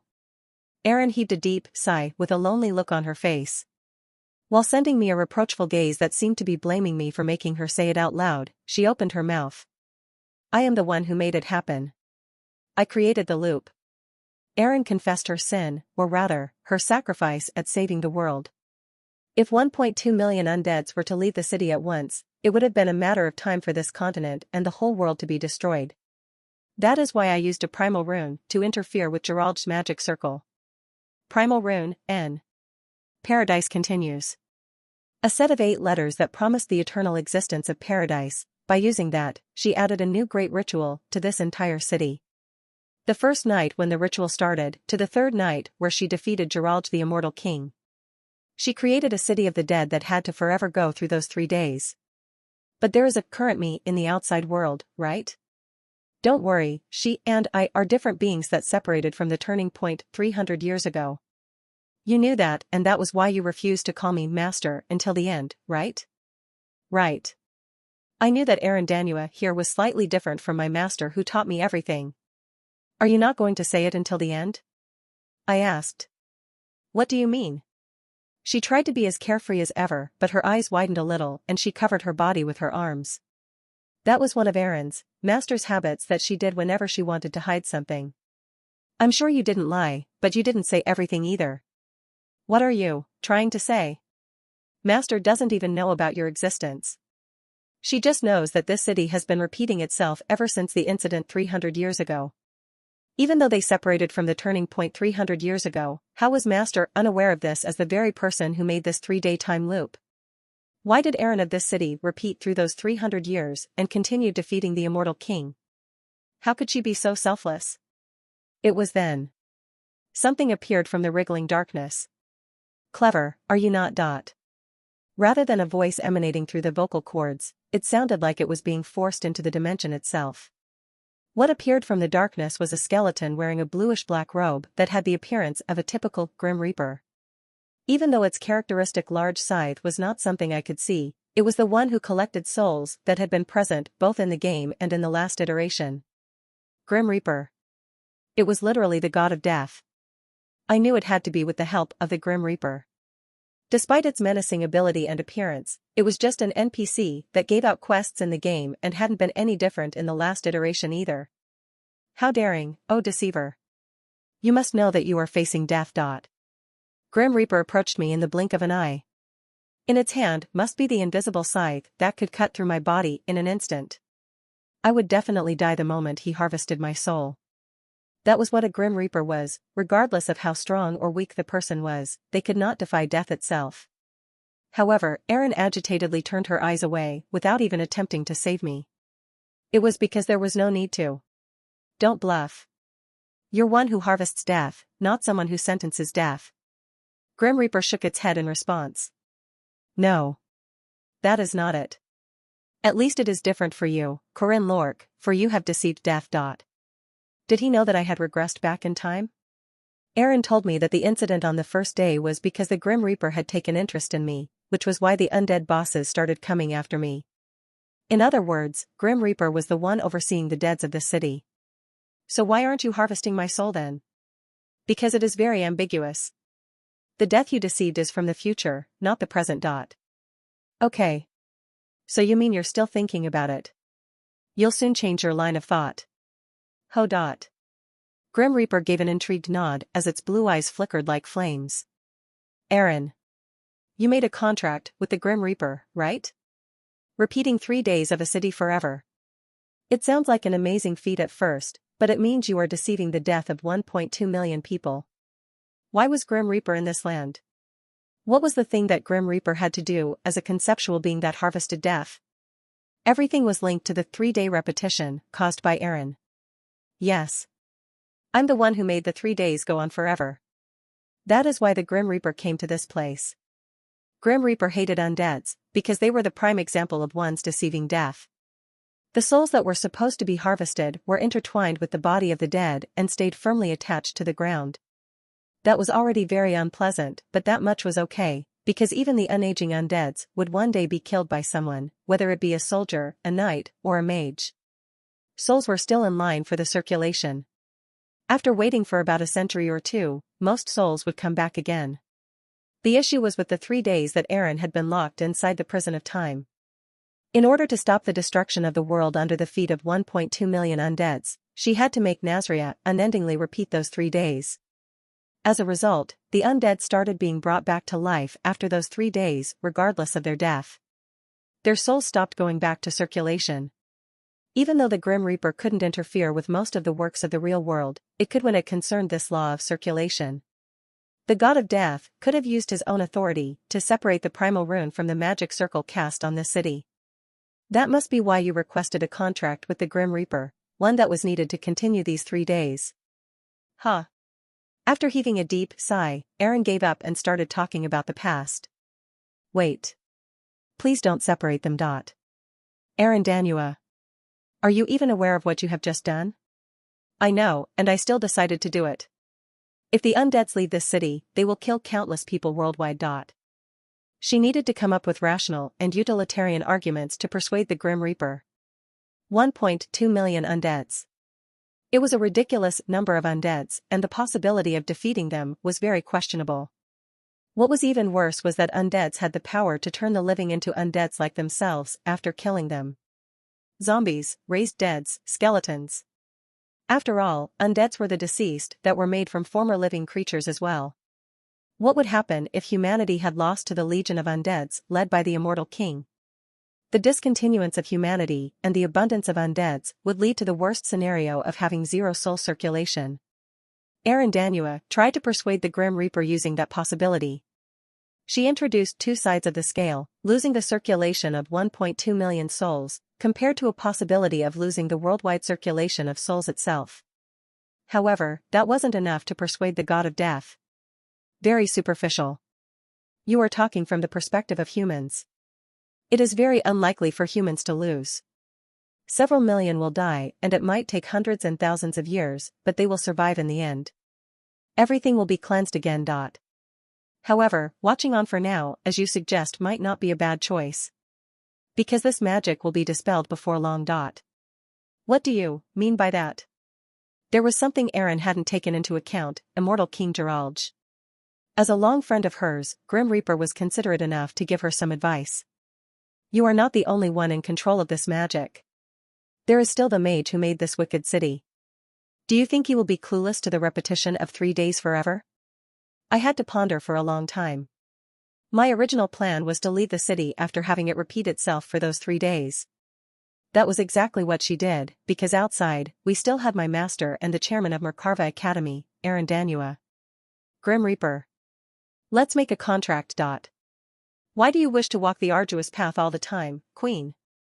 Despite the discouragement of the Grim Reaper, she went through with the contract.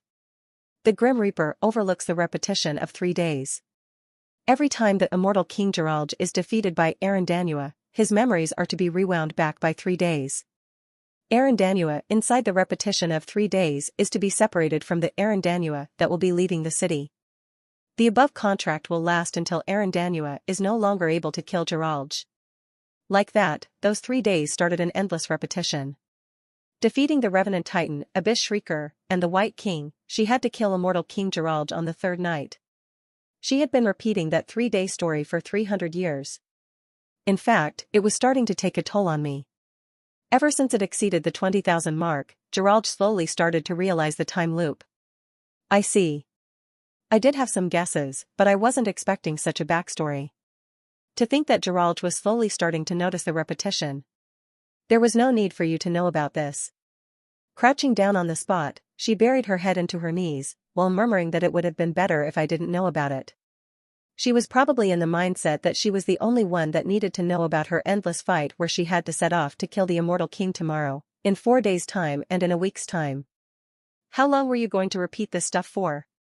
How long can you even do this for? How much longer can your mind last, and for how long do you think you can continue killing Gerald? The most important condition in this contract was that she had to kill Gerald to rewind his memories to the one he had 3 days ago. Even though Eren had the advantage in terms of skill, it wasn't strange for her to make a mistake as a living person. It wouldn't have been strange for her to have failed already. For as long as possible. Her eyes were already looking beyond me, fixated at a place that I couldn't see. It was a helpless future. A repetition of 3 days for 300 years. She had been repeating it for 300 years, which was more than enough time to make every other person give up. The only thing supporting her was duty. Thinking and acting like a machine was the only way she could support herself through those 3 days. That damn selflessness of hers. I knew about her selfless and self-sacrificial mindset. I had already experienced her gladly putting her life on the line to protect children. That was the kind of person she was. I respected her for it, but I couldn't accept it either. Grim Reaper, I said as the god of death turned its flickering eyes at me. The Grim Reaper was a conceptual being that followed the balance of causation and circulation. Since that was the case, it should definitely answer my call. Wait. As if she realized what I was trying to do, Eren started dashing to me, but it was already too late. Let's make a contract. A contract with the Grim Reaper. It was the only way to save Eren Danua from the time loop of this city. And besides, it was something I was going to do anyway. A contract with the Grim Reaper. Just like the precept, it was a setting that was not available in the game, and that only existed to explain stories about the boss characters. A contract with the Grim Reaper was similar to precepts, in that they were both high-risk high-reward systems. The moment one created a contract with the Grim Reaper, their soul would get tied to the Grim Reaper, and breaking the contract meant the annihilation of the soul. Do you dare try to forge a contract with Death as the one who deceived Death? Immediately after mentioning the contract, the Grim Reaper and I entered a different dimension that was separated from the real world. Stop putting on airs. I know you'll take the offer. In fact, the Grim Reaper was a more flexible being than one would expect. Proof of that was how it accepted Eren's contract after weighing the possibility of circulation being broken forever in the future and 1.2 million souls leaving the law of circulation. At the cost of giving up on 1.2 million souls, the Grim Reaper decided to choose the future. The god of death was flexible enough to weigh the differences and priorities to choose for itself. Interesting. Tell me what is on your mind, Deceiver. Look, even now, despite labeling me as the Deceiver of Death, the Grim Reaper was still willing to listen to my words and see if the contract would be a benefit or not. I want the elimination of the contract you made with Eren Danua, and one of the treasures of the underworld as an advance payment. It has to be in the tens at least. And what will you do? I will cleanse Nazria in half a year. That will be impossible for you. That is not up to you to decide. You just have to weigh the points on your scale. How is it? Does my contract sound fair? In silence, the Grim Reaper contemplated and stroked its chin before opening its mouth. No. Your reward is too little for releasing 1.2 million souls. You mean? Choose a single-digit treasure. Otherwise it will not be balanced. That was the best-case scenario. By repeating the repeat quest of Nazria and having more and more of the Grim Reaper's goodwill, it was possible to receive a legendary or an epic item in return. As items from the underworld, most of them would lose a large portion of their power in the middle world, but some of them were so powerful that it didn't matter. A single-digit treasure referred to the top 10 epic items under the possession of the Grim Reaper. There was only one chance of getting a treasure from the Grim Reaper, and in the game, those single-digit treasures required the veteran players to kill the immortal king hundreds of times, but that was only possible in the game because there was no time limit. Even though I tried it in the last iteration, we couldn't stay here for too long, unlike how it was in the game, and thus we could only get ourselves items in the 30s. Alright. The treasure I want is. As soon as I left the alternate dimension of the Grim Reaper, I found Erin looking at me with a pale face. What have you done? She grabbed me with a shivering voice and palms drenched in sweat. I made a contract. What kind of contract? Her eyes quivered and couldn't stay focused, as she paid close attention to every single word that left my mouth. I will cleanse Nazria in half a year. If I succeed, the contract you made with the Grim Reaper will also be eliminated. Why, you? Erin said with a coarse voice and a pale face. Even though she was always generous and kind, this time she was different. You must have gone insane. I am very sane. Do you even know what it means to make a contract with the Grim Reaper? You won't even have a speck of your soul left if you fail. You are giving up on the circulation and the chance of reincarnation, she said while trembling with anger and confusion. When I gave her a wide smile in return, she seemed even more confused. Why, exactly are you doing this? Because that's what I learned from you. You know, I was a little kid who was playing a hero game. NNN? This world was like an amusement, everything went the way I thought. I wanted to enjoy it like a game while getting praised by everyone. At the start, I was definitely playing around like it was a game. Before starting to perceive this world as the real world, I was still saving people, but I became quite conceited during that process, hearing all their cheers and praises. I became a bit stronger, but also overly arrogant. I was still a little brat, a kid who thought of himself as a hero. That was when you showed up. When it was the most difficult, when it was the most frightening, when I put myself in danger due to being overly conceited by my own ability, she came and created a mountain of corpses before offering her hand. Are you okay? Did you hurt yourself? I was saved and met a real adult, a hero, for the first time in my life. I saw the back of an adult who stood for children with dedication without asking for anything in return. Until the very end, all I could do was look at her back. Being a protected kid was bone-strikingly painful and made me feel extremely powerless. She was someone I couldn't protect. A hero who died first in order to save me. This time, I want to be the one saving you. I was standing right in front of her, but she couldn't say anything in response. Instead, she just blankly stood there looking into my eyes. I won't fail this time. I'm not the same as the weak me, who couldn't even attempt anything. You probably don't know how big of a presence you have inside me anymore. You probably have no idea how heart-rendingly painful it was to see you leave that day, and how much I blamed myself for being useless. But this time, I won't let that happen. Now, instead of chasing after your back, I can stand by your side. This is not because of something splendid like saving the world.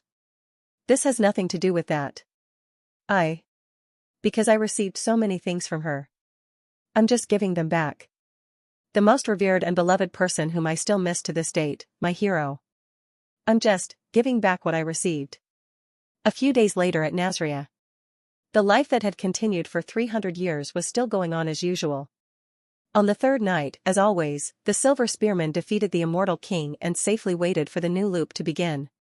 What was slightly different was that she stood at the same place she had been a few days ago to gaze down at the city, at the same place where she and the boy shared their last conversation. The Silver Spearman, Erin Danua, gazed down at the city. This city was still like a pandemonium and a scene straight out of hell, just like how it had been for the past 300 years. She had been fighting against this painful reality for 300 years. There was no particular reason, it was simply because she was a hero. She was one of the last survivors of the race of gods that still remained in this land. At the same time, she was the queen of the Kingdom of Shadows, the paradise that now ceased to exist. Erin Danua knew she was a special being and had been doing her best to fulfill her responsibilities as a special person. The choice she made 300 years ago had a similar reason. The Danu could live an eternal life.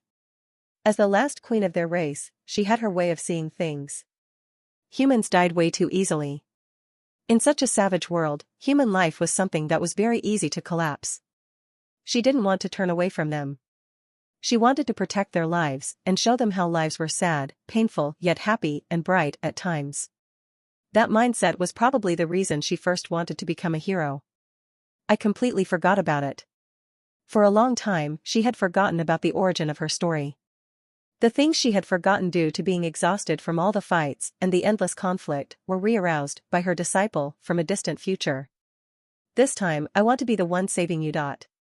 It was her first time having someone trying to save her. Because she was a hero, it was always a life of saving others. Eventually, after living as a hero for the majority of her life, she started taking herself out of the picture every time. Because it was obvious that she had to sacrifice, because it was obvious that she had to be the one protecting them.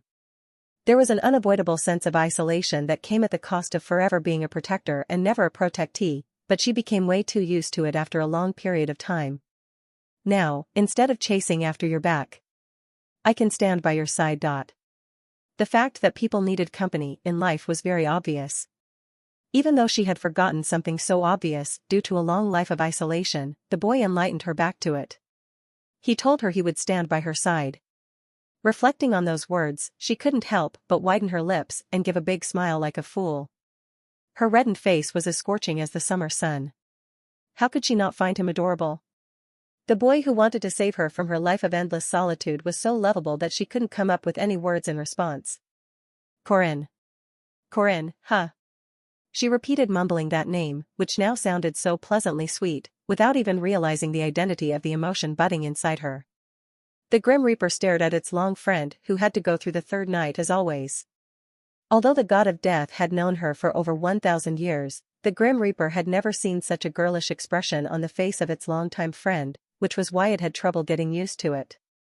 Well, I guess it is not all that bad. The lethargic expression she used to have while massacring undeads before meeting the boy was definitely not a good thing to look at as her longtime friend. For now, the god of death decided to quietly gloss over the positive change of its friend. But what exactly was he thinking?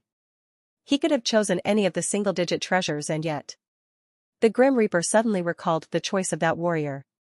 The treasure he chose while giving up on all the countless treasures of the underworld was the worst, and perhaps the most useless item for Corinne Lorque. Orb of the Grim Reaper. The attack will always hit the target. It will separate the flesh from the soul. The attack ignores defense. It was a powerful orb that could make any weapon act like the scythe of the Grim Reaper after being attached to a weapon. Any weapon with this attached could twist the laws of nature and bring a definite result. But that was only if it was used by the Grim Reaper. When used by a human, it would somewhat maintain its abilities, but definitely wasn't at the level of other great treasures. Let alone knights and mages. Even the souls of normal humans would be able to retaliate against the soul-separating attack when used by a human. It might be insanely powerful against weak golems or low-grade undeads, which would have weak connections between the soul and the flesh, but I do not perceive spirits. Because of the power of precepts, which was as firm as the contract with the Grim Reaper if not more, Corinne Lorque couldn't interfere with the works of astral bodies. In other words, that meant that using the orb, which was considered a semi-spiritual attack, would make his attacks miss without fail. However, the scale did not tilt. It meant that the Grim Reaper had paid enough price for the contract, which meant interesting. The Grim Reaper admitted that it had met a warrior who was worth expecting things from. If it was that man, he might be able to save its longtime friend and change the fate of the ruined queen. Rewinding the time back by a few days, back to Hotel Kanna near the entrance of Nazria. Night ended and the day was slowly starting to break as several students started to show up at Hotel Kanna. About time to end. The one who planned this group event, Professor Kong Ryan, finally announced the upcoming end of the group event. This group event was about surviving from the undeads for as long as possible for 3 days while collecting as many moonstones as possible. Survival skills and the agility to escape from the chasing undeads. On top of that, the students had to search for moonstones from the countless waves of undeads. The resulting marks were to be given while taking all those points into consideration. There were a total of 8 teams and 32 people from Purple Hawk and Merkarva. Only 4 of these 8 groups would be proceeding to the next stage of the group event, but the people from Merkarva didn't have positive looks on their faces. Ugh. Our team failed on the first day though. Most of the guys that failed on the first day are from our academy. Jaeger and Lark were disqualified due to the sudden gathering of the 3 great bosses of Nazria, but the problem was that Jaeger and Lark from Group D weren't the only ones that failed on the first day. I think we're doomed.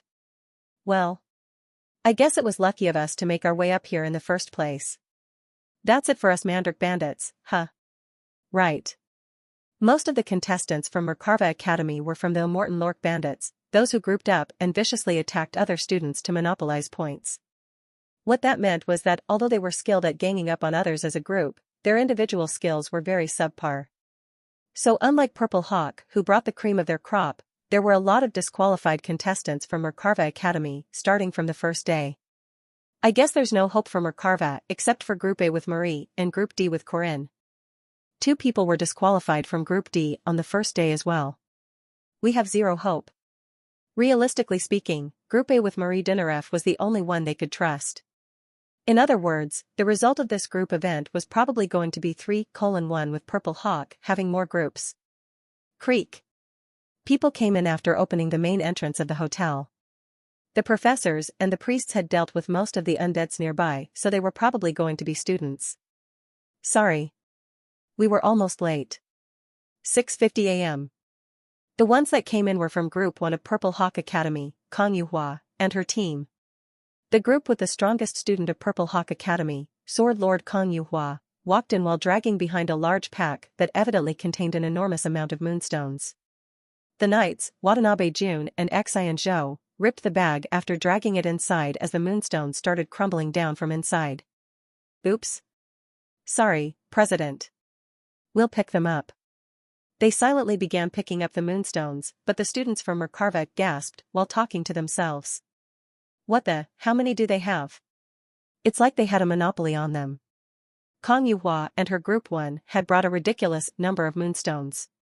In fact, they did have a monopoly on them to some extent, thanks to her ability that allowed her to walk on the sky. Kang Yuhua focused solely on the moonstone undeads and was the most efficient of all the students in this group event. Some of the students even saw her fly like an angel above thousands of undeads, beheading some of them on her way. Group 1, 558 points. Highest so far. Kang Ryan said after assessing the quantity and quality of the moonstones. His assessment appalled the listening students.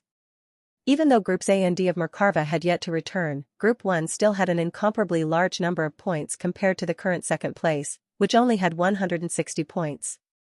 Good work, President. Your team will come first by far in this group event. We might have to see, said Kang Yuhua.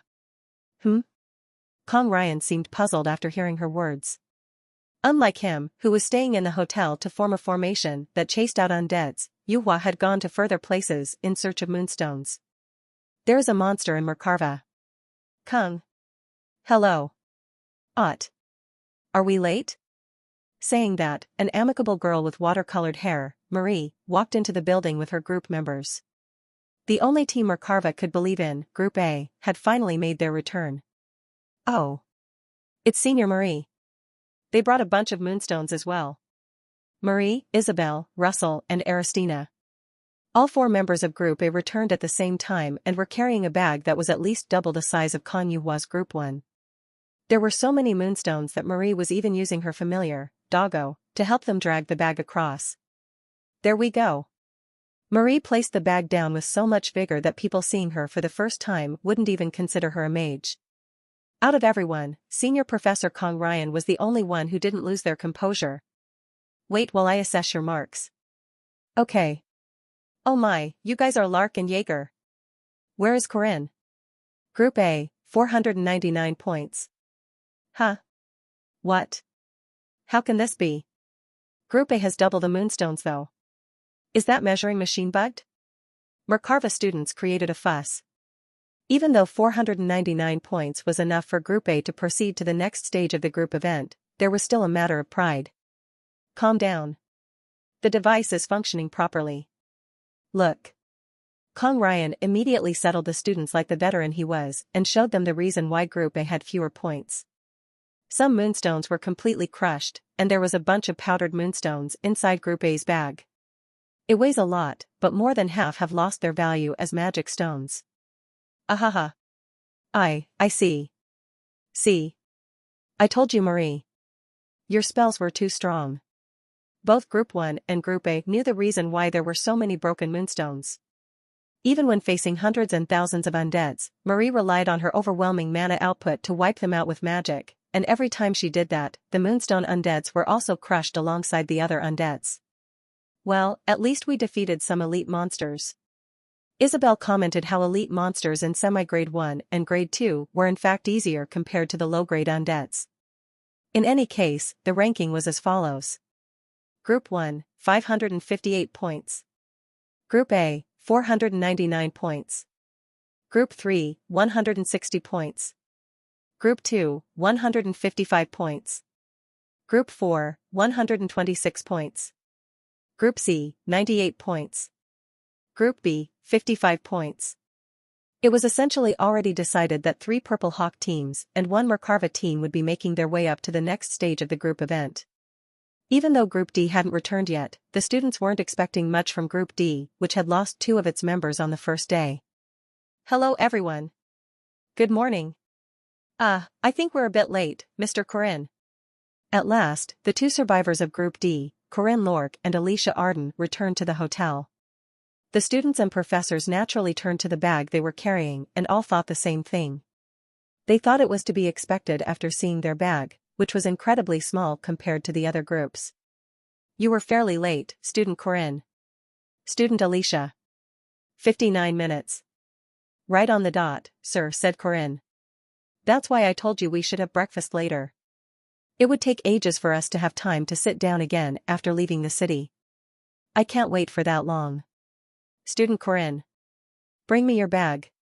Let me assess your points. Even though it would probably be meaningless, Kong Ryan still did what he had to do. Yes, sir. It's right here. Corinne took out a single moonstone from his bag. Kung.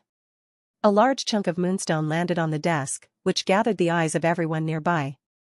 That moonstone, which gained its name for being a stone that harbored moonlight, had a brilliant silver light that made it literally appear like the moon. It was top-notch. That was a perfect moonstone, both in size and color, that no one could argue against. 250 points. The students couldn't help but feel stunned after seeing the number on the display screen of the measuring machine. With just a single moonstone, their group skyrocketed all the way to 3rd place. What kind of elite monster did they have to defeat to gain such an enormous moonstone? Yoon? Corinne? Weren't we prohibited from going to the center of the city? Marie tilted her head, seemingly puzzled after seeing this moonstone, which was clearly from the danger zone. They said it was dangerous, but there was no rule stopping us from going there. I see. I should have gone there as well, said Marie while bringing her hands together. Group D. You have 250 points and have come 3 RD place. I have more though? They have more? Corinne took out 2 more moonstones. The students were shocked after seeing how they looked similar to the one before. Corinne and Alicia, these guys. How far deep did these guys go? The center of the city. Maybe they killed the 3 great bosses of Nazria, or something? Holy shit. The 2 following moonstones equaled 246 and 272 points. Now, this is the last one we have. And the last one Corinne took out was in a completely different league. It had a red luster that was ominously different from the other moonstones. It seemed so inauspicious that it didn't even look like a moonstone anymore. 1,000 points. Everyone was struck speechless. Group D, 1,768 points. Group 1, 558 points. Group A, 499 points. Group 3, 160 points. Group 2, 155 points. Group 4, 126 points. Group C, 98 points. Group B, 55 points. As such, the 4 teams that would be proceeding to the next stage of the group event were decided. On the way back from Nazria, I looked at the city of the dead through the window of the house hanging on the monster carrier. Aaron, the one who separated from my master like a clone 300 years ago, was still inside that city. That was very eventful. I know. Sitting by my side, Alicia handed over the potatoes steamed by Marie. You'll be going there again, right? I need to. Alicia seemed to have realized that I would be going back one day to save the imprisoned Aaron. Would she get mad if I told her I made a contract with the Grim Reaper? Please go together with Senior Marie and me when you are going there again. I don't know what you are thinking, Mr. Corinne, but let us help you. Thanks. Her willingness to help was so commendable that I rustled my fingers through her hair and made it into a mess. She went, "Ugh. Eck. Ugh, but that was okay. The next group event is more important. You have to get to work immediately after going back, Alicia. You're really driving me around like a servant. By the way, don't we have to do the doubles event as well after going back? There's that too. Kang Yuhua and Sa Jinhyuk should be participating in a team for the doubles event. Originally, Sa Jinhyuk was attending the individual event so he wasn't going to participate in the group event but Kang Ryan had some tricks up his sleeve. Well, I'll let him do what he wants for now though. Let's take a rest for now. We've been working too hard. I had to think of ways to make use of the power I got from the Grim Reaper as well. Obtaining a treasure of the underworld was slightly unexpected, but if everything went well, the orb of the Grim Reaper might act as a nice hidden card for the third arcade. I wonder what Huaran is up to right now. Thinking about the girl that was at the core of this main scenario, I felt a bit concerned. The day I returned to Merkarva, I heard some shocking news from Lady Josephine. Student Huaran is in confinement. Already? There was once a girl called Ran. She was an unlucky girl who couldn't even walk outside on her 2 feet due to a long illness of hers. Dad. It's been a while. Huh? Sister Yuhua. You're here as well? Hi Ran. How have you been? Ran had a family that loved her. She had friends and neighbors. If not for her incurable disease, or in fact, if not for her father never giving up on elongating her life and if he instead stayed with her, Ran's life would have had a happy ending. Ran. Dad? Over time, the illness restricting her started to rapidly crush the happiness surrounding the girl. Icing constitution. It was a body constitution type that was only spoken of in the legends. An infinite source of Yin was suppressing the yang energy inside her body, and was thus creating an imbalance and disharmony. Ran's father, Kang Yu, looked for all sorts of ways to cure his daughter. However, all the methods known to cure Icing constitution were close to being impossible, and Ran's early death seemed unavoidable. Ran. Sacrificing the time he should have spent with his daughter, Kang Yu went around searching everywhere.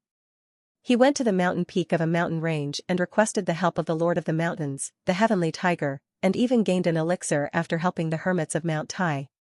Crossing to other continents, he looked for his old friends and received their help to look at regional spells that could cure his daughter. 14 years. Ever since the birth of his daughter, he wandered all around the world looking for ways to cure her body, but none of those were effective on Ran. Slowly, the end was approaching them. His desperate attempts were almost about to come to an end. Dad. Ran. Your father will definitely bring you back to life. I can do anything in the world if it means I can save you. She had a happy and affectionate family, but there were 2 pieces of misfortune in her life. One was that Ran was born with an incurable disease. And 2 was the prodigal talent of Kang Yu, who was known as the best spiritualist of the time. He searched everywhere to look for a strong source of yang that could put a stop to the infinite source of yin in her body.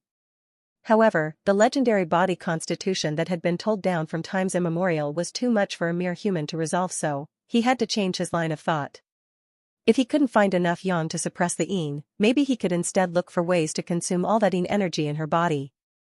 That was why he relied on the organism that was born from yin. They were beings that he was very familiar with as a spiritualist, whose job was to send poor souls of those who died on a foreign land back home. Kang Yu turned his alive daughter into a jiangshi. That was the birth of the living jiangshi, Hua.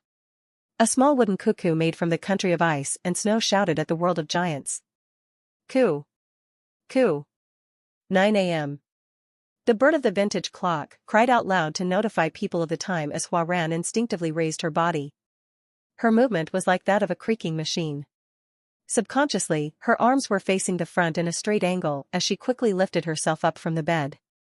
With a glare, she gazed around. Her room was as dark and lifeless as always. The only furniture inside the room was a small wardrobe and a large urn. The urn for gold coins that she brought after selling everything that belonged to her in the eastern continent was being filled up at a rapid speed. That was proof of how the business of the boy who liked poking his nose into other people's affairs was faring smoothly. Going past the urn full of gold coins, which acted like a piggy bank, she walked to the wardrobe. The chains restricting her body jingled with each of her movements. Creak. She opened the wardrobe, which had nothing but a bunch of black nun clothes inside. Even though she was a probationary nun of the new faith, her wardrobe was still way too barren, considering how most sisters of the religion had a few modern clothes or two. Clothes. Her chains loosened slightly as soon as she said that. These specially crafted chains from the Chapel of Zion reacted to her inner energy, and she could tighten and loosen them at will. They were there as a restricting device to stop her from having a fit, but they did show respect to her daily life through seemingly trivial features like this. It had already been about a year since she had been wearing these nun clothes. After she wore the sparkling rosario, as well as the nun headpiece, the chains slowly crawled back up and restricted her body again. They were tight enough to crush a normal human body, but it felt like just another piece of clothing to the juncture with an unbreakable Vajra body. Clump. Clump. Climbing down the stairs to the dining room, her nose picked up a faint scent of butter. Today's breakfast menu appeared to be toasted bread with ham. Huaran. Josephine. In the kitchen, Senior Professor Josephine of Merkava Academy was awkwardly toasting bread on a fry pan. What are you doing? I was trying to make the Isaac Toast 1TLN, Isaac Toast, a Korean street food. Similar to the given description, which is apparently famous in the East, but after putting butter on a heated fry pan, all you had to do was put the bread on top and cook it. Even Huaran, who was from the Eastern continent, wasn't sure how this had anything to do with the East but simply glossed over it because it was one of the dishes that the ponytailed boy introduced while saying it was from the East. That's too much butter. Really? Unfortunately, Josephine wasn't the best at household chores. I want mackerel sandwich. A mackerel sandwich? He made it. Cooked mackerel. Student Corinne. Where did he learn such eccentric dishes from? Josephine, who was also repulsed by raw fish, apparently couldn't understand why you would put cooked mackerel between slices of bread. Fish is supposed to be cooked and served by itself. It is not supposed to be eaten inside bread. Buomer. Buomer? What do you mean by that? He said that's what you call inflexible people. Looks like I must seriously consider the eviction of student Corinne. While murmuring how he was nothing but a bad influence, Josephine flipped the bread on the fry pan. Unfortunately for her, it was charred black. Anyway, please go wash yourself before we eat. Don't want to. Go. Washington yourself. Her eyes were very sharp. Washing once in the morning, and once at night before going to sleep, this bothersome routine was a very tedious one to follow for Huaran, who used to live a lawless life. There was a PDHP2 personal development, health and physical education lesson about how washing was to get rid of bacteria or whatever, so that meant the goal was to get rid of bacteria, right? Fortunately, the chains and the clothes on her body were all specially crafted items that could hold off against most things in the world. Shortly after that, Huaran returned to the dining room with black ashes all around her body. What have you done? I burned myself. Don't bacteria die from fire? Go right now and wash yourself. With water. I don't understand. Now. She was still only 3 years old. Even though Josephine wanted to give her a flick to the forehead, she knew her hand was the only one that was going to suffer, so instead, she decided to give more health-related lessons. Annoying. Huaran thought to herself. Because of the request of the Old Faith and Senior Professor Kong Ryan of Purple Hawk Academy, she had to unwillingly attend the festival. The one she had to join was the individual event. At least it was better off, because it could be done by herself. Huaran. You cannot be serious against them. I don't understand. She had read the festival rules already, and also knew how this boisterous festival was a contest for competing students. I can't hit them? It's not like you can't retaliate, but... Josephine reminded her with a serious look on her face. Most things in this world are weaker than you. Treat them like you would with a little twig, and that would be enough for you to win. Huaran reflected on the ones that she had to be a little serious with, like the noisy potato lover and the spearman who pretended to be an adult. How weak are they compared to him? Josephine knew that the person Huaran mentioned was almost always that boy and easily realized who she was comparing them to. Right. Compared to student Corinne. About 1/10. Thinking that should do, Josephine assigned that as the outline. remember. There are a lot of people that are trying to find faults with your existence itself in this place. Please try to pass this festival as smoothly and quietly as possible. The individual event soon began. Walk. Why? WHYY. Ah, please. I can't even shake her. Why can't I even cut her hair? The individual event of Merkarva and Purple Hawks Festival became a pandemonium of chaos. Whenever the rounds began, Huaran would stay still without doing a single thing, and simply stood there looking at them. Her opponents would swing their weapons, but whether it be a sword, an axe, or a mace, none of those weapons could harm a hair on her body. Even though she was just a small girl, she appeared like a large mountain firmly standing its ground. I give up. Facing the unsurpassable wall, the students couldn't help but admit defeat. Fortunately, there weren't any casualties despite Josepine's concerns, but there were still a bunch of young teenage girls and boys whose hearts crumbled at the face of an unbreachable wall. However, that was inevitable the moment Huaran joined the festival. Boring. Even the punching lessons she had with the boy were more interesting than this. You start from the small basics. If you give your very best to everything, you'll learn how to be caring. Learn how to be caring, and it will leave a mark on your personality. If it leaves a mark on your personality, it will show on the outside. And if it shows on the outside, you will become brighter. If you become brighter, you will move other people. Move other people and you will change. And if you change, you'll become mature. She condemned him, saying that he only knew how to talk big, but it might have left a big impression on her. The punching skill that the boy taught her, which she diligently practiced so that she wouldn't lose again, had become attached to her body after practicing it every day. It went something like this. 8 pulls, punch of the descending dragon. Boom. The stadium immediately turned silent as Huaran realized her mistake. She had accidentally used the punch that she had learned from the boy. As a result, her opponent, who had been swinging a battle axe at her, flew across the venue like a dove and landed in bloody tatters while the weapon got demolished into molecules. It was her umpteenth opponent. He seemed like one of the famous fourth-year students or something, but he was visibly appalled after seeing that only the handle part of his battle axe was remaining after her attack. Monster. That was nothing new. She wasn't even upset because she had been hearing it all the time, but, for some reason, her chest ached a little bit more than usual. Before long, it was already the 8th round. That was the last round of Group C where she was in, and this time, her opponent was a student from Purple Hawk Academy. She thought it would be the same thing as always, but soon, when she saw the boy walking towards her in large strides, she got a feeling that he looked familiar. We meet again. The boy with ominously white hair, Sa Jinhyuk, was standing in front of her. The combination of bleached white hair and the black eyes of those from the east was definitely not harmonious by any means. However, it was still vivid enough to leave a strong impression, so Huaran still remembered the boy called Sa Jinhyuk. Doesn't change anything though. Hack. Was he strong? Probably. He was about as strong as her unpleasant housemate, and was within the category of strong in terms of humans. However, that was in the standard of humans. A living Yiksha standard started from 10,000.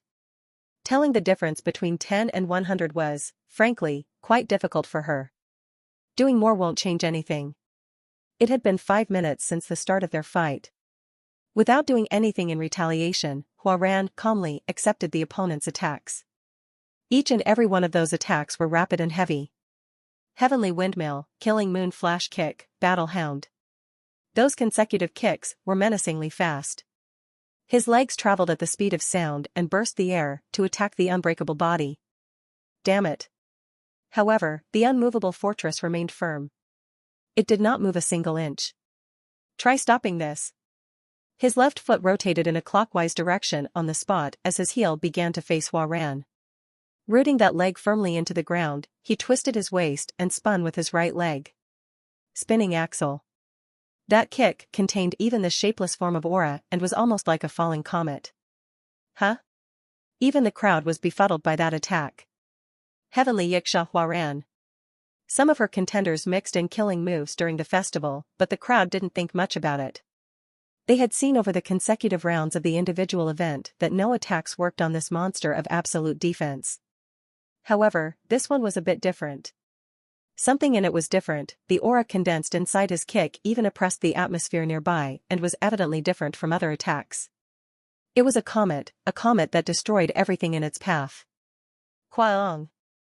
The comet landed on Huaran. Until the very last second, she did not move an inch in. Fuck. The comet screamed with a profanity. Done? Despite seemingly speeding through space and striking at the fastest possible speed, the comet lost its power at the face of an immense star. Unbreakable Vajra body. No blade in the world could cut through the skin, nor could fire or water leave any mark on the body. It was on a whole different league to normal defensive spells that were supported by aura and the inner chi. That constitution was the one sitting at the epitome of unfairness, and the ones attacking people with the unbreakable Vajra body were the ones that had to suffer damage. Sa Jinhyuk was the one who gained fractures from that attack.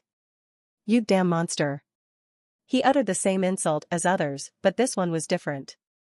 Rather than fear, it was backed by rage and hatred. Give up. Doing more is not going to change anything. Haha. She was trying her best to follow Josephine's words that she shouldn't hurt other people, but it seemed to have sounded absurd in the ears of her opponent. Stop pretending to be nice all of a sudden. It's too late to act kind and merciful. What do you mean? You should have used that mercy of yours before killing my family. I will kill you. No matter what, I will definitely kill you with my own hands. His eyes overlapped with the eyes of the person who glared at her after losing his mother and sister. It was then. A burning city appeared before her eyes. Corpses were everywhere. That was a scene of massacre. Huh? Hua. Kill all the humans of this land. There should not be anything living left behind in this place. You are a monster, Hua. A monster far from being human. You're pretending to be a human this far in, and it's so disgusting I feel like throwing up. No. And what about your body? You are not Ran. You're just a monster that stole Ran's body. No. This is mine. My body. The corpses that had been scorched in the pit of flames started to move again. The dead crawled towards her. Corpses with brains, guts, and limbs ripped out hoarded towards her from all around. Thousands and tens of thousands of dead people cursed while approaching her. The hair of the boy, which used to be black, turned white as tears of blood flowed down his cheeks. He screamed while reaching his arm out. Die, monster. Someone like you shouldn't have been born. Die. You monster. Please die. We're begging you. We have shredded the limbs of your father to death. We will now subjugate you in the name of the royal palace. Flames consumed the air, leaving nothing for breath, and the disgusting scent of corpses clogged her throat. More than anything. Give me my body back. That voice alone was so frightening and scary that even the red eyes of the monster quivered after hearing it. This is mine. Mine. This body is mine. I have the right. I have the right to have this body. You shouldn't have been born. Be quiet. It was then. Red aura began to soar in all directions, with Hua Ran at the center. Crimson aura started to surge through the air, as if it was contending against heaven itself. The aura emanating out of the body of a Yiksha, one that far exceeded the norms of humans, demolished the arena in less than a second, and Kyrioric. Her chains of restriction swallowed her aura and stretched out to no end. In place of the scorched talismans, the restricting chains turned large enough to cover the arena and suppressed her with their might. Hack. Hack. Only after being restricted by chains that were now several kilometers long did Hua Ran realize that the things she had been seeing and the voices she was hearing were gone, and that was the biggest relief for her. Thank goodness. I didn't lose my body. There were a lot of grumbles and noisy chatters all around, but the relieved child soon went to sleep. I knew that monster was going to do something like this. At the chairman's office of the academy, Chairman Ariu and Professor Josephine couldn't do anything but quietly listen to the denouncement of spit-splattering Bishop Renaud Lusignan. An incident had occurred during the individual event of the festival. Hua Ran going berserk would have led to a huge catastrophe without the chains of restriction, which was why they had no words to say in response. We will carry out a detailed investigation as to why student Hua Ran. Investigation? What investigation? We don't know when that monster would start going around killing people, so why should we watch that happen from the side? We must kill that monster, right? That is way too extreme an argument, Bishop Lusignan. Chairman Ariu said with a sharp glare at the excessive comment. Humph. In the first place, it was you, Chairman Khazar, that wanted to take in that wicked demon. You will have to take your due responsibility. Of course. However, we must first observe Student Huaran and the state of the restriction spell. Yes. Looks like those chains made by the Protestants worked pretty well, but the problem is that the talismans made by the pagans of the East were burned, is it not? The talismans that are supposed to settle Student Huaran's mind have been burned. We are planning on inviting spiritualists from the East to create new talismans, but is there a need to go that far? What do you mean by that? Do we not have a spiritualist already? One that came from the renowned Academy of the Eastern Continent. Chairman Ariu and Josephine thought of the same person. They thought of the senior professor of the Eastern Academy, the best formation expert of the East who was also a first-rate spiritualist at the same time. Professor Kong Ryan will be returning soon after the end of the group event, right? Let's request Professor Kong Ryan to hurry up and create talismans for us. We never know when that evil demon is going to go berserk again. It was something they couldn't refuse. In a dark and small room with no sunlight, all she could see were stone walls and the moss growing on those walls. Huaran thought about the things that recently happened to her. She remembered the forgotten past, and the original owner of this body had once again tried to take it from her. This is my body. Give it back. Give it back to me, you monster. Born as the personification of the unbreakable Vajra body, she had nothing to fear, but that voice was the only one she feared. It had continued from the very moment of her birth, and that fear was thus very difficult for her to overcome. This is mine. This is my body. Is it really though? Someone refuted the mumbling self-justification of Huaran. She looked for the owner of the voice with emotional eyes. You. I am the uncle of Kong Ran, the original owner of that body which you have control of. Kong Ryan. He was the senior professor of Purple Hawk Academy, and the older brother of Kong Ran's father, Kong Yu. He was most certainly one of the ones who hated Hua the most, since she had taken over the body of his niece, Ran. I am not giving it back. This is mine. Oh no. Hua. You're misunderstanding me. Kong Ryan consoled her with a benevolent voice like an adult dealing with a child. Huaran recalled hearing his voice somewhere. It went like, Hua. Kill all the humans of this land. There should not be anything living left behind in this place. Hua. Do you want to have full control over that body? I can help you with the process if you want to. What? The whispers of the venomous serpent slithered up the neck of the child. The poisonous apple was too sweet for a child to refuse. Hua. And a girl was silently watching all that happen. You can't. Don't listen to him. The girl's voice did not reach her. From the start, it had never reached her even once. Student Huaran is in confinement. The first thing I heard after coming back from the group event was that Huaran had been confined because of an incident during the individual event. Fortunately, there weren't any casualties, but the problem was that there were a few people there who knew about the restrictions cast on Huaran. One of them was Bishop Renaud Lusignan, who had been dispatched from the great chapel of Zeruim of the Old Faith.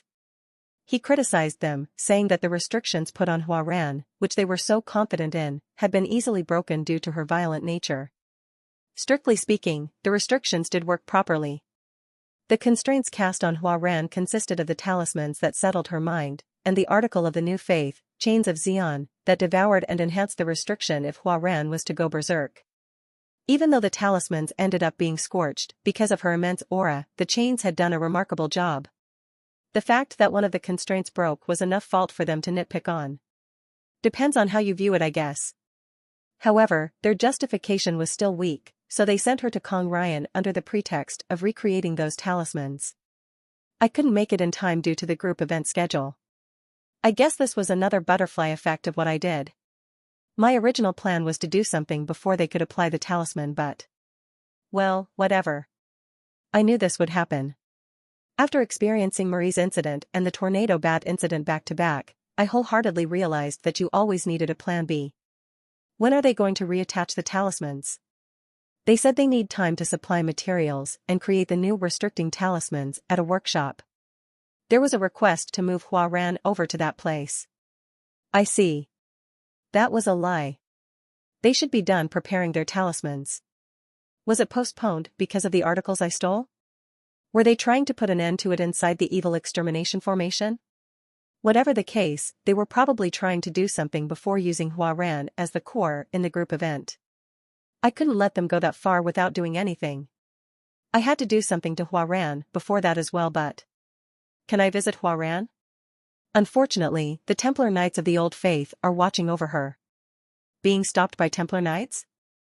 As expected, they were making a bold political move, but well, that was also within the scope of expectation. Student Corinne. That was when Chairman Ariu, who had been quietly watching until now, or rather, Master Aaron, walked up to me. How many things are you aware of, Student Corinne? Ah. She must have realized that I was hiding something, but that was nothing unusual, considering her insight. Well, I know most of the things I need to know. As for this incident, we couldn't stop the confinement of student Hua Ran, but we could have dealt with it ourselves. Even though Merkava was being interrogated as the one responsible for it, I'm sure it would have been possible if you were coercive about it. That wasn't a very good idea though. It was my Master Aaron who had to overstep her boundaries to bring the demon behind the Moonlight Castle incident into the academy. She took Hua Ran in as a student while saying that she was safe thanks to the restriction, and yet this was what happened. What would they say if Merkava were to try to protect Hua Ran in a situation like that? I am aware of the risk, but we would have undoubtedly been able to protect student Hua Ran at least. There was something I knew, which both Josephine and Master Aaron were also aware of. It was that Professor Kong Ryan of Purple Hawk and the Old Faith had been up to something behind our backs. Hua Ran had gone berserk during the very fight against the trampling warhound, Sa Jinhyuk, after entering the festival as requested by Bishop Renaud. It was way too coincidental that it was suspicious. That was all the more the case, because we were already looking at them with suspicion. Under the pretext of recreating the talismans, they asked for the momentary control of Hua Ran and were definitely scheming something. Student Corinne. Are we looking at the same destination, I wonder? I am 100% sure. We are aiming at the same place. If so, then why do we have to shoulder so much risk?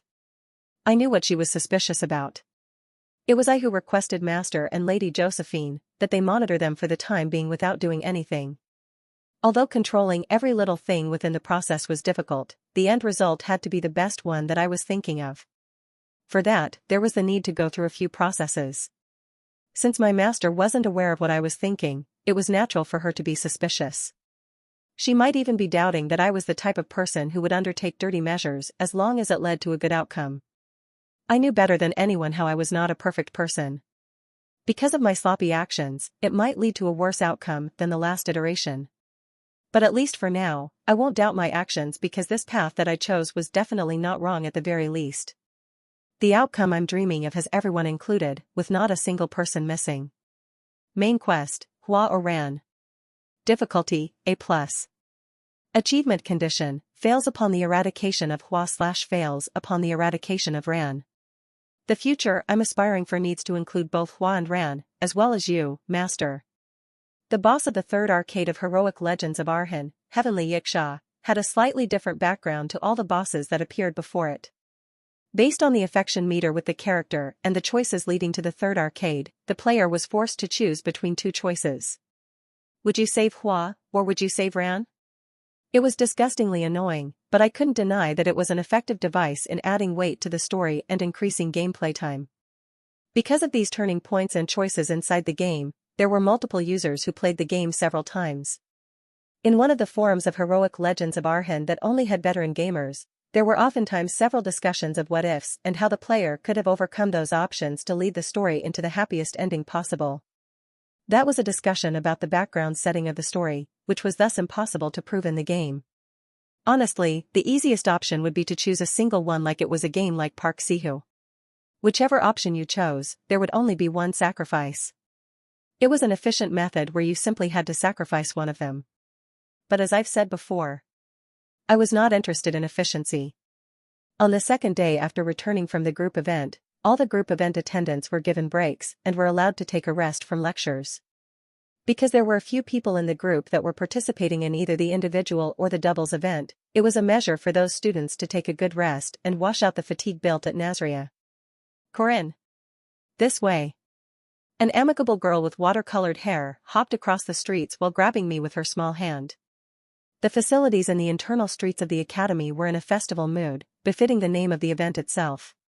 Corinne. Should we get some hash browns? No. We eat that every day. The number of potatoes I grated would probably add up to a warehouse. I don't think it was that much. What if we add the potatoes you grated with me on top of that? Then, Maybabe. Seriously, what was I supposed to do with this potato-loving princess of the Potato Empire? It's a special day, so let's go have some of those chicken skewers or that beef skewer over there. That's 1 silver coin each. But like 1 silver coin per skewer? They were targeting tourists, but that was still too much. Speaking of targeting tourists. Senior. How are the stalls placed in front of our hotel going? Munch munch. Oh that, cough cough. I'm telling you should stop having so many potatoes. She choked on potatoes, so I gave her a drink. Even though we were at the festival, she was still buying a tornado potato. Wait, they have a tornado potato? No wonder I don't feel homesick. Ugh. Thank you. I received the overall report for the stalls just yesterday. Oh. How big is the profit? You see. Whisper whisper. What? Nod nod. Finally, a day like this comes to me as well. Hee hee. Seeing you happy makes me happy too. After the construction of the hotel, we placed more than 100 people from Purple Hawk in there, and installed a bunch of stalls on the street in front of it. We used the ingredient supplies straight from the Dinnereff family, and hired some part-timers to make some cheap skewers with cheap sauces to sell at 3 times the market price. Too expensive? Come on, we're targeting tourists. Those guys from Purple Hawk came from a different continent and didn't know much about the market prices on our side. And besides, it's not like they were tremendously expensive, and different prices in trivial things like snacks were very hard to notice. Senior. I will buy you anything you want today. Do whatever you want. Wah. Both Marie and I didn't have anything else to do today, so we should be able to play to our heart's content, but most importantly, I was here because there was something to buy from these stalls. Corinne. Look. It's a throw-a-mana stone. Let's hurry up and try it. NN. Found it. As expected, it was here again this year. Some merchants were running mini-games between the food stalls. We had already done some Whack-a-Hornrat, which was this world's version of whack-a-mole for knights, and had thrown some mana darts, but this throw-a-mana stone was a bit unique. Corinne. Do you know how to play this game? It's my first time seeing it. I can explain the rules to you. I saw it in the last iteration, so I didn't count that. Besides, Marie seemed eager to explain the rules, so I thought I might as well give her the chance. Uncle. Give us some mana stones, please. Oh, you're a gorgeous lady. I'll give you 1 extra. After giving the owner a silver coin, Marie received a plate with 6 finger-sized stones. Uncle. Why didn't you give me an extra one? Buddy. We have a mirror right there. Look, Corinne. These are chunks of mana stones that were deemed faulty at the mines. Touch them. They're soft, right? Oh. You're right. Well, her fingers were actually softer than the faulty stones though. Aren't these stones? Is it okay for them to be this soft? Usually, they're not, but mana stones absorb mana easily, so it's easy for their attributes to change. That's also why we use them often when making staves. Marie said while tapping her jade-like staff, telling me that there was also a mana stone inside her staff. But if they are this soft, they explode easily. Look. As soon as Marie added mana into the stone, it rapidly began to brighten up and expand in size as if it was going to explode anytime soon. You have to throw it before it explodes. She skillfully threw the inflating mana stone at the target. Pop. The mana stone popped with a loud burst of noise like popcorn in a microwave.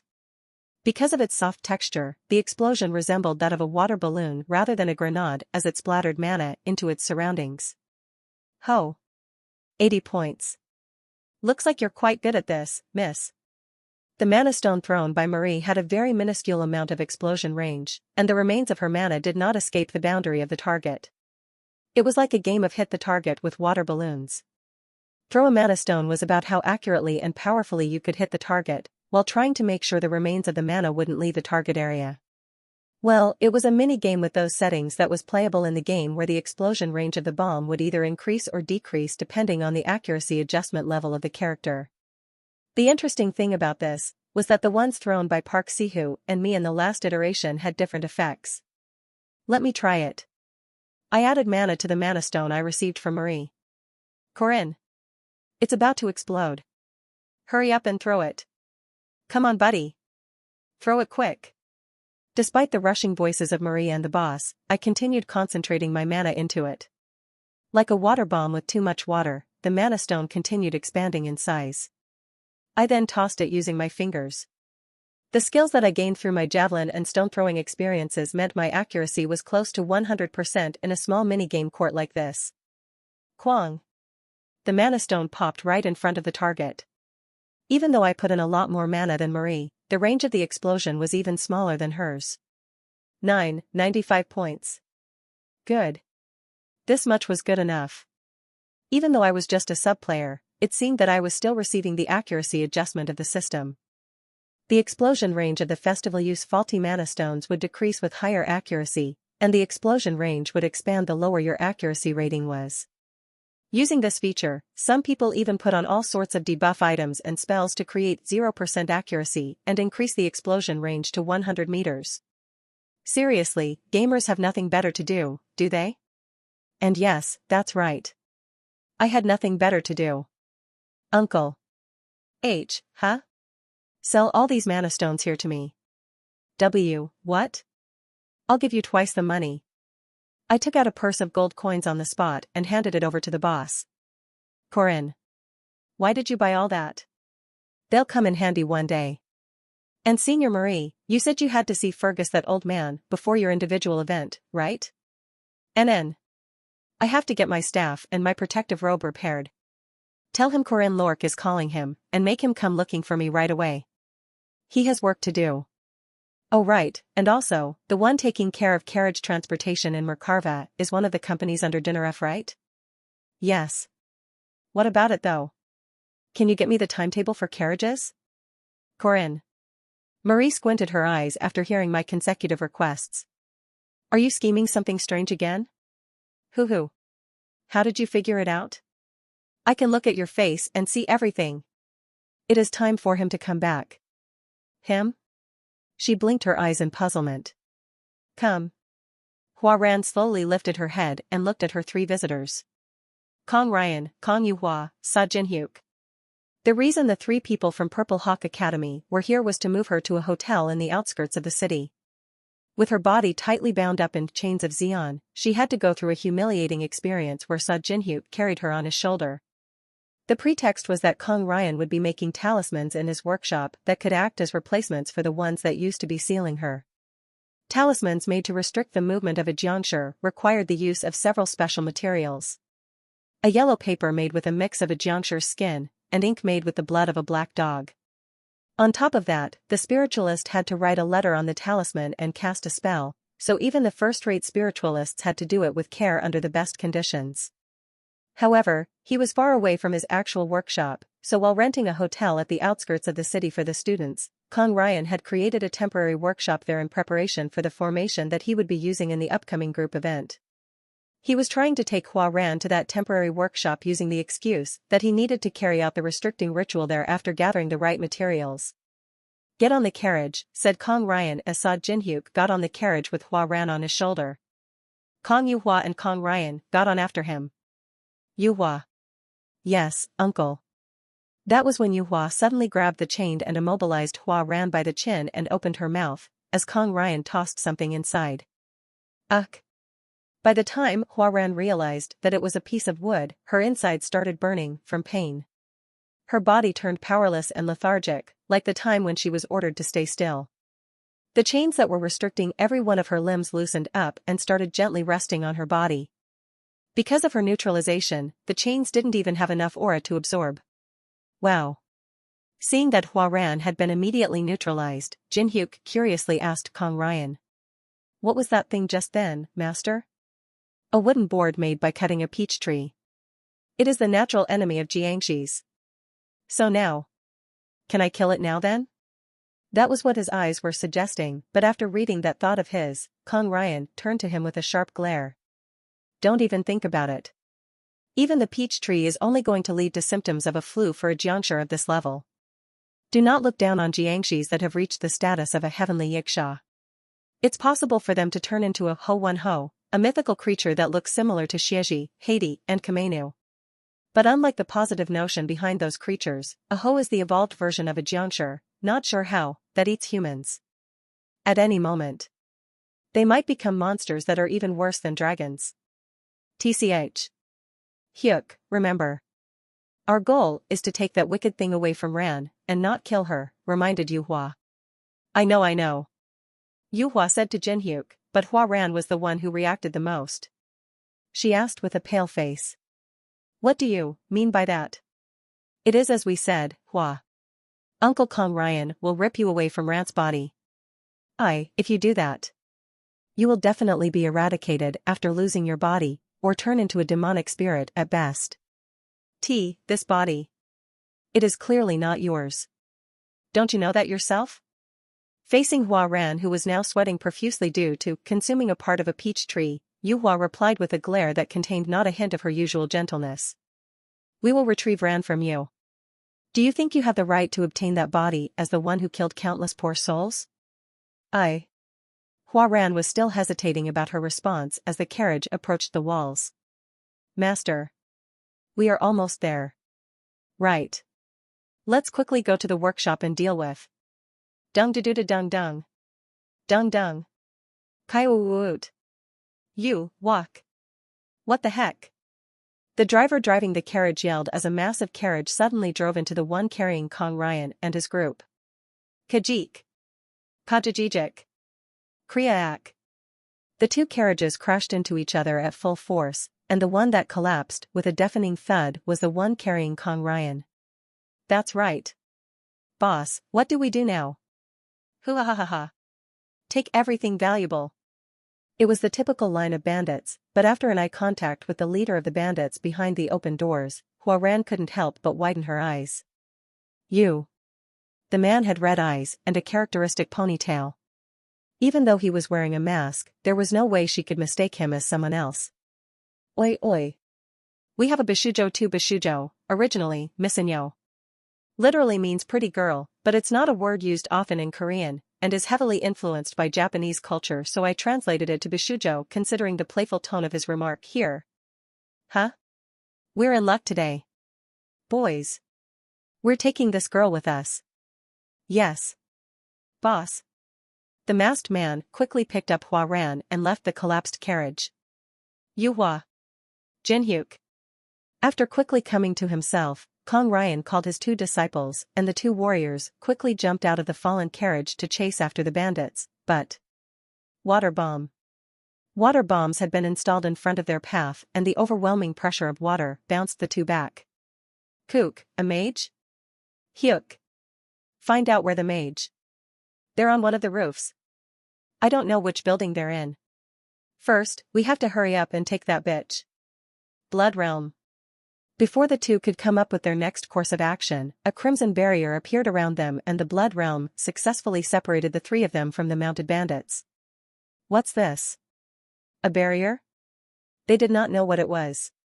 Since it belonged to a vampire, which was already unique among demi-humans, and since a Blood Realm was a skill that could only be used by vampire elders and above, they were bound to be unfamiliar with the ability. Hoo-ha-ha-ha. A successful operation, boss. This much is enough. Let's go. Let's go. That was the mighty return of a Morton Lork. Marie, who helped Corinne by isolating the three people from Purple Hawk with her Blood Realm, was caught off guard by the unexpected turn of events. Wasn't expecting someone to be able to break the Blood Realm. Her original plan was to lock them inside for at least 1 hour, but the three had done something to the barrier. To be exact, it was Kong Ryan who did something. He unfolded his fan with a flick as an article of a tortoise with a snake head on its tail and an article of a white tiger floated out by themselves, as they then created a small hole on the barrier. Yuhua. I will go find them for sure. Marie quickly repaired her blood realm in surprise, but Kang Yuhua was able to escape from the barrier using that short moment. She couldn't do anything else here, because Corinne had made it exceptionally clear that she couldn't openly do anything to them. Corinne. Be careful. What was that? After hearing an urgent report from one of the security officers of Mercarva, Josephine asked, with a dumbfounded look on her face. A student has been kidnapped. Which student, and by who? About 5 minutes ago, a group of mysterious mounted bandits attacked the carriage carrying the VIPs of Purple Hawk, and kidnapped a student called Hua Ran. Josephine sent the security officer away and collapsed onto the seat of the senior professor's office. What the hell is he doing? That was her first time swearing in the last 35 years. Clip-clop. Clip-clop. The mounted bandits were speeding through the road on their horses. On top of the running and wavering horse, Hua Ran had to gasp for breath. The wind was cold to her skin and her hands shivered without moving the way she wanted them to. As a side effect of swallowing a portion of the peach tree, cold beads of sweat were traveling down her cheeks and she shivered every time those sweat drops came in contact with the chilling wind. You. What are you doing? Vacantly, she uttered the same cold words as usual, but they sounded half-hearted and powerless. I heard you made some trouble while I was away. I came to save you while I was at it. You are wasting your time. She said with a gaze that seemed to be asking what the point was. In truth, he had attacked the VIPs from Purple Hawk Academy and had kidnapped an academy student. He was bound to be caught very soon. Regardless of Josephine and Chairman Ariu's opinion, it was a matter of time for Corinne and herself to be caught again. Corinne was skillfully maneuvering the horse with Hua Ran still in his arms. The bad-tempered gaze and tone he had when attacking the carriage were gone, and Hua Ran could see through the small gap between the mask that his eyes were very calm and poised. You won't be going through anything good if you get taken there. I know. That's why I helped you. Any problems? You have nothing to do with this. I do have something to do with this as someone living under the same roof as you. Hua Ran didn't reply to him. We've arrived, boss. Before long, they were already out of the city and arrived at an intersection that either continued off to another road or the forest. There, Corinne carefully placed Hua Ran on his shoulder and got off of his horse. Don't forget the contract. We will leave as many traces as possible and by time, boss. Corinne gave a purse of gold coins over to the mounted bandits. That's the remaining half of the payment. Thanks for the business, Mr. Morton. Live a normal life as good people. I hope we don't cross paths again. Of course. We usually do legal things for a living, you know. These people were mercenaries that he hired through the Intelligence Guild. Now, they would go as far away from the city as possible and draw the pursuers' attention. Do you think that will help? About half-half, I suppose. Holding on to Hua Ran's hand, Corinne walked into the forest, but in less than 10 meters, she fell to the ground. You don't look very good. And your chains aren't really on you either. Did they feed you something? Peach tree. Wood from a peach tree, huh? I guess it'll be hard for the next few days. It was a powerful sorcery tool that was critical against Jiangxi's.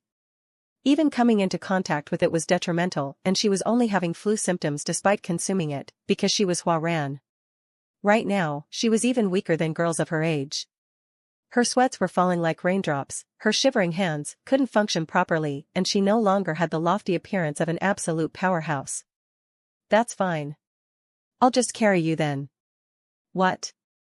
Without even giving her the time to be surprised, Corinne lifted her up into his arms and started running forward. Hua Ran was shocked by his sudden decision. They were running faster than a horse, but she didn't even have the time to worry about her chilly skin. Wait. If it was Corinne, he wouldn't have trouble running while holding someone as small as Hua Ran. Even though the forest had unpaved and dangerous roads and a misstep could be detrimental, that mattered not to Corinne. Let me down. I can run by myself. Don't bluff. I know you can't even walk properly. Well, you're as light as a feather, so you don't need to worry about anything. That wasn't the thing Hua Ran was concerned about. She was unsettled by the very act of having to completely rely on someone else. Several emotions were being suppressed inside her throat, her pride that didn't allow her to fully depend on someone else, her common sense that told her she should show gratitude at a time like this, as well as her mind that lingered on his mention of her weight. The reason she swallowed all those emotions, without letting them out, was also in correlation with her pride. And the reason why she somewhat liked his last remark about her being as light as a feather, was something she wouldn't realize for a long time. Feels unpleasant. With the instincts of a beast, she simply expressed her faint sense of displeasure, but you can do whatever you want later. Corinne adeptly dealt with it as always. Tadadak. His speed as he raced through the forest was already double the speed of a horse. As expected of a knight, even though his physical ability was still below Alicia's despite being a grade 1 knight, Corinne was still at the pinnacle of knights nonetheless. He was already further away from the intersection than the mercenaries on horseback. This was the reason why knights were classified as living weapons, but there was someone behind him that was approaching him regardless of his superhuman speed. Already? The black-haired pursuer was wearing the unique clothing of the East. The Fairy of Swords was running at the same speed as him through the dense woods of the forest with her eyes stuck on him. Slow, aren't you? It didn't work, huh? Corinne was thinking how the mercenaries didn't serve as a good enough bait, but by the time he came to himself, a sharp dagger was already flying at him. Thud. The dagger collided with a piece of stone. The stone with a rune letter carved on it crashed into the dagger at a rapid speed as they both fell powerlessly on the ground. A dagger from the start? I thought you were a nicer person though. Corinne said, even though he had driven his carriage into theirs first. While dashing at a speed faster than a horse through the dense trees, they each prepared daggers and rune-carved stones to throw at each other. The stones and daggers traveled like lightning bolts. Thud. The one who first allowed an attack in that ranged battle of the forest was Corinne. Coot. He frowned while looking at the dagger piercing through his shoulder. He had stopped 2 of the flying daggers by matching them with his stones, but his last stone grazed past the last dagger. Even with the assistance of runes, there was a big difference in accuracy between stones and daggers. Are you all right? She's not the type to put poison on her daggers, so. Do you think that was the last one? Countless daggers were floating behind Kang Yuhua like flower petals blooming in the sky.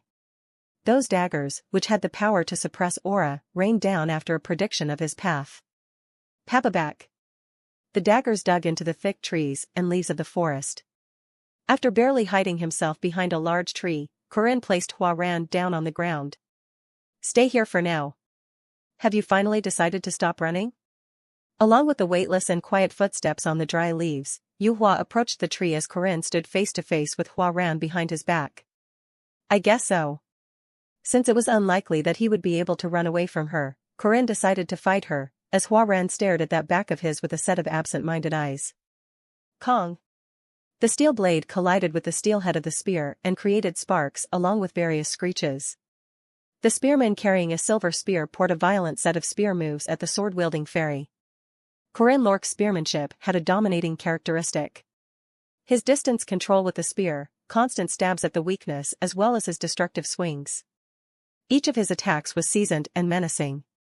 He was an expert of spears, and even Huaran could tell that every one of those skills must have required countless repetitions and a backbreaking amount of effort. Yuhua. Huaran turned to the blood relative of the original owner of her body. She was a feeble-looking girl that was at least a head shorter than Corinne. It would only make sense for the Fairy of Swords to barely hold off against the merciless torrent of the spear, but how? Parrying the stab away to a side, she easily pushed away the incoming shaft of the spear. Over time, it was Corinne who had to retreat after every attack. Her attacks were heavy. In terms of appearance, she should be a lot weaker than Corinne, and yet each strike of Yuhua's sword was oppressing and pushing him back. Hup. After a short breath, Corinne took another half a step back. Twisting the spear in his hands into a diagonal angle, he parried Yuhua's sword to stop her from closing the distance. Pang! The air popped like a bomb. Sparks erupted from that attack and Corinne was pushed back by 10 steps. The identity of that destructive weight was the highly dense aura covering Yuhua's blade. The ridiculous supply of aura made it visible to the naked eye and was powerful enough to push the opponent back from just a short contact. Sword Lord. The strongest knight of Purple Hawk, who was also called the Fairy of Swords, had the aura rank of High. In other words, it meant that she had an aura core that she gained through a legitimate method. You should have an aura core as well. Why aren't you using it? But Corinne Lorque wasn't too different from her. In fact, he had double the aura cores of Yuhua. There was one he gained after consuming the white silver mandrake, as well as the aura core of a demonic nature that he inherited from Sabancia Duke, the great hero. It's not my original one, you see. However, because he didn't earn them using the legitimate method, the usability of his cores was very limited. The aura core from the white silver mandrake was his very last resort that he had to keep until the very end, and the core of demonic nature was like a treasure box he couldn't open. Like a closed-off pot, it contained a bunch of aura, but he couldn't open the lid. Well, he might be able to if he wanted to force it open, but he had an instinctive feeling that this core was slightly different and was thus choosing not to. Thus, the only aura he could use right now was that of his own. It was therefore inevitable for him to be pushed back by Yuhua, who was at the level of High for both quality and quantity. Well, sure. If you are holding back, that means I just have to force it out of you. Yuhua charged forward like a lightning bolt as Corinne activated his secret arts in response. Ominous Snake, Secret Arts, Distorted March. The spear carried out 3 sharp stabs. Like a gymnast, Yuhua dodged those fiendish stabs by jumping into the air on the spot. Her movements were refined and light as if there was no weight to her body. Hup. As soon as Yuhua collected her breath and quietly landed behind Corinne for an attack. Spinning Heaven, second move, Rotating Demon Spear. The spear rotated at a tricky path at the foe behind his back. Right when the spear was about to travel up after digging through the dry leaves of the ground. Pack. Petty tricks. She trampled on the neck of the spear with her right leg, causing the spearhead to dig into the ground. The spearman's final resort had been blocked, which meant all that was left was his defenseless back. Yuhua stabbed at his back like lightning. Kenas. But it was then. Flames soared up from the ground beneath. The runestone that Corinne had dropped on the ground during their first bout had just then been activated with the silver spear. TCH. Yuhua had to jump back to dodge the soaring flames. Without letting her distance herself again, Corinne chased after her with a sharp stab. But Yuhua was also prepared to fight back as soon as she landed on the ground. In that split moment, the head of a venomous snake collided against the sword that threatened to behead a dragon. Two-faced ominous snake, dragon blood. Dragon slaying sword, second move, killing stab. Their bout lasted 1 second. Even after the clash of their powerful moves, they passionately continued swinging their weapons and collided 7 more times in just 1 second, as the aftermath of their aura flung the two away. Corinne skidded across the ground whereas Yuhua flew off into the air. After barely keeping himself on his feet, Corinne gazed up at Yuhua, who gently landed on a twig of a tree that was less than 1 centimeter thick. Both of them had discontent looks on their faces. That attack just then was supposed to be the deciding move for both of them, and they weren't expecting their attacks to be completely offset without leaving any wounds on their foe. The spearman and the swordswoman unintentionally ended up creating a distance as they began to quietly glare at each other. Eventually, Yuhua couldn't help but raise a question. Why are you trying to protect her? What do you mean, I wonder? I'm just a kidnapper. Playing with words, aren't you? I am her cousin. Oh. Can I talk about the ransom then? I'll think about releasing her if you give me 1 billion white gold coins. Ignoring the words of the self-proclaimed kidnapper, Yuhua continued with a frown. The one behind you is a demon that stole the body of my younger cousin, my sister. It is not worthy of your sympathy, Corinne Lorque. Like I said, I'm a kidnapper. My name is Immortan. A spearman of your level is not going to be that common. Did you really think you could deceive your way through? Corinne didn't reply, suggesting that he wasn't going to admit his identity ever. That is a demon, and not a human, a wicked and heartless Yiksha. Don't tell me you don't know about the disaster that hit Moonlight Castle.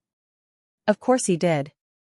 It was the infamous incident where one of the castles of the conquerors of the East, the Empire, was destroyed single-handedly by Hua Ran with tens of thousands of casualties.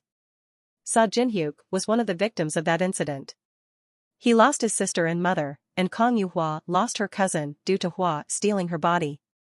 The guy responsible for everything is somewhere else, and yet they're just fighting between themselves, Corinne murmured. What was that? Nothing. Corinne wasn't expecting to be able to persuade her here. Even if he were to share all the things he knew from the game, they would sound like nonsense without any evidence to back them up. Hey, Miss Kang Yuhua. You know what? The dojos in this place are quite brutal.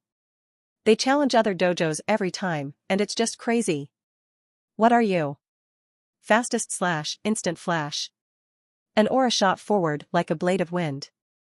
Yuhua jumped from the twig after noticing the attack, but the blade of wind had been aiming at the twig beneath her feet in the first place.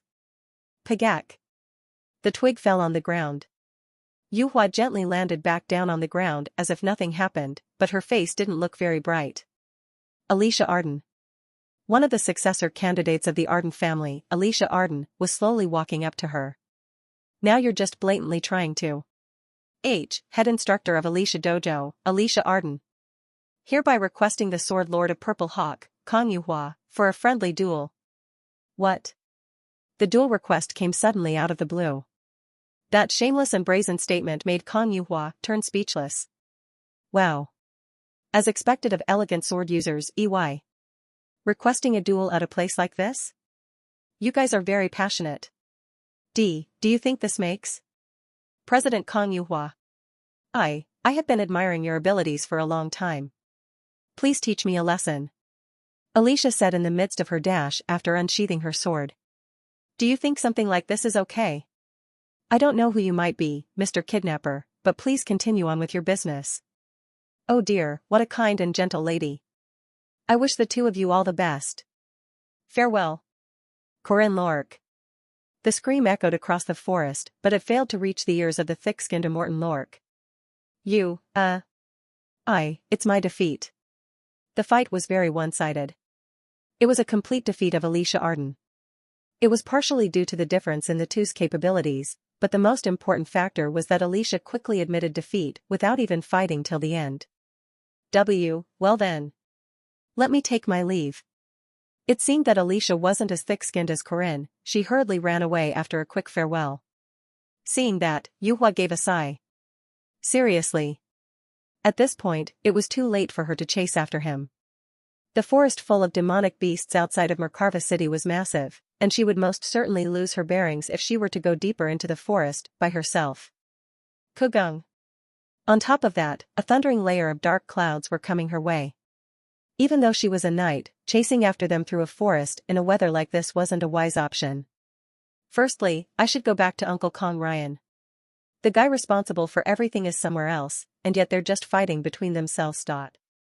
Throughout her way back, Kang Yuhua reflected on that implicative murmur of Corinne. Wondering what he meant by that, she started ruminating over those words. Darkness befell the forest. Kugung. Kugung. Rain fell with a thunderous roar. What was fortunate was that there wasn't a tornado accompanying the storm, but the two civilized people that visited this barbaric forest ended up being drenched by rainwater. Hugh. I have no idea if I should say we were lucky or unlucky. This storm was definitely a plus for the escape, because it would play around with the sharp senses of the securities and knights that were chasing after the kidnapper. The sharp raindrops were splattering all the way to my ears, so it might even slow down the pursuing process itself. But what was unfortunate was that the kidnapped hostage wasn't in a good state. Are you okay? She didn't say yes, as if that wasn't an option. Her sweat was mixed with the rain, and at this point, I couldn't even tell which was sweat and which was rain. Let me measure your temperature. Hua Ran was gasping for breath with a vacant and dreamy look on her face, so I rustled her hair and lifted her fringes to place the back of my hand on her forehead. It was fairly hot. You have quite a lot of fever. I took out the Maid by Marie elixir from my bag. Open your mouth. Supporting the back of her neck with my left arm, I poured the elixir down her throat. Like a baby bird receiving a bug from its mother, Hua Ran barely opened her mouth to swallow the elixir. Good girl, good girl. Drink it away. You. Be quiet. She looked a bit better after swallowing the elixir, but this was just a temporary measure. This probably wouldn't last long if we couldn't find shelter from the rain. You. Do you want some food? Blood. Her eyes were on my blood-stained right arm. Don't worry. It's all healed back up now. Regeneration was a really convenient ability after all. Let's find some shelter from the rain first. There should be a place nearby that we can use to hide from it. Near here? There were a bunch of ancient and old trees in this place. These old and thick trees were so stubbornly strong that most axes couldn't even cut through them, which was one of the reasons why Merkava City was reluctant to deforest this place. It's the habitat of demonic beasts, after all. There is definitely going to be one. Carrying Huaran in my arms, I continued walking through the dark forest before coming across a tree I was looking for. The old tree looked the same as other ones, but there was a big hole on it, as if it had been eaten by a large bug. This place is the habitat of owlbears. When there aren't any caves nearby, owlbears dig into large trees like this to create their nest. It was general knowledge that was passed down to guardians that frequented these types of forests. Actually, the reason why that was passed down was to have guardians immediately run away from the spot after seeing an owlbear's nest, but here, we used that knowledge to find a shelter to hide from the rain. Quite spacious, right? Because it was the nest of an owlbear, it was relatively deep. There was enough space even after Huaran and I both went into it.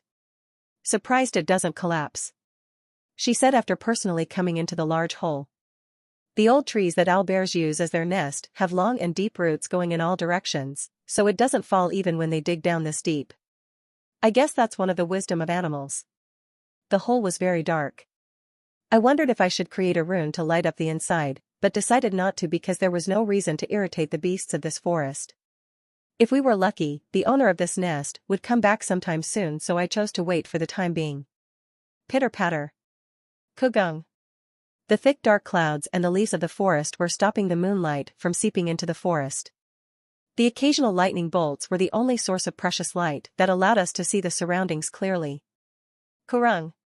Light flickered outside, which let me see the look on Huaran's face. It was only for a moment, but I could tell that her face still wasn't looking great. I could also tell from our touching skins that she was shivering heavily from the cold.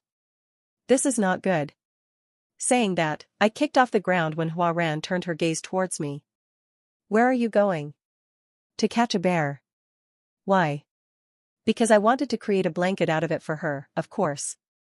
There should be a bunch of owlbears nearby, so it shouldn't take long. Grip. It was then. She tightly gripped onto my pants after seeing me stand up. Kurung. Lightning struck outside as light seeped into the hole. The girl with a pale face was shivering profusely in fright. Don't go. Wearing drenched nun clothes, Huaran said while gazing up at me with a desperate look in her eyes. Ah, my daughter. My daughter. Finally. You finally woke up. When she first opened her eyes, what Hua witnessed first was her master tearing up while looking at her. Kong Yu called her his daughter, and called her Ran. The newly born Jiangshi thought that was the name given to her. Dad? Even though she just repeated that word like a parrot without knowing the meaning of it, her master was incredibly happy and gave her a tight hug. That was probably the moment when Hua realized that she had to act like Ran. She had a feeling that her dad would throw her away after noticing that she was different. She was scared that he would try to retrieve Ran, and because she imagined a future without the ability to control her body, Hua had to act like Ran. What was fortunate was that the memories of the original body slowly started to come back to her. Although imperfect, she managed to act like Ran, and just like that, she stole Ran's family and her life. Oh, Ran. Are you well now? Oh my. Ran? Are you with your dad again? Living as Ran was a sweet experience. She was the beloved daughter of the renowned Kong family, and the health of the unfortunate girl who couldn't even leave the house due to her illness until 14 years of age was something the entire city was interested in. But Hua knew that they were happy and glad for the recovery of Ran, and not herself. That deceitful life crumbled down to pieces due to a small catalyst. You are not my daughter. How could a Jiangshi deal with a grade 1 Yukai? 1 Yukai equals monster, Japanese term. They're using a term that's different from demonic beast. This easily? The first time she saw blood was when she had to save the city from a sea monster that suddenly attacked the city. Because of the request of the castle lord, her dad had to order her to kill the monster, and after that, she was visited by her dad's brother who came to heal her. Caressing her head, he said with a content look on his face. Hua. Well done. The The name, Hua, was also the one he gave her. His scorching gaze of greed pervaded into her body. That was the first time she realized she could be useful. Added to that was the neglect of his dad, who realized she wasn't his daughter. Her massacre began. The castle lord, the imperial family, and the sages gave her requests. Demonic beasts, demonic spirits, and humans. Regardless of the opponent, she killed as they wanted and as they commanded. That was how the heavenly Yiksha was born. Zah! A heavy rain was pouring down on the forest. Sitting next to the large and heavy raindrops falling endlessly, there was nothing to do but reminisce in one's memories. However, Huaran was not fond of meditations like this. Closing her eyes, she couldn't help but think back to what happened on that day. Looking back, it had also been raining heavily that day.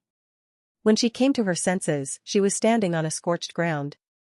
The smell of sulfur was mixed in with the odor of corpses, the once gigantic buildings were in rubble, and the sky seemed so touched by the soaring walls of flames that it sent out heavy rains in return. She was the only one alive in that place. Blankly walking forward while looking for her disconnected memories, all she could see were people that were now in ashes. What happened to them was not a question, it was probably her that did it. Hua. Kill all the humans of this land.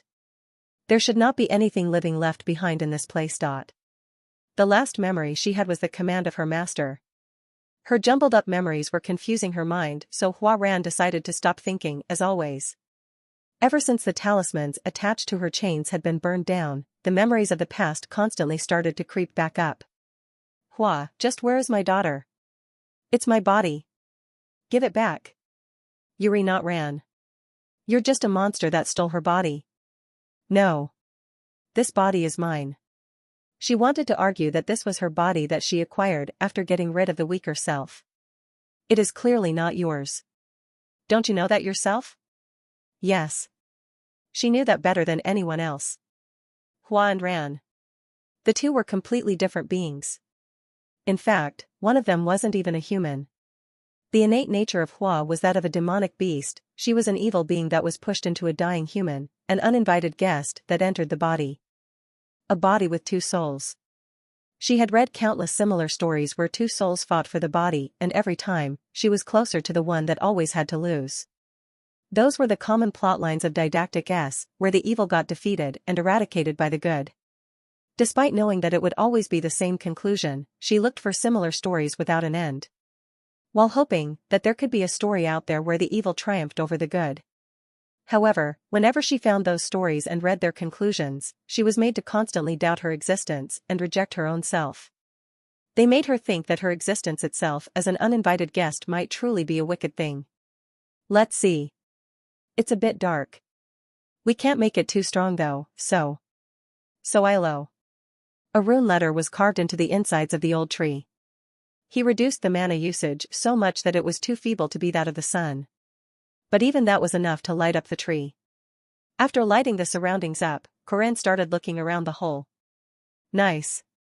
There's one here. After seemingly finding something, he picked it up and handed it over to her. Here you go, Huaran. What's this? It's a beehive. Owlbears tend to steal beehives and store them in their nests. He handed her a small beehive with abundant honey as Huaran bewilderedly received it from him with a shiver. The wood of a peach tree that she was made to swallow by Kong Ryan was still harassing her body, to the point that she even dropped the beehive immediately after receiving it. You look even worse than I expected. Don't worry. This much is nothing. Huaran, the heavenly Yiksha, was strong. Compared to Ran, who was nothing but a weak feeble girl, she was incomparably stronger. That was the only merit she had, it was her pride and the only thing that allowed her to keep her sense of self. There was no way she could possibly admit her weakness, even though it was already very clear that her strength had crumbled down to pieces. If she didn't even have this, then Hua wouldn't have the right to control Ran's body, that was what she was thinking. Stop pretending to be strong. In times like this, you're just supposed to say thanks and accept what you get. Corinne slowly pushed away the beehive she dropped and brought a new one to her mouth. She had enough power to lick the beehive in her mouth, but instead of licking, she munched through the beehive while blankly gazing at him. While receiving that quiet and incomprehensible gaze, Corinne thought about his two close friends. Despite their individual unique characteristics, both Marie and Alicia had honest expressions and gazes. They were very expressive about their honest emotions, but compared to them, most of Hua Ran's gazes were indifferent without any hint of emotion. Her eyes rarely ever reflected any intense emotion. What is your objective? She barely forced those words out with a sunken voice. Even that didn't contain any emotions, but Corinne noticed that she was fairly serious about this question. Plus, he also realized that the girl was still shivering so. Flop. He took out a blanket and cast it over her. It was something he had prepared beforehand because he was expecting to spend the night outside. I don't need. Hey. Just take it. Or we can do what they do in those books and hug each other naked. That will be more effective. But you don't want that, right?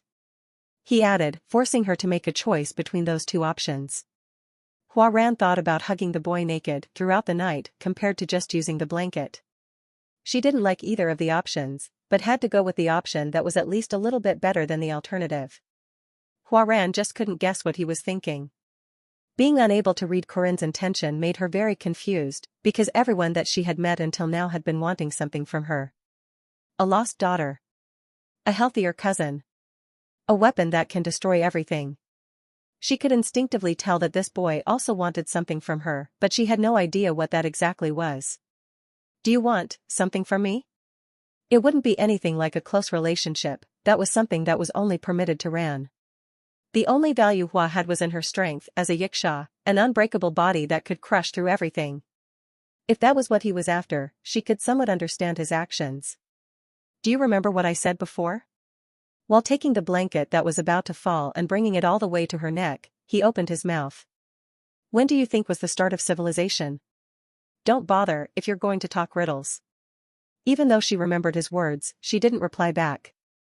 It was because she was certain that his statement about the traces of another person waiting until the person with broken legs healed back up was a story that did not apply to herself. It's nothing. It's just normal to help when things are rough. That's how it is for human civilization. That has nothing to do with a monster like me. A monster shivering from the cold, huh? So scary. Stop making jokes and be honest. What do you want from me? Her quiet gaze even contained a touch of killing intent. Those scorching ruby-colored eyes did not permit any lies. There was no way that he didn't want anything from her. There was nothing more devious than the thoughts of a human who claimed they were helping a monster out of goodwill. On the receiving end of that gaze, instead of being scared by them, Corinne found her pitiful. Her voice was cold, and she was in self-denial.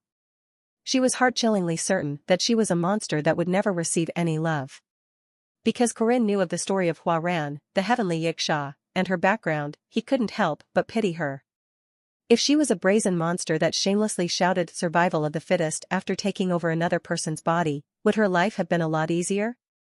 Such a future would never come because Hua wasn't a piece of garbage like that. Do you remember the first time we met? The conjoinment of two souls inside Corinne Lorque, after seeing through that, Hua Ran had said something to him, who was in a similar condition to herself. You said I was not the owner of this body. And that I'm a thief and a robber with no right over it. The origin of her harsh criticism back then was quite simple if you were to link it back to her agony. It was as clear as day that the target of her criticism was herself, and not Corinne Lorque. My reply stays the same. There is no sin in being born. Hua Ran still remembered that reply, but there was something she wasn't expecting. Rather than an insincere remark given to obtain her favor, she realized from his firm and stubborn gaze that it was a serious reply he was giving to her question. That's irresponsible, she said. Huh? That is very irresponsible. Even Josephine and the chairman know just how dangerous it is to free a monster using those ambiguous words. It was rare for her to talk this much. As if she was throwing her complaints and her distress at the world, she lamented while looking at the boy with condemnation. Does a monster become less of a monster if you just talk big like that? Does the world change? It's true that I am trying to do this stuff to save the world, but that's a secondary thing. What? I'm simply trying not to ignore the things that are just there in front of me. People with predestined misfortune, because I am the only player there is for them. What does that even mean? If I try a bit harder, they can survive, and they'll die if I give up. In that case, why not try a little bit more? I'm a bit of a romanticist, you see. More importantly, I'm the only one you have next to you right now. That's why I have to do it. Let me help you. I can carry you around and feed you until your broken leg heals back up. His words with a grin were just things she couldn't understand. However, she could still tell the sincerity behind his words, which was why her heart stung a little in pain. You. Despite feeling the necessity to say something, Hua-Ran did not know what she was supposed to say. She couldn't understand the boy in front of her nor the situation at hand, so much so that she didn't even know the face she was making. There was probably no way for her to tell just how foolish of an expression she had on her face. I am scared. Her following words were her honest thoughts that Hua-Ran unintentionally slipped against her will. The scariest thing for the world's strongest 3-year-old child, who was indifferent to most of the things in the world, was that one day she had to give back the thing that was never hers. This is not my body. This is Ran's, and not Hua's. It was never mine, and everyone says I must give it back to her. Ran's beloved family. The enemies that hate Hua. Just like the protagonists of many stories that talked about two souls. The soul of a demonic beast had entered the body of a sick child. There was no need to even bother asking others on who the illegal trespasser was. I need to return it. I know that, but if I give it back, what would happen to me? Her master was the only one who said she didn't need to. Would this boy say the same thing? That it was okay for her to live? Would he say it was okay for her to take over this body? Wouldn't he say that though, since he said he would help her? Tell me. Do I have to give it back? You do need to give it back. Her eyes widened into circles, before rapidly sinking back down. It was such an honest and reflexive response. It was so evident that that was what he wholeheartedly believed in, so even though it made her feel unpleasant, she understood his point, because that was the right solution. In the end, even he was choosing Ran. Feeling like she had lost her one and only ally, her heart felt stifled. I see. Even you. Don't think it'll be over with you giving it back to her. Things might not work out immediately, but it might actually be resolved in the blink of an eye. You can wait and see through the result of your decision. What do you remember the story about Hulk? I mean, the smart green man? There is the possibility of mutual acknowledgement and cohabitation. There are instances like mine as well, right? Besides, you are a bit overly frightened by it as well. Your mindset of, Ran is going to steal this body away from me, but no, it's mine, is wrong. Of course, it's right to be scared because Hua and Ran are different beings. But you have no choice but to plead and constantly beg for her cooperation. Tell her, hey boss. I can pay the deposit and the rent, so what's wrong with living together, EY, and that might increase the likelihood by a little, right? Nonsense. Cheap logic. That was nothing but an overly optimistic view of the future, and there was no way words would be enough to settle this relationship. Thinking that, Hua-Ran raised a rebuttal. A conversation is meant to be between people. You know about my origin as well. Is that important? What? The things that decide who we are our choices and our actions. Your origin isn't that important. Your origin as a demonic beast is not that important, your choice is what matters. There are plenty of people in the world that do worse things than demonic beasts. Some wicked people even pretend like heroes while massacring people in the back. What's always important is your choice. He could say that because he had suffered from that exact experience. Hua-Ran, and the boy who was believed to be a hero. Looking at the two of them, Corinne Lorque could say without any hesitation that the boy who was acting as the hero was the real monster among the two. You haven't made any choice yet. I can help you until you make a decision. Hua-Ran wanted to shout out loud that he was wrong, and that everything he said was but a delusion. He was just ignorant and thus kind enough to reach out to the wounded monster who happened to be put in a seemingly pitiful state. But I cannot concede this body to Ran. That was her intention from the start, because she was frightened of the future that was waiting for her if she were to pull herself back by even a little. Despite that, she couldn't be honest about it to the boy. Because she knew that the one and only hand that was being reached out to her would also vanish the moment she said that. Her heart ached in pain. She couldn't accept nor reject the hand in front of her. The day broke. As if to make up for all the rain last night, the forest was full of sunlight. Hot.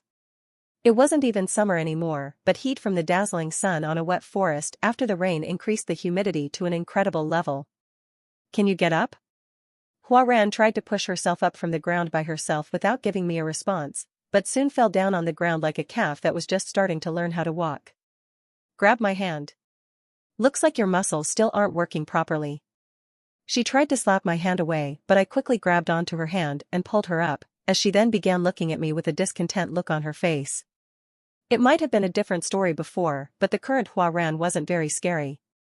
Holding onto the hand of the grumpy Huaran, I headed deeper into the forest. Where are we going? Since we're in this forest anyway. I thought we might as well drop by. We continued walking with no destination in sight, but Huaran quietly followed after me without raising any complaints. Hua. You're a Jiangshi, right? Yes. Jiangshis have several weaknesses, just like how silver is detrimental for werewolves, and how you can't do anything after swallowing a piece of wood from a peach tree. Of course, this also depended on the individual. The peach tree was one of the very big weaknesses of Jiangshis. Getting cut by one of those swords would immediately slice their skin apart, but it wasn't that powerful against someone at Huaran's level. She could protect her skin by using her incredible amount of aura, and the innate toughness of her body would far outshine the strength of the peach tree sword. Therefore, even peach trees wouldn't work on Huaran unless it was through special means like making her consume it through her mouth. So? Jiangshis are full of the overwhelming aura of Yin. The reason why Kongyu the sage decided to make Ran into a Jiangshi was because he couldn't find ways to add enough yang energy to offset the abundance of Yin. That was why he made her into a Jiangshi that could make use of that Yin energy instead, into a demonic organism that could release the infinite amount of Yin built up by Ran's Yin constitution with a single attack. How desperate must have Kongyu been, to the point that he thought of making a living human into a Jiangshi. Now, since you're a complete organism of Yin, what are other items that might be critical against you? Huaran thought about several items: glutinous rice flour, black blood of a beast, peach tree, and a sword made of coins backed up by inner chi. She had stood off against all of them and none of them worked against her unbreakable Vajra body. Only something as deadly as swallowing a portion of the peach tree was able to neutralize her for a small period of time, which she was going through right now. Yes. Most of your weaknesses are offset because of your body. So swallowing things directly into your body is the only way for them to be somewhat effective. I stopped my feet. We were finally at our destination. Counterbalancing Yin. If you just focus on that part, you'll actually find several candidates. This. Huaran and I looked at the tree in front of us, at the dark and charred jujube tree that seemed to have been struck by lightning. It had been struck by lightning just last night. The part at the top of the tree was as dark as charcoal and the lower half, that was at least a bit better, was giving off a strange scent after being burned. We can only grab a handful, I guess. Taking a few pieces off, I stacked them in my hand. This was the rare item you could find in this forest, the lightning-struck wood. A jujube tree struck by lightning, I said while eradicating the leftover tree after carving a rune. The lightning-struck wood contains a large amount of yang energy. Normally, they use it to chase out demonic spirits, but what do you think will happen if you swallow this? Huaran couldn't reply to my question with ease, but I knew the answer to that question. If you eat this, the balance of yin and yang in your body will momentarily return to being stable. Your characteristics as a jiangshi will be neutralized for a short instant. What do you mean by that? After seemingly inferring something from my sentence, she asked with a trembling voice. I replied. If you eat this, you will lose control of your body. Third arcade, the turning point of the heavenly yiksha. The lightning-struck wood was a momentary buff item of Ran which you had to obtain if you were to choose to save Ran out of the two. I handed that over to Huaran. Why are you? I'm supposed to give you the opposite version of this as well, but I'm sure you already know what the opposite version of this is. Her eyes heavily trembled. Dropping the lightning-struck wood, she took several steps back in fright. I'm not eating this. I am not going to eat this. She stepped back from the piece of wood like it was a bomb, but after picking it up, I once again placed it in her hands. One day, you'll be forced to make a choice. Why? Why are you telling me this? It would have been better if I didn't know about this. It would have been easier for her if she wasn't aware of how to return the body in the first place. Well, now you do. It's time to think for yourself between the two options. There were plenty of unfortunate events in the world, and Hua opting for something that benefited her the most wasn't even among the worst things out there. In fact, since it concerned the very existence of herself, no one had the right to condemn her even if she was to make a selfish choice. It was normal for anyone to choose themselves over other people. However, she still had to be responsible for her actions. Whatever it was that she decided to go with, she had to make a choice and had to shoulder the responsibility that came with it. People weren't supposed to live an easy life by monopolizing everything, by only making profits without taking any responsibilities. Because I already knew of a person who had been the extreme example of that, I wanted Hua Ran to be different from such selfish people. Tightly clasping on the lightning-struck wood in her hands, Hua Ran turned silent. That was when someone else's voice echoed across the forest and stopped her from saying anything else. You were here the whole time, huh? Around 15 meters behind us, there was a guy staring our way. Saw Jinhyuk. The unfortunate victim of the Moonlight Castle incident from a year ago, a fiendish avenger who had been training himself the whole time for nothing but revenge. His lips were crooked in an upward slant and his eyes were giving off a violent and beastly scent. Look at you, Miss Monster. Somehow you have a boyfriend helping you. I'm still single. Humph. Unlike Hua Ran who shrank from the condemnation, Corinne rebutted with a nonchalant face. Jinhyuk's eyes were fierce and ferocious, but Corinne's were very relaxed. Even though it was clear that this would lead to an inevitable battle, he was looking at Jinhyuk like a man who was meeting his friend for the first time in 10 years. Corinne Lork, huh? I am not Corinne Lork. My name is Immortan Lork. Yes. Let's just say that. It is very important, you see. So, that bitch is mine if I beat you. Right? He said with a light tone that was still overflowing with killing intent. The weight of his revenge, hatred, and killing intent was very dense and heavy. Facing that explicitly dense hostility, Corinne Lork took out his spear after sensing that he couldn't avoid the inevitable.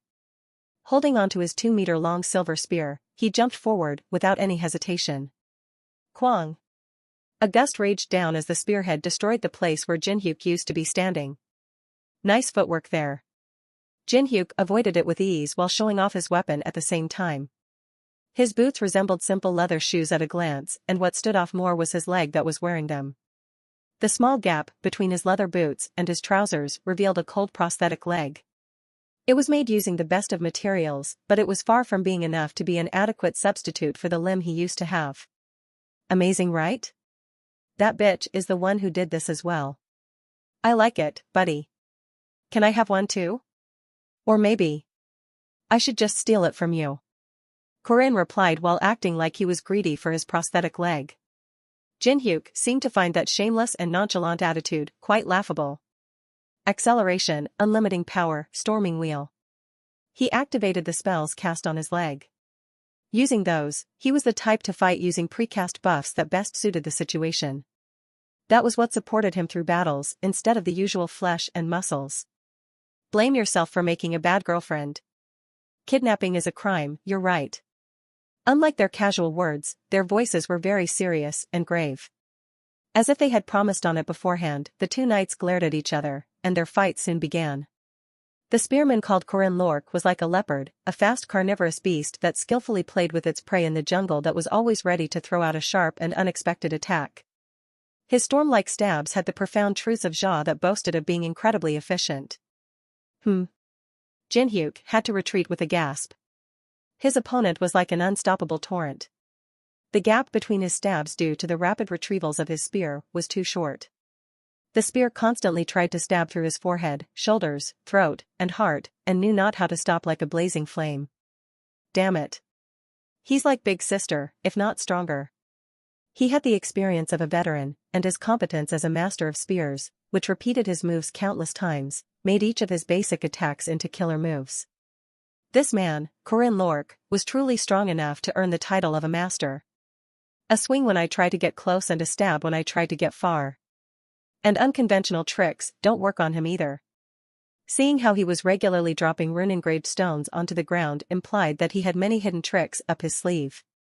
It was only thanks to a preemptive notice from Yu Hua that Jinhyuk was able to notice it. He was skilled at tricks, and yet was also simply powerful. Jinhyuk couldn't come up with any negatives from his short evaluation of Corinne Lorque. Strong. How much work would he have had to put in to push his spearmanship to this level? How many battles did he go through to build such an incredible fighting sense?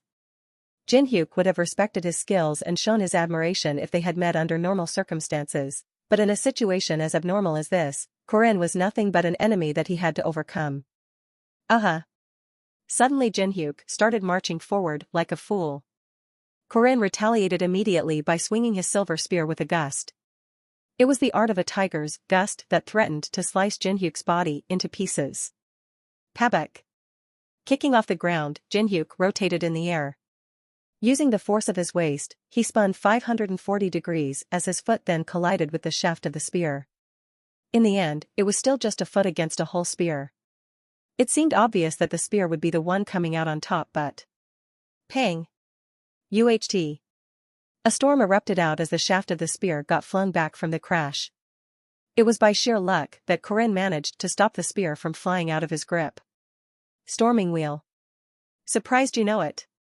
That was the skill learned by the monks of the East that allowed its user to control the wind in the atmosphere to form it into a storm. Wind rotating around the leg in a wheel shape was like them wearing a semi-tornado around their legs. Jinhyuk closed the distance in a flash. Before Corinne could swing the spear, he struck down at his collarbone with a sharp knife hand strike. Old axe. Cock. The bone cracked out loud. Jinhyuk was certain that it was a meaningful hit. Right as he was about to follow through with another attack, Corinne released his spear. What? A spearman giving up on his spear. Before Jinhyuk could even think about what that meant, the thick arms of Corinne reached out to his clothes and his left wrist respectively as Corinne then pulled him towards himself. In the blink of an eye, Jinhyuk was almost about to fall face flat on the ground. He tried to add weight to his legs to stop himself from falling, but his body was already right next to Corinne's waist. There was only enough gap for a single finger between the two of them. At such a close distance, Jinhyuk couldn't use his kicks nor his powerful punches. But somehow, Corinne's left palm was already next to Jinhyuk's chest with a powerful force despite the close gap. 8 trigrams, 3 heavenly palm strikes, first palm. Venerating palm. Kook. Jinhyuk was pushed back after being struck on his chest. Following that were consecutive palm strikes aiming at his eyes and his nose. Kuhuk. A spearman wielding a spear. He had been deceived by that preconception. Jinhyuk being pushed back created a distance between them again as the fallen spear immediately returned to Corinne's grip as if it had a will of its own. He then carried out a fierce stab at the stumbling Jinhyuk before he could restabilize his body. But it was then. Corinne was charging forward for the stab. After calculating that he would take one more step forward, Jinhyuk bent himself back and readied himself for a back flip. Matching himself with the opponent's charge, he did a somersault kick along with a back flip. He was intending on crushing Corinne's chin with that attack, but Corinne dodged it by twisting his head. Pock. The storm around his leg barely grazed past Corinne's cheeks. Jinhyuk landed back down on the ground. TCH. Jinhyuk clicked his tongue. It was one of the hidden cards up his sleeve, but Corinne dodged it with relative ease. From that short bout, Jinhyuk realized wholeheartedly that the opponent was either at the same level or stronger than himself. But your punches are ticklish. Despite the ferocity of his spears, his physical capabilities were subpar. It ached a little bit after receiving the 3 heavenly palms from the front, but it was still quite bearable. If that was one of his trump cards, then it meant that the outcome of this battle would probably be a 50-50. His pride made Jinhyuk want to continue this battle till the end, but that is enough playing around. Echoing from behind was the voice of Kong Ryan, the Taoist sage. At the same time, talismans floating in the air flew forward and sealed the place Corinne was standing in. UHP. Being suppressed by that shapeless force, his knees were forced to the ground. Corinne tried to escape from the seal with his strength, but for some reason, that made him feel more and more lethargic. Do not even bother. That is the sealing talisman with fundamentals of the 8 formations. Your thoughts, signals to use power, circulation of chi, nothing will go the way you want them to. After easily suppressing Corinne, he walked to Hua Ran, who was on her knees due to being unable to even stand. N. Kong Ryan took out a talisman, despite her resistance, and placed it on her forehead. No. In an instant, her pupils lost light as her head fell straight down. Like a Jiangshi obeying the words of the spiritualist, her body became rigid. Master. So this talisman. Yes. This is the talisman, sealing Hua's consciousness. If we carry out the evil extermination formation with her in this state, the soul will be banished and forever exterminated. We can finally see Ran again. Kong Ryan. You bastard. Corinne shouted with a desperate and ghastly voice, but after being neutralized, he couldn't even garner a bit of Kong Ryan's attention. You will pay the price for bearing a foolish dream. Stay here and become feed for the demonic beasts. Kong Ryuyuan. The three of them turned their backs. Following from behind was Hua Ran walking with a lifeless set of steps. Hua Ran. Nu. The desperate scream of the boy did not but echo through the dense forest. After a while, demonic beasts gathered at the place that was sealed by the talismans. There were already a bunch of them there. Dozens of low-grade demonic beasts were already surrounding Corinne, drooling without being able to hide their desire to dive in. However, the reason they didn't dare dive in first was that there was a being of higher status near them, the king of beasts. They had vibrant golden fur. They were such beautiful beasts of gold. Ones that shouldn't exist in this era, they were beings that somehow reappeared through a miraculous process of atavism even though it had been ages since they had gone extinct. Golden wolves. The presence of those absolute existences forced the demonic beasts to step back in quiet resignation. The wolves rushed in. Although they were small, their sharp fangs were more than enough to easily pierce through the defenseless Corinne in the blink of an eye. Rip. However, what the wolves bit on wasn't his appealing neck but the yellow talisman stuck on the ground. The talismans broke as the formation was then dispelled. Even after being freed, Corinne remained standing on the spot while cracking his bones without even bothering to escape from the beasts in front of him. Ah, my muscles feel stiff already. So, are they gone? That was decent, right? Big brother. Your acting was great.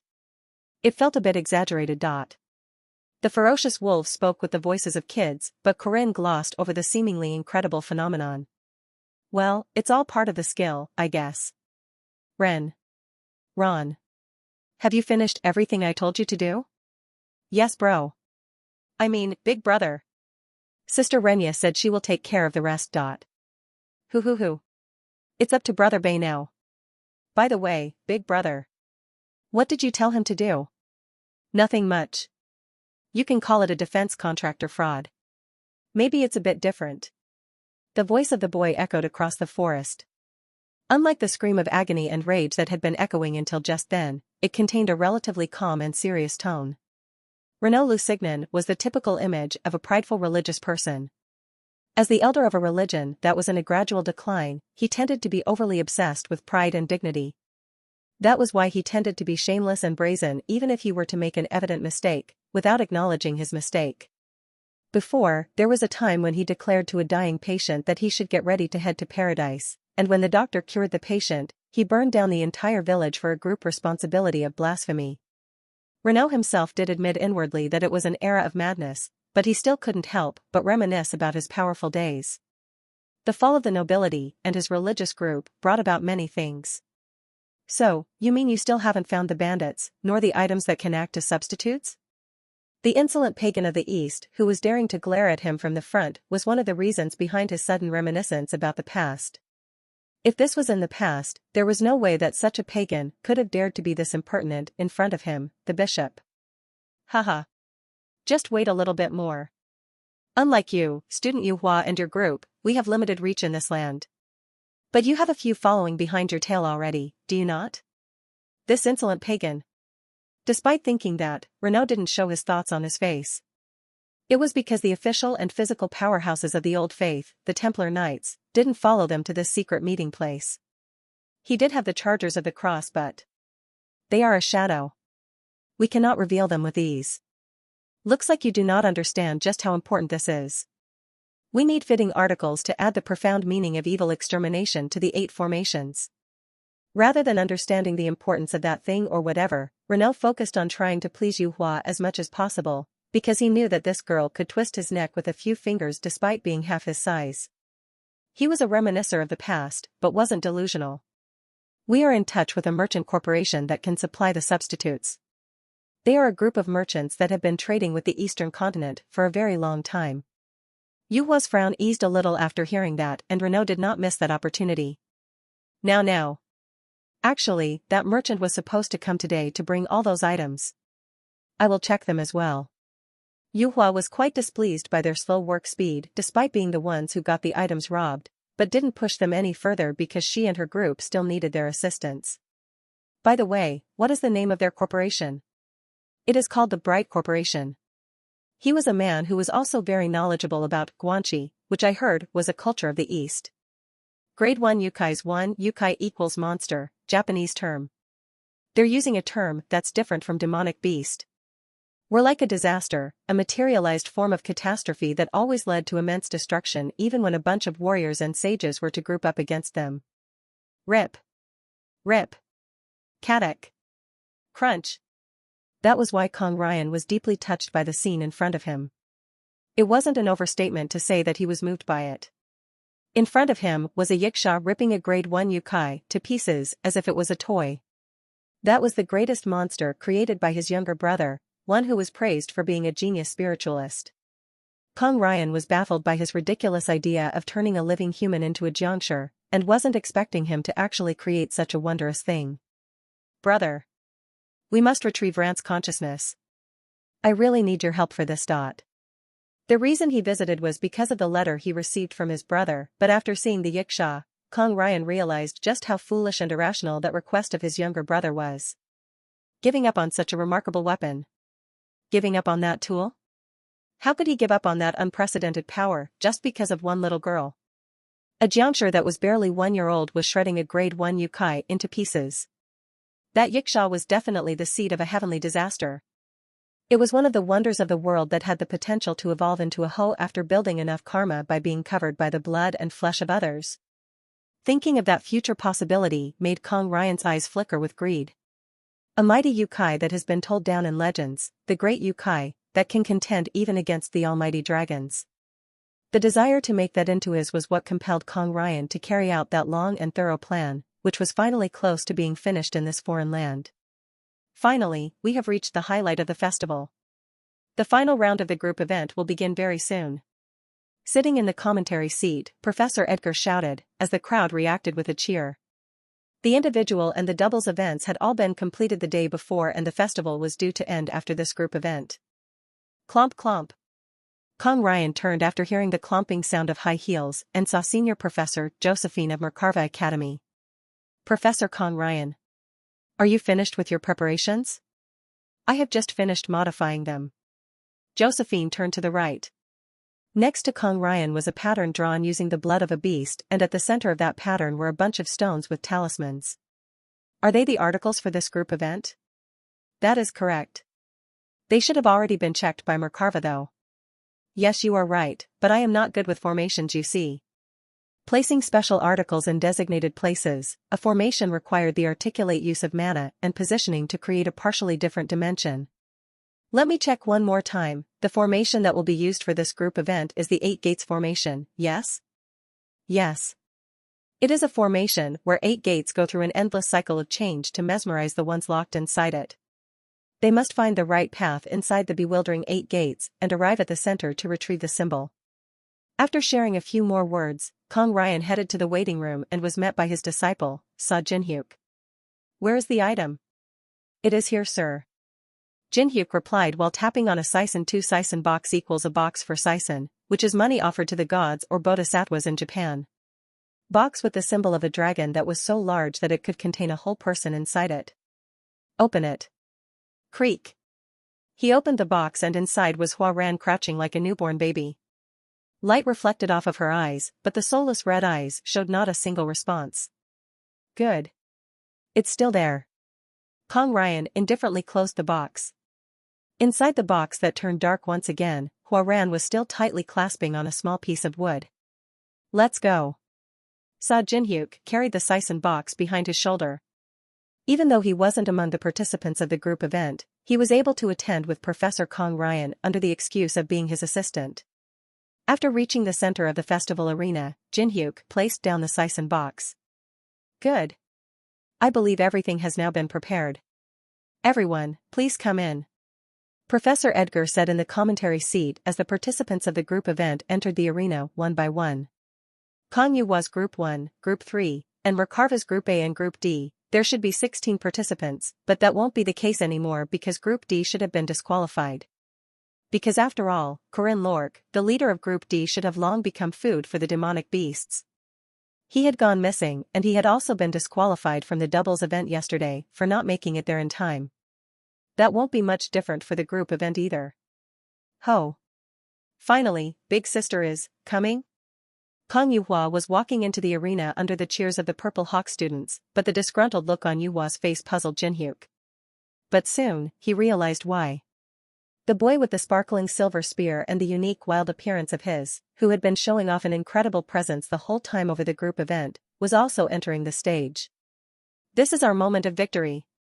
I shall lead you personally to the gates of Valhalla. You shall shine with me forever. Immortan Lork. Immortan Lork. Immortan Lork. Immortan Lork. That madman. He's still alive. Corinne Lork entered the stage with the passionate cries of the bandits, before giving a ferocious smile in front of Kong Ryan. Seeing that, Kong Ryan didn't say anything. He had no idea how Corinne returned alive, but he would be paying for his actions soon anyway. The test will now begin. I am sure you have heard the contents already. However, Kong Ryan couldn't help but find him annoying. Even Kong Ryan had to admit that Corinne Lork had an extraordinary presence to him. Flick. His fan opened at a rapid speed as the arena immediately started to shift. 8 formation drawings, 8 gates formation. That flick of his fan trembled the ground. The articles placed all around in the cardinal and ordinal directions as well as the yellow dragon in the middle heeded to his call. Kugagagung. H, huh? T, the ground is cracking open. Something enormous was soaring up from the crack created in the ground. Even though the students had already experienced the mysterious nature of formations, they were still baffled by how it could shift the actual ground itself. Ho. However, Corinne was still full of leisure, and seeing that, Kong Ryan scoffed. The 4 gods, the azure dragon of the east, the vermilion bird of the south, white tiger of the west and the black tortoise of the north. In the middle of them all was the yellow dragon. Kong Ryan was the only one who knew how to reverse the formation, even Yu-hwa and Jin-hyuk were clueless. Begin. The deployed formation altered the arena as it divided all the participants. Making the inside of the formation into another world, Kong Ryan added the rules he wanted. Everything was over as soon as he activated the formation. No matter what Corinne Lork was planning on doing, the completion of the great evil was already inevitable. At the central platform of the deployed formation were Kong Ryan, Yu-hwa, and Jin-hyuk. I will now start the ritual for separating Ran from Hwa. Yu-hwa and Hyuk, protect the black tortoise of the north. Is it okay to leave all the other ones unprotected? The black tortoise is the most important symbol of this formation. As long as that is protected, it will not matter even if everything else is to be broken. Okay, sir. Jin-hyuk couldn't seem to hide his expectation, and seemed overwhelmed by emotions after finally reaching this moment. Yu-hwa was the same. She carefully raised a request to her uncle. Uncle. Please. I will leave Ran in your hands. In order to regain her family that she lost 3 years ago, Yu-hwa put everything she had on the line. Don't worry. Yu-hwa felt a peace of mind after hearing that directly from Kong Ryan, who was also Ran's uncle, and calmly headed north. Seeing how desperate the two of them were. Hoo-hoo-hoo, idiots. Although they're my family, each and every one of them is so foolish and naive. He couldn't help but scoff at them. Both Kong Yu-hwa and Kong Yu were way too ignorant of how priceless this was. That was why she would be doomed to the same future as Kong Yu, his foolish and stupid brother. Huh? What happened to the broadcast video? What? Why aren't the screens showing anything? I believe there were too many mana ripples at the activation of the formation, which was what affected the video sending tools inside the formation. Damn it. What kind of newbie mistake is that? After forming a different world inside, the formation severed every connection it had with the outside world and imprisoned its prey.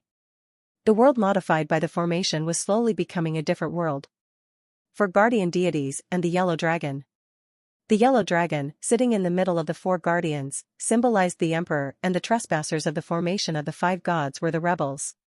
Right now, the world inside the formation was under an imaginary civil war with stone warriors actively fighting against their enemies. They were the imperial military, whereas the participating students of the group event were the rebels. Despite being attacked by countless stone warriors from all around, the students were still under the impression that this was a part of the test.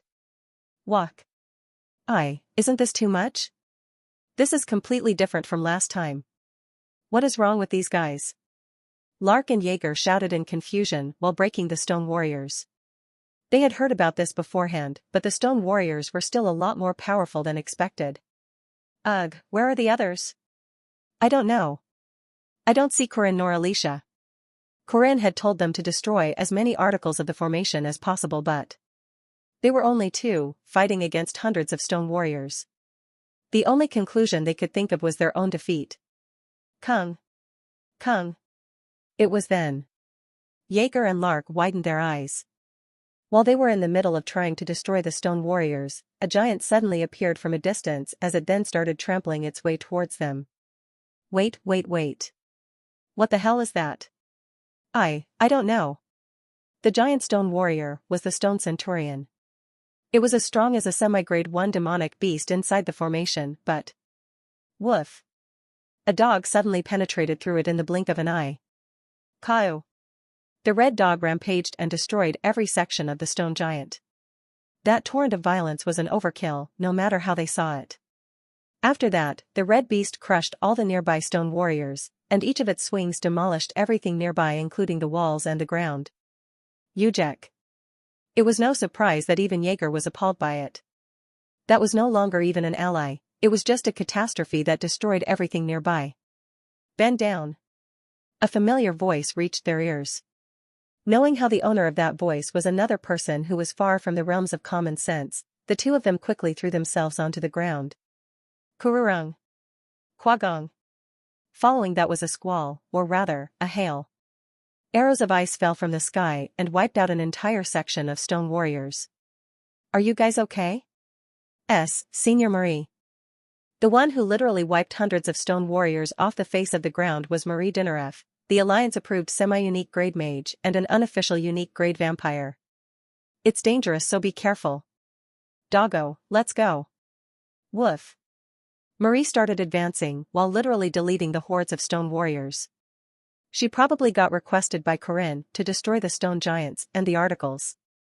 There was no doubt that anything would be destroyed as long as she went there. Jaeger and Lark gulped while seeing her back. So that's the person we somehow beat, huh? It's our lifetime achievement. As alpha men who fought for glory and honor, they had something to brag about for the rest of their life. Out of the four guardian deities, the Black Tortoise of the North was in the most special position. From times immemorial, it was the job of the Black Tortoise to protect the Emperor in the middle. Because it was always standing behind the Emperor, it was at a position where it could both protect and attack the Emperor at any given moment. That was why the Black Tortoise of the North was always very important. Northern True Martial Heavenly Highest Deity. 3 equals Northern True Martial Heavenly Highest Deity, apparently another name for Black Tortoise. For a long time, the sages had been calling this Black Tortoise with the name Heavenly Highest Deity and had been honoring it as a martial god. That was why the best method to deal with formations that had the four guardian deities as the basis was to attack from the north. It was because the Black Tortoise of the North was the guardian deity of the yellow dragon of the center, who could also pierce the heart of the Emperor with a dagger at any time. You came straight here without even losing your bearings. How do you know everything? That was very fast. On the north of the formation near the article of the Black Tortoise, Sa Jinhyuk and Kong Yuhua had to stand off against the rebels. Mr. Corinne. Is it really going to be okay with just the two of us? Shouldn't we call Senior Marie? I'm telling you, it's fine. Senior Marie needs to break all the remaining three for us. Alicia Arden and Corinne Lork arrived after defeating the stone warriors with ease. This is weird. How did they arrive here so fast through the illusions of the 8 gates? Uncle's 8 gates got solved already? Is that even possible? Jin Hyuk and Yu Hua couldn't believe that the formation of the strongest formation expert of the East, Kong Ryan, had been breached this easily. But their doubt was justified. The Eight Gates illusionary formation had mazes, layers of fog and stone warriors placed inside with the paths having the ability to change in 365 different ways. Even a formation prodigy would have trouble leaving one after entering it, and yet. A ceramic pot with an azure dragon, a necklace made with the fangs of a white tiger, a painting of the vermilion bird, and a carapace with a painting of the black tortoise. Out of these, you bought 2 very recently, right? You. How did you?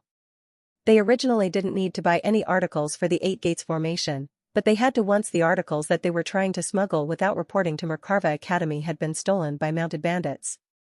Items with drawings of symbolic creatures and special materials might have been common in the East, but here, they were very rare.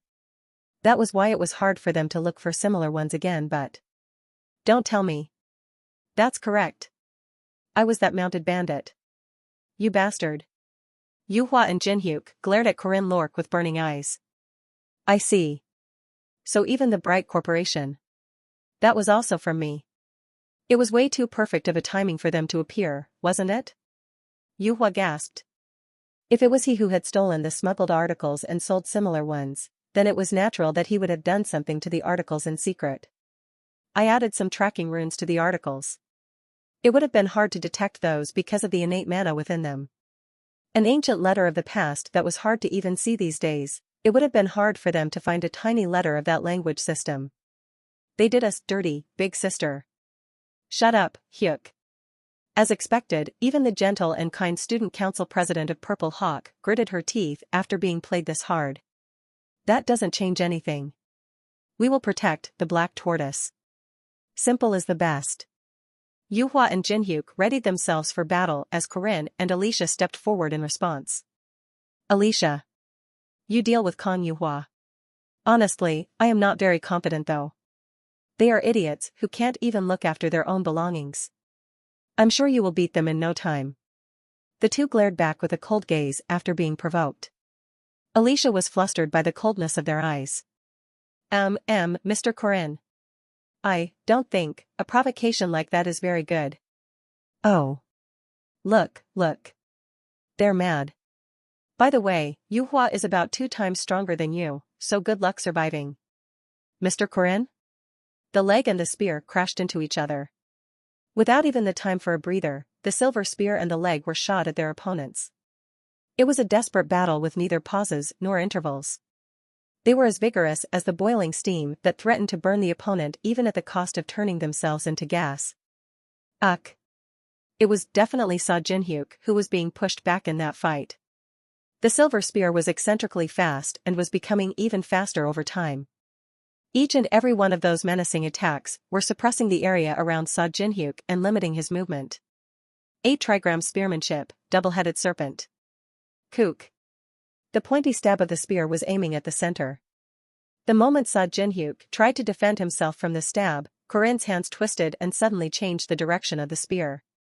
It then led to another sharp stab that aimed at his vitals, but Jin Hyuk rotated his body like the turbulent waves and dodged it. Ominous snake, secret arts. That was when Jin Hyuk's eyes stopped in bewilderment. The spear was pulled back faster than Jin Hyuk could restabilize his posture after the dodge, and was now speeding at a speed that was incomparably faster than the previous stabs. Distorted march.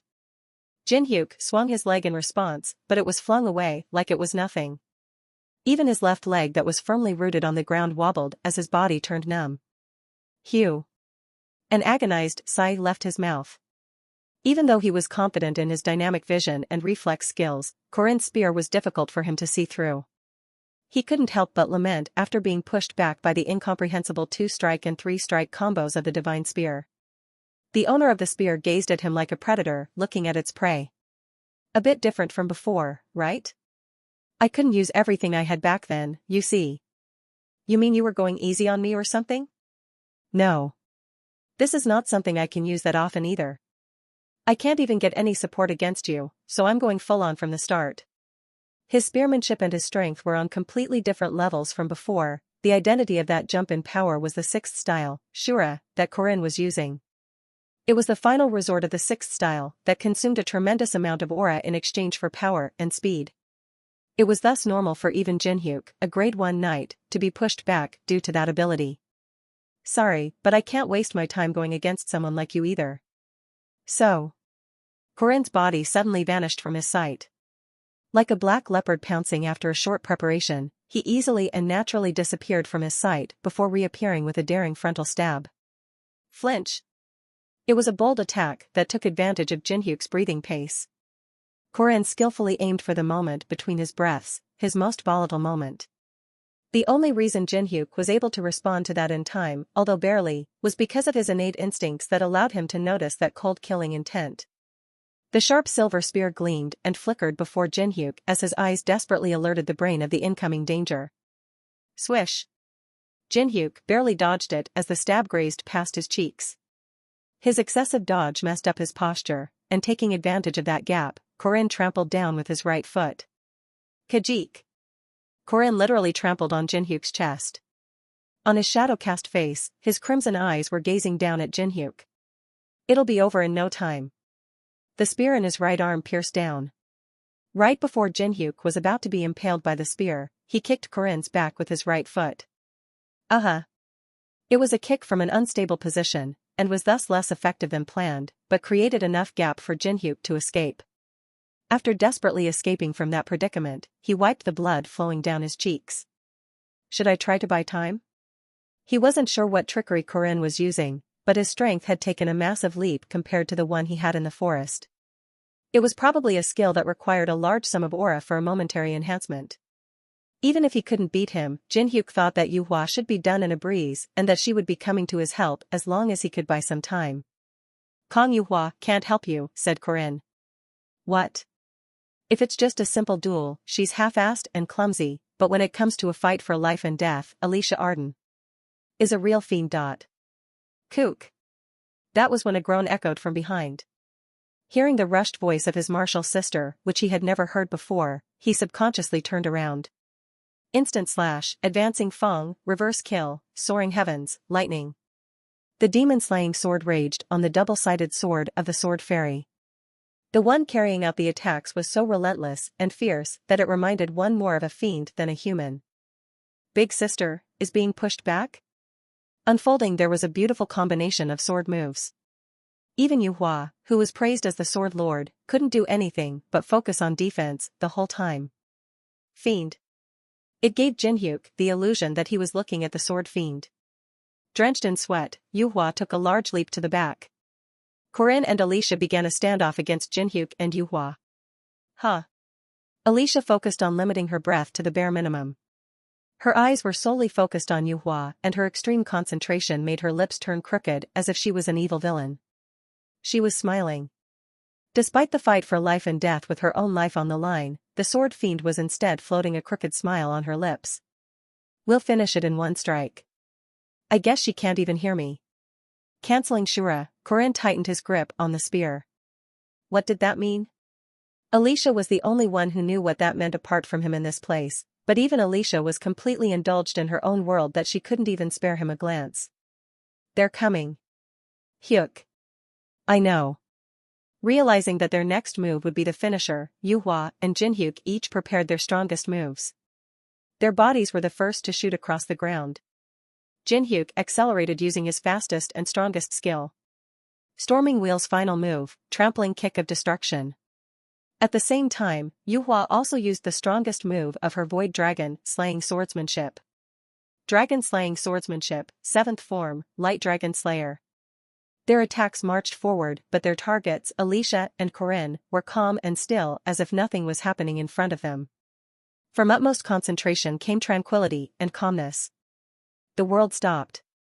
In this place, even the strongest of storms lost its vigor, and even the thunderous roars lost their sounds. It was a blessing that was only permitted to the ones that were aware of this place, a silence permitted only to the ones with preposterous talents. Trampling Warhound, saw Jinhyuk. Sword Lord Kong Yuhua. In some ways, they were stronger than Corinne Lorque and Alicia Arden, but those that had been to the domain even at least once, were in a different timeline to the average warriors. The sword left its scabbard. The spear traveled forward. Singular Sword of Arden, Domain Severance. Ominous Snake, Extreme Arts. Soaring Snake, Rearing Head of the Venomous Dragon. The magic sword and the demonic spear overwhelmed their two prey. Yuhua and Jinhyuk weren't dead. However, Alicia's demon-slaying sword and Corinne's silver spear respectively destroyed Yuhua's double-edged sword and Jinhyuk's prosthetic leg. Kook. Despite that, the two of them didn't give up.